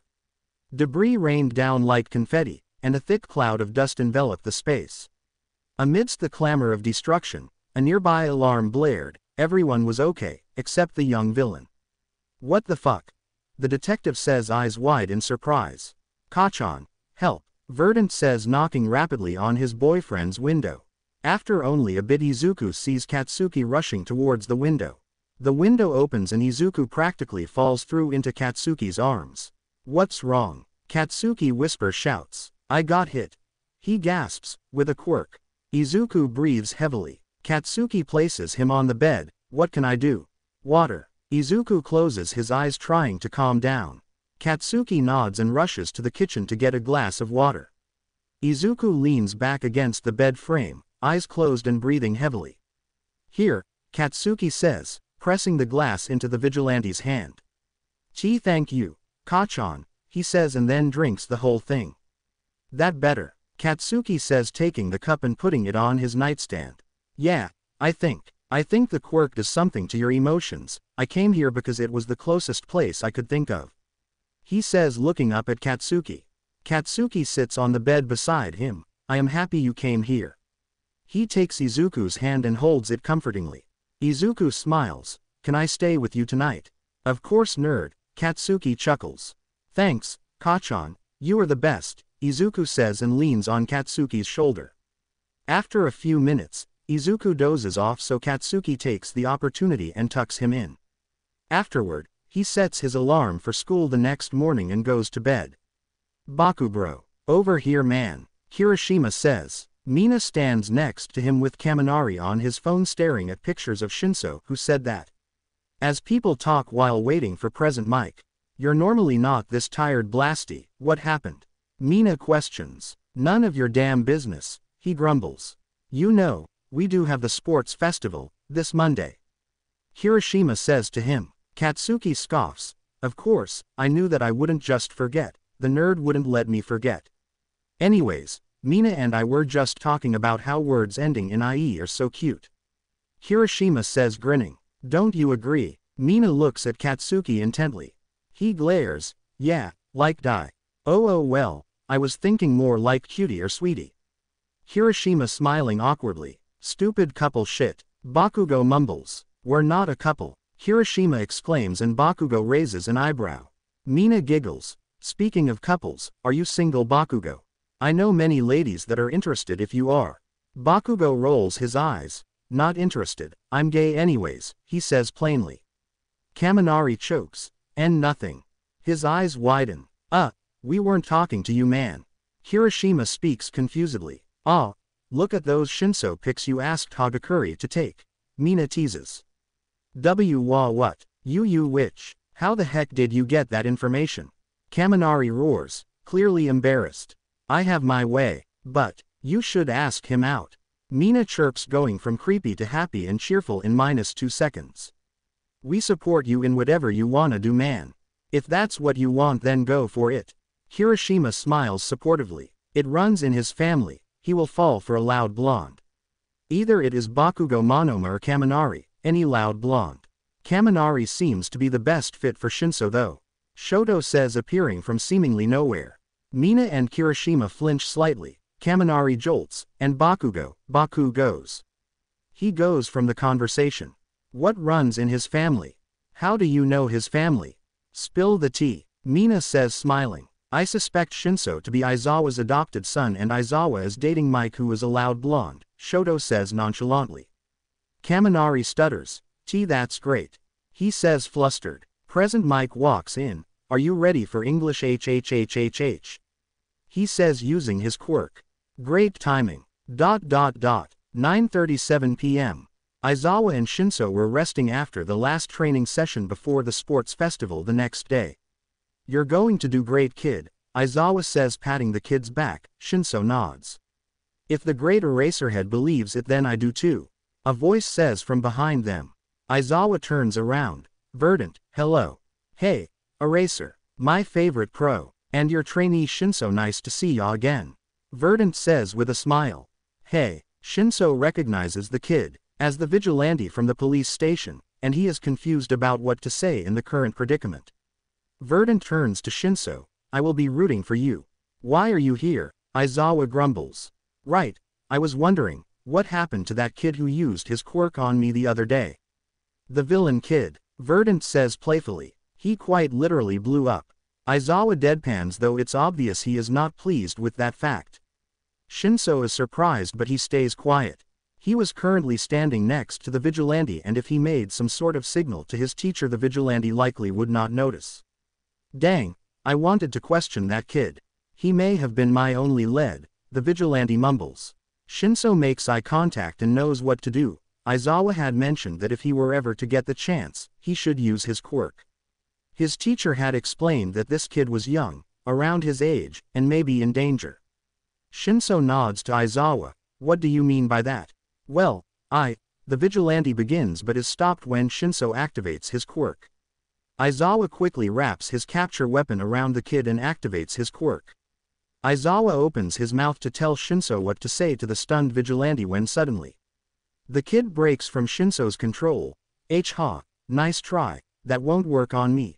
The vigilante says, though it is clear that it took some effort to regain control of himself. How did you do that? Aizawa says suspiciously. No one has ever managed to break from my quirk like that. Shinso says surprised. Verdant rolled his eyes, but he was smiling. Nah, this ain't show and tell eraser. He squirms in the capture scarf, plus I don't expect an old dog to learn new tricks. Old, Aizawa says offended. Positively, Verdant agreed, but we have lots of duct tape to hold you together. Shinso wheezed from the vigilante's side. Anyways, I really must be off. Verdant says cheerfully. Aizawa raises an eyebrow. And how exactly do you expect to pull that off without a quirk and while you are tied up? Eraserhead, you underestimate me. Don't you know not everything is about the quirk? The vigilante teases. Shinso's eyes widen as he realizes, Hanako.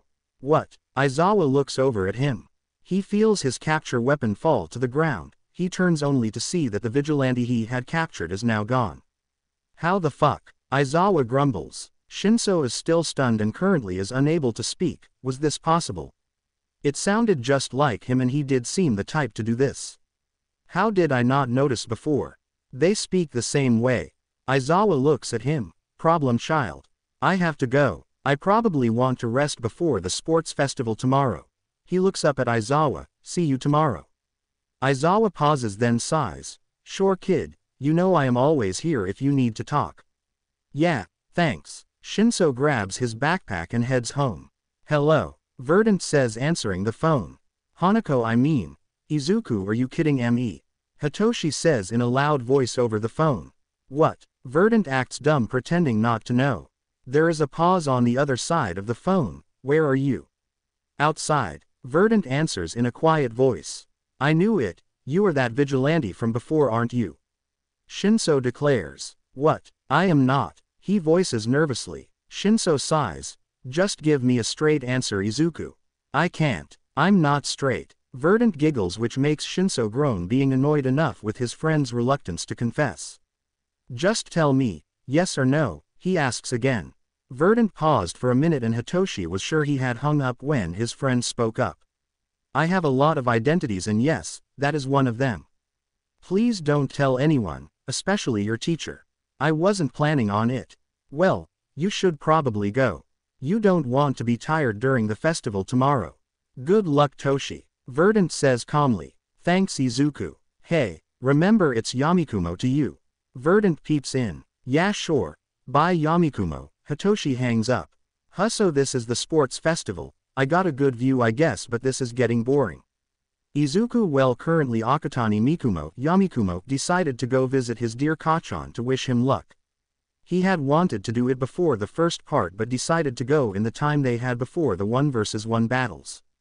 He walks through the rows of people until he finds a long hallway. He walks down for a while, turns a corner, and sees rows of doors each with a tag that has the writing, "Waiting Room," on it.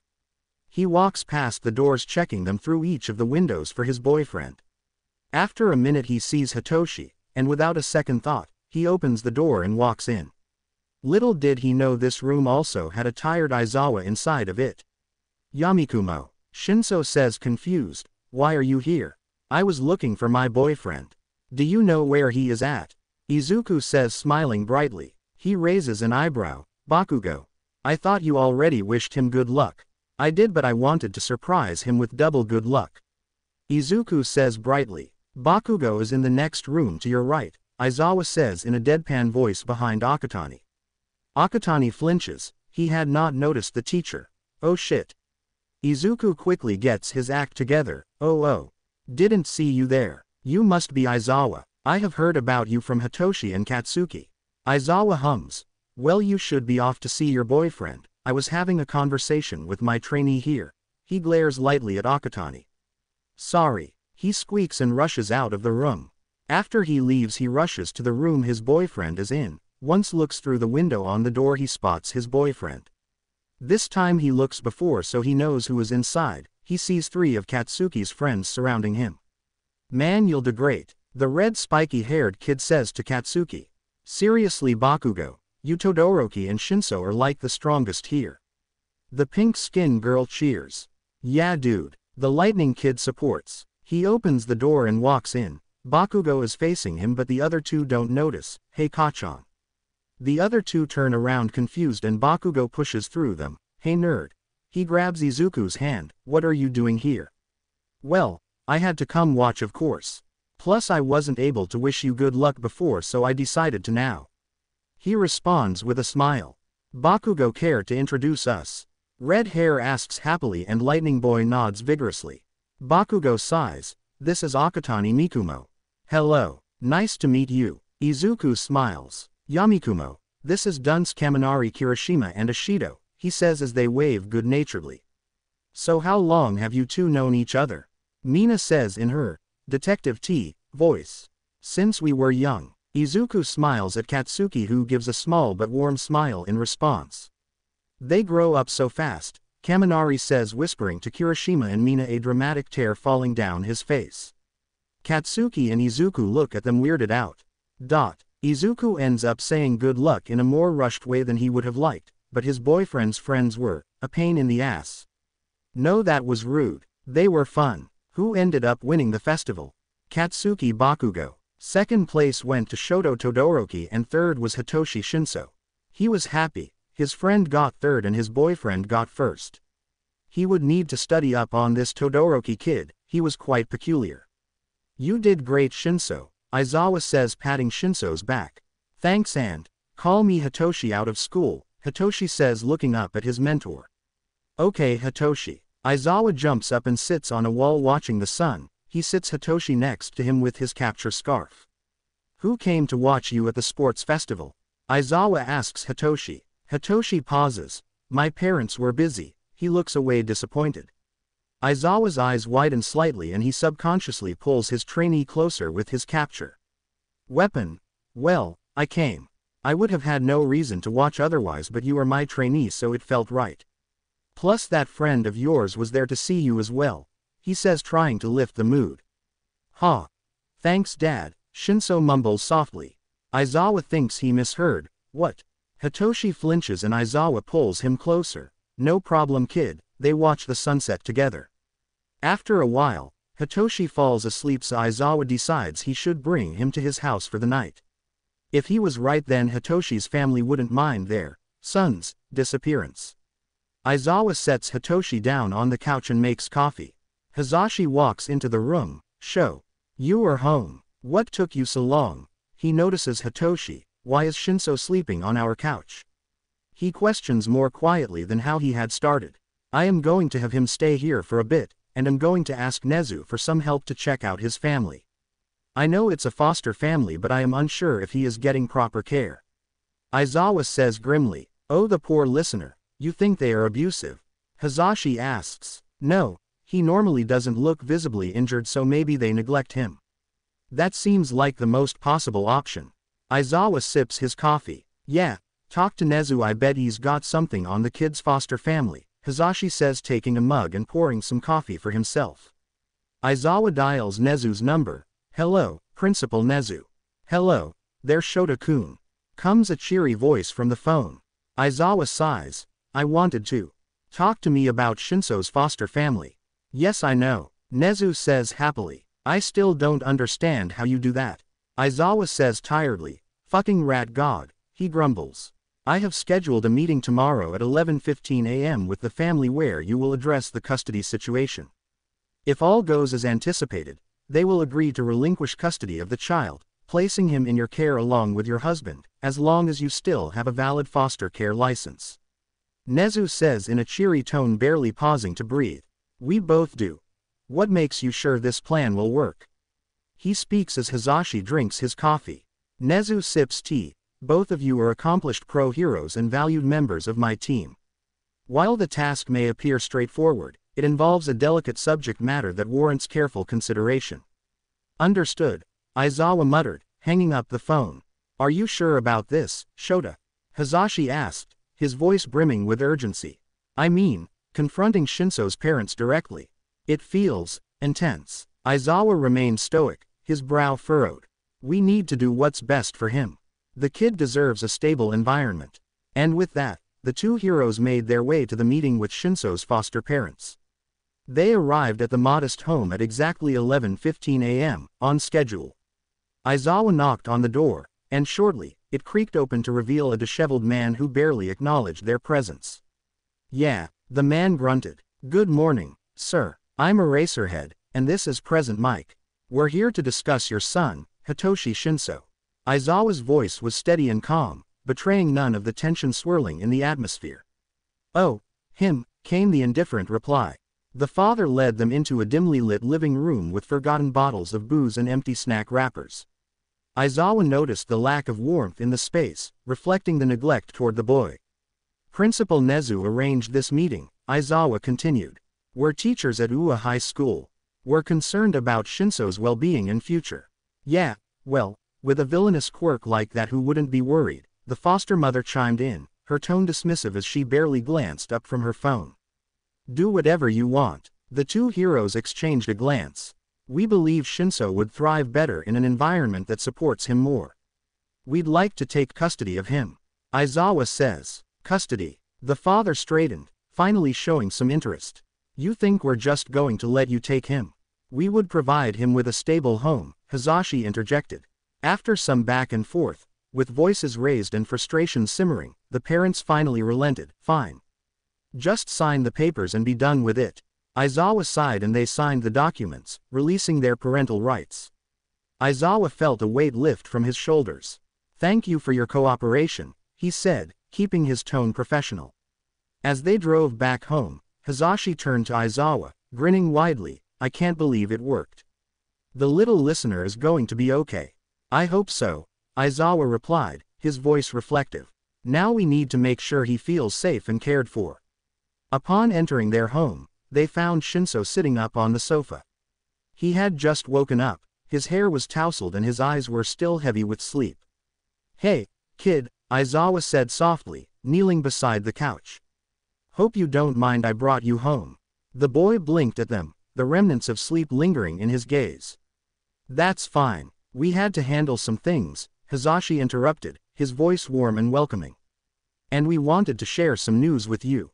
Shinso looked between them, curiosity piqued.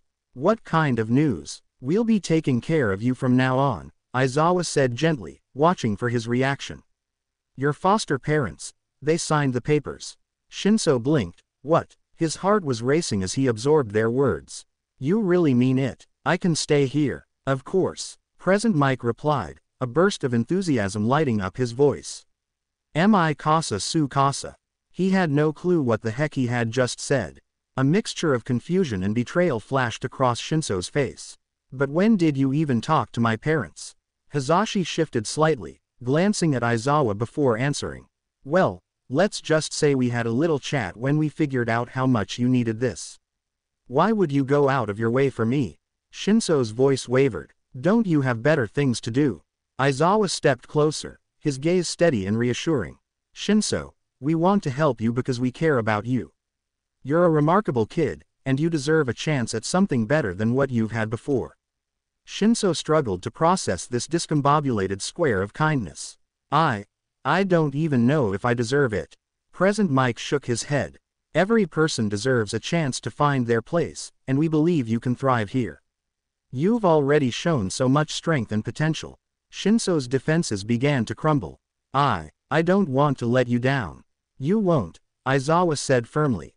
You're part of this family now, and we'll be right here beside you, every step of the way. Just take it one day at a time.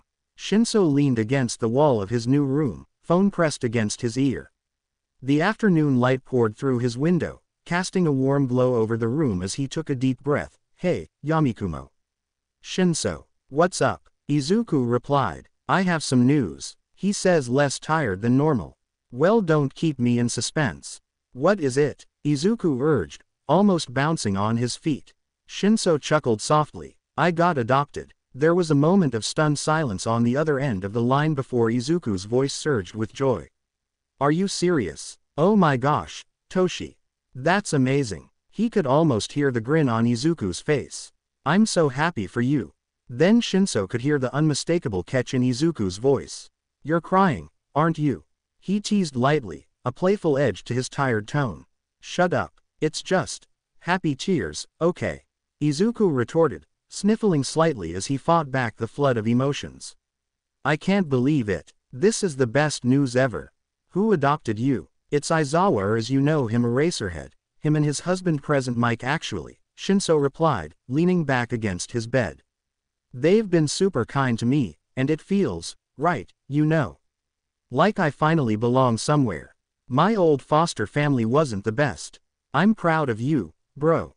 Izuku's voice was filled with sincerity. You deserve a good family. Thanks, Yamikumo, Shinso said. He heard Aizawa calling from the kitchen, gotta go. See you. He hung up and left his room. Hitoshi, is there anything you want to get from your old house? Hazashi asks. No, I didn't have much other than what I have with me. Anything else I would rather leave where it is. Shinso responds. Would you like to go shopping to get things for your new room? We have to go shopping anyways and it's no problem. Aizawa says, sipping coffee. Shinso panics for a second. No, it's fine, you are already doing too much for me. Hazashi looks at Aizawa and then back at Shinso. It's fine, listener. You deserve it, plus we both have a ton of money since we both have multiple jobs, so it's not a problem. Oh okay, he mumbles, a bit embarrassed. Aizawa rolls his eyes and they head out. Izuku and Shinso were currently in the park on a walk. Isn't it weird living with two of your teachers though?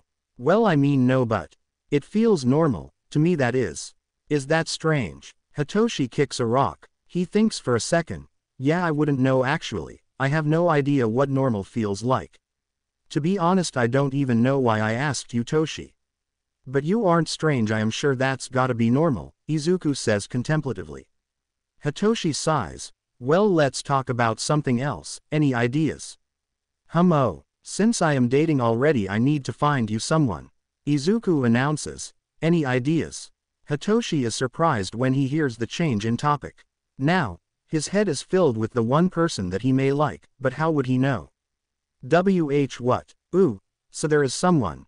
Izuku smirks playfully. I knew it. He exclaims with victory. Hitoshi stares at the clouds, contemplating. Well, I am not sure if I know myself. I do know that I am gay, but the guy the first I'm thinking about is someone I barely talk to. He barely knows I exist most likely, I just don't know if those are my true feelings. Izuku smiles softly. Well, I think that if you like this person then, you'll know. Hitoshi rolls his eyes. Thanks, Mr. Wisdom. Hey, I was just trying to help. Izuku splutters and the two laugh together. They laugh for a few minutes and once they have calmed down, Izuku asks, so, what's your hero name? Kachan said you were picking those today. Oh right, it's Minjak. I wasn't too sure at first but I ended up going with that, he shrugs. I like it, Izuku says with a smile. Kachan hadn't texted him since he wrote the message about them choosing hero names, so he didn't know what he had chosen. Thanks, Izuku, for being such an awesome friend. Shinao glances at him. Thanks. Izuku bursts into a sprint, his feet pounding against the pavement as he races ahead, laughter bubbling up in his chest. The wind rushes past him, and he glances back to see Hitoshi hot on his heels, determination etched on his face. Hey, not fair, you had a head start. Hitoshi calls out. He weaves between the park benches and dodges around trees, his heart racing with excitement. Izuku, feeling the thrill of the chase, pushes himself harder, his legs moving though he is not using his speed quirk. Try to catch me, he shouts, glancing back with a mischievous twinkle in his eye. Oh yeah, fine, Hitoshi yells as he starts to catch up to his friend. Izuku uses his quirk and runs faster, getting away easily. Hitoshi has tried his best to get accustomed to the new surroundings and new home. Sometimes the differences are too much and he is left confused about what to do. For example, today, Hitoshi woke up early to get his internship application finished. Bakugo had chosen to intern with Endeavor's agency according to Midoriya. He had not been sure who he wanted to intern with, so when he woke up this morning he had decided he wanted to intern with his new father, his teacher, Aizawa Shota. You can knock if we are still in our room in the morning, Shota's lip curled into a tiny smirk. Shinso turned to the couple. Hazashi squawked and lightly smacked at Shota's shoulder. What? Shota's tone has a playful drawl. He hides a small smile behind his mug. It's common courtesy to knock, isn't it? Don't say things like that. Hazashi glares playfully at Shota, pinching the dark-haired man's shoulder lightly. I didn't say anything bad. Shota snorts into his cup, smile never waning. It was solid advice. Maybe not, but you implied it. The blonde pouts, not to mention you thought something bad, and around our child too. You spend way too much time with Nimari. I'm not the one who invites her over all the time, so that's on you, Zashi. Nimari. Hitoshi questions. Oh right, yeah, that's just midnight. She's an old friend and she stops by occasionally. Hazashi answers cheerfully. More importantly, she lets us babysit Sushi, her cat. Aizawa nods happily. Don't you want to get a cat of your own? You seem kind of obsessed. Shinso says in a hushed voice, referring to the many cat-themed items throughout the house. Aizawa's socks, his pajamas, his slippers, mugs, plates, cups, bowls, carpet, etc. Ha, you would think so. It's hard when we are so busy. We always have the occasional cat though, since whenever my oh-so-sweet husband here sees a cat or kitten, he always brings it or them home. Hazashi smiles happily. It's a big responsibility, though we do have all the necessary supplies for whenever we have a cat over. Geez Zashi, you make it sound like you're ready for the apocalypse. Aizawa chuckles and signs to Zashi. What do you think about getting a cat? Hitoshi may understand, but he's not an idiot, so he keeps that knowledge to himself. Instead, he watches, and Hazashi responds, I would love to. Kid seems to like cats. He owns a pair of cat socks like yours. Aizawa signs back. Plus he always fed the cats on his way to school. Say what now? How does he know that? Hitoshi clears his throat. Oh, right. Hazashi snaps out of the conversation. Sorry, we will have to teach you sign language sometime. If not, you'll learn it in class sometime. They pause, then Aizawa asks, so have you decided who you will intern with? Well, sort of. I was wondering if I could intern with you. I decided to be an underground hero. If I work with you, it'll help me get a feel of the work. Shinso half mumbles. I can probably get you to work with me through UA. I'll check in with Nedzu today and we'll see about that. Aizawa says, walking to the kitchen to make coffee. Hitoshi gives a small smile. Thanks, Dad. No problem, kiddo. No problem, little listener. The two fathers say simultaneously. Hitoshi chuckles at his two now embarrassed parents. We will figure that out later. Ready to head out? Aizawa asks his husband and his kid, which Hitoshi and Hazashi nod in response to. They walk to the train station and take their usual train to Ua. On the train, Hitoshi, I wanted to let you know that we will be moving soon, Aizawa says, cautiously unsure of the response he would get. Huh, why? He questions. Hazashi nods and Aizawa continues. Well, Principal Nezu bought the whole neighborhood around UA and he wanted us to move in. Hazashi, sensing Shinso did not understand why, continues. First of all, he wanted us to be closer to our work. It's a big house and we wouldn't have to pay for it since it's a part of UA now. As long as we keep our jobs, we get to stay there, and you do too. It has many guest rooms, so you can pick whichever one you would like to be yours. Why so many guest rooms? Hitoshi asks. Sometimes on a job, we encounter people in need of temporary shelter or protection, like a lost child or an adult at risk from an attack. We keep them close to ensure their safety, but we've struggled to do this often due to limited space in our apartment. Aizawa responds swiftly. Shinso nods and they hear their stop next, so they stand up and walk off the train. Once Shinso arrives, it is complete chaos in Class 1A, everyone is shouting about internships. He walks in knowing their teacher will be there in only a few minutes. Hitoshi sits down at his desk and just as the bell rings, Aizawa walks in. Hello class, as you all know, today your internship applications are due. I expect them to be turned in by the end of class. Aizawa sighs. Today, by request of Kaminari, we are having a Gen Ed student joining us because of some supposed ghosts. Mina shouts out. Yeah. Finally. And claps Kaminari's hand. Aizawa glares at her, then sighs. Class, meet Tengu Kutano. A petite girl, with black hair walks. Hello, I am here to help with your ghost problem. I am non-binary, so please refer to me with they, them pronouns. The class nods and Kutano looks around the room. They pause after making a full round. There aren't any ghosts here. Check Aizawa-sensei. It's always following him. Kaminari shouts. Okay, they say and turn to Aizawa, who now looks intrigued. I see you there. Don't worry, I won't hurt you, they say to seemingly no one. Their eyes shift and they nod. So, what's your name? There is a silent pause and Kutano turns their attention to Aizawa. Do you know Inoboro Shirakumo? Shinso doesn't recognize the name, but his teacher seems to. Aizawa nods. Is that him? Yes, they respond, and Aizawa sucks in a breath. Hey, Shirakumo. Would you care to not disrupt this class? Silence. Thank you. Much appreciated. So that's it. Bakugo says, unimpressed. Well, yeah, I made the ghost leave you all alone. Goodbye now, they say and swiftly walk out of the door. Aizawa is distracted. The entire class he is distracted. He doesn't sleep, doesn't move, just stares. As the bell rings and Shinso is walking towards the door, he looks at his teacher one last time before he decides what he is going to do. He walks to the teacher's lounge and finds Hizashi. Aizawa needs you in his classroom now, as all he says, and his father is off. Shinso lets them go so that they have their space. They likely need it.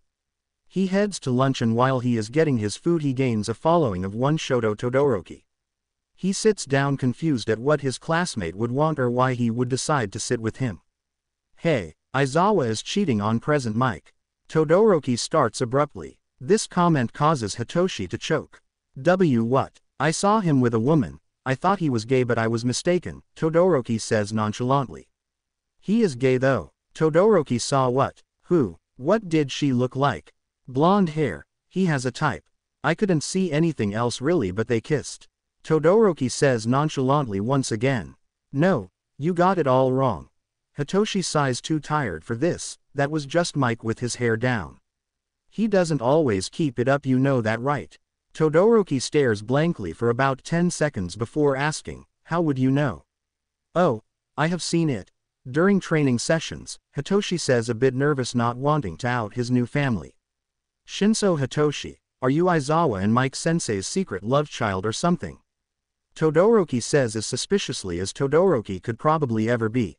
No. Shinso swallows nervously. Todoroki peers at him, and he starts to eat his food so that he won't have to speak.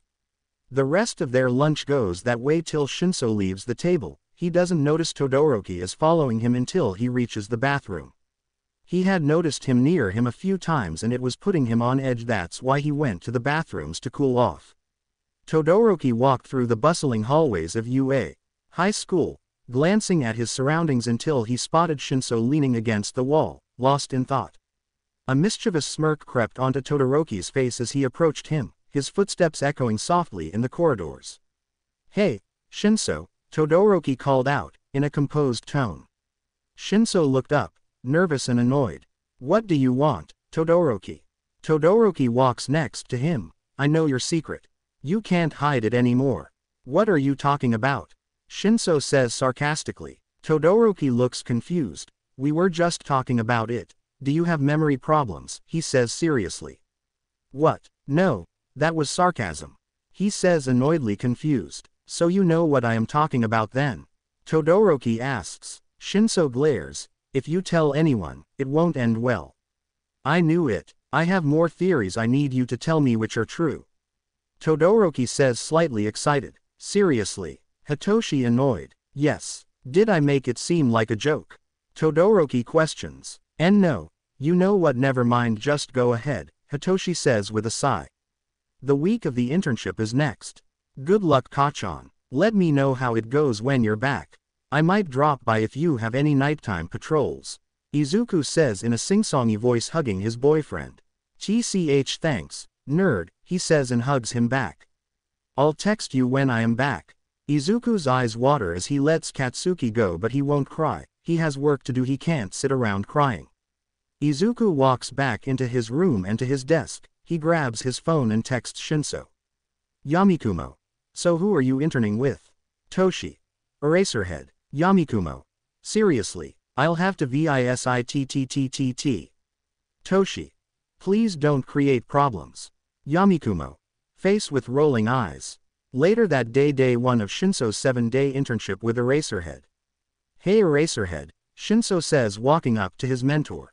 Nice costume. I see you kept the captured weapon like I suggested, Aizawa grumbles. Yup, if I want to go underground I will need my costume to be darker themed, he says now standing next to his mentor. Aizawa nods, ready to go. You are well enough trained that this should be a piece of cake unless we run into any major trouble. Like that vigilante kid, Shinso questions. He won't attack you but I have been trying to take him in for a while now so if you see the chance use your quirk so we can take him in. Aizawa shrugs. Okay. Shinso follows his mentor as he leaps from building to building. Day 2 of Shinso's 7-day internship with Eraserhead. Hey kid, before we finish up for the day, want to get some coffee? We can go to the Vigilant Cat, they are open pretty early. Aizawa says, already heading in the direction of the shop. Sounds good, Hitoshi says, I could go for coffee. The two head to the shop and walk through the door, a few cats immediately walk toward them. Aizawa watches Hitoshi pick up a cat, latte right. Aizawa asks, Shinso says petting the cat's belly. Aizawa walks up to the cashier, what can I get for you? The red-haired teen, Aizawa knew as Tango, asked. I'll get a lazy cat latte and catnap espresso, Aizawa says pulling out 700 yen. Okay, that will be 650 yen, is that for here or to go? Tango asks. Aizawa hands her the money, for here. Okay, well bring that over to your table soon. She says accepting the money, thank you, here's your chance. She then hands him the change. Aizawa finds the table. Hitoshi is sitting by with a cat on his lap and they wait, petting the cats as they chill out. Here you go, 1 lazy cat latte and 1 catnap espresso, Akari says walking up to the table with their drinks. Thank you, Aizawa says taking his espresso. Hey Akari, how are you? Hitoshi asks. Oh, and thanks for the latte. I'm good, you. How's school? Akari asks. It's all good, and your boyfriend? Hitoshi says sipping his latte. He's good, well I hope, he's currently out on. He's busy if you know what I mean. Akari says with a smile. Well I have to get back to work, talk later Toshi. He bows and heads off. So, Toshi Aizawa says suspiciously. Yeah, I have known him since I started coming to this place a while ago. He's always been nice, Hitoshi says taking another sip of his drink. Okay then, Aizawa says still clearly suspicious of the strange friendship. Day 3 of Shinso's 7-day internship with Eraserhead. They took down 7 groups of villains and 2 loners. It was a slow night. Aizawa had said, when the night is quiet that means something big is coming. Aizawa taught Shinso the importance of having connections in the underground. Day 4 of Shinso's 7-day internship with Eraserhead. It turns out that Stain had attacked Tenulita. He had sustained major injuries and had to be put into emergency care. Will he be coming back to Ua? Shinso asks. Unfortunately not, at least for now. Perhaps in the future, though he might need to see healers for treatment first, as he can hardly use his quirk and is in quite a bad state. Aizawa says in a depressed sort of tone. It had been tragic, and pro-hero native had died. There had also been a Nomu attack right after, and worst of all Stain had escaped. Day 5 of Shinso's 7-day internship with Eraserhead. Oh, hey there again. Looks like I got them before you too. Verdant says with a wide smile. I have to say you make quite the team though. Aizawa sighs and then grumbles. Verdant. Oh hey again, Shinso says to the vigilante. Verdant nods to Shinso then signs. Not going to happen. I won't talk to little mastermind over here. Well now I know Verdant knows sign language, what's next Spanish? Aizawa says in a tired voice. Actually, I do know Spanish, Verdant replies. Prove it, Aizawa speaks. Nice try but I won't fall for that. Verdant replies. Less than Hitoshi in the corner feeling left out, TT poor baby greater than. Day 6 of Shinso's 7-day internship with Eraserhead. Verdant stops by again, this time using a phone to speak with a text-to-speak app. Aizawa and him have a short back and forth before a villain interrupts and they have to stop and fight. Day 7 of Shinso's 7-day internship with Eraserhead. With Stain going viral, the streets are quite a mess tonight, Aizawa says to Shinso. Yeah, it sucks though. I feel for the guy in the sense that he is showing us that some heroes aren't all what they are made up to be. Killing though is never okay, Shinso says, and he spots a villain robbing a man. They head off to continue their tiresome patrol. To be continued. I hope you guys enjoyed this video and make sure to like and subscribe to the channel. Now we will see you in the next video.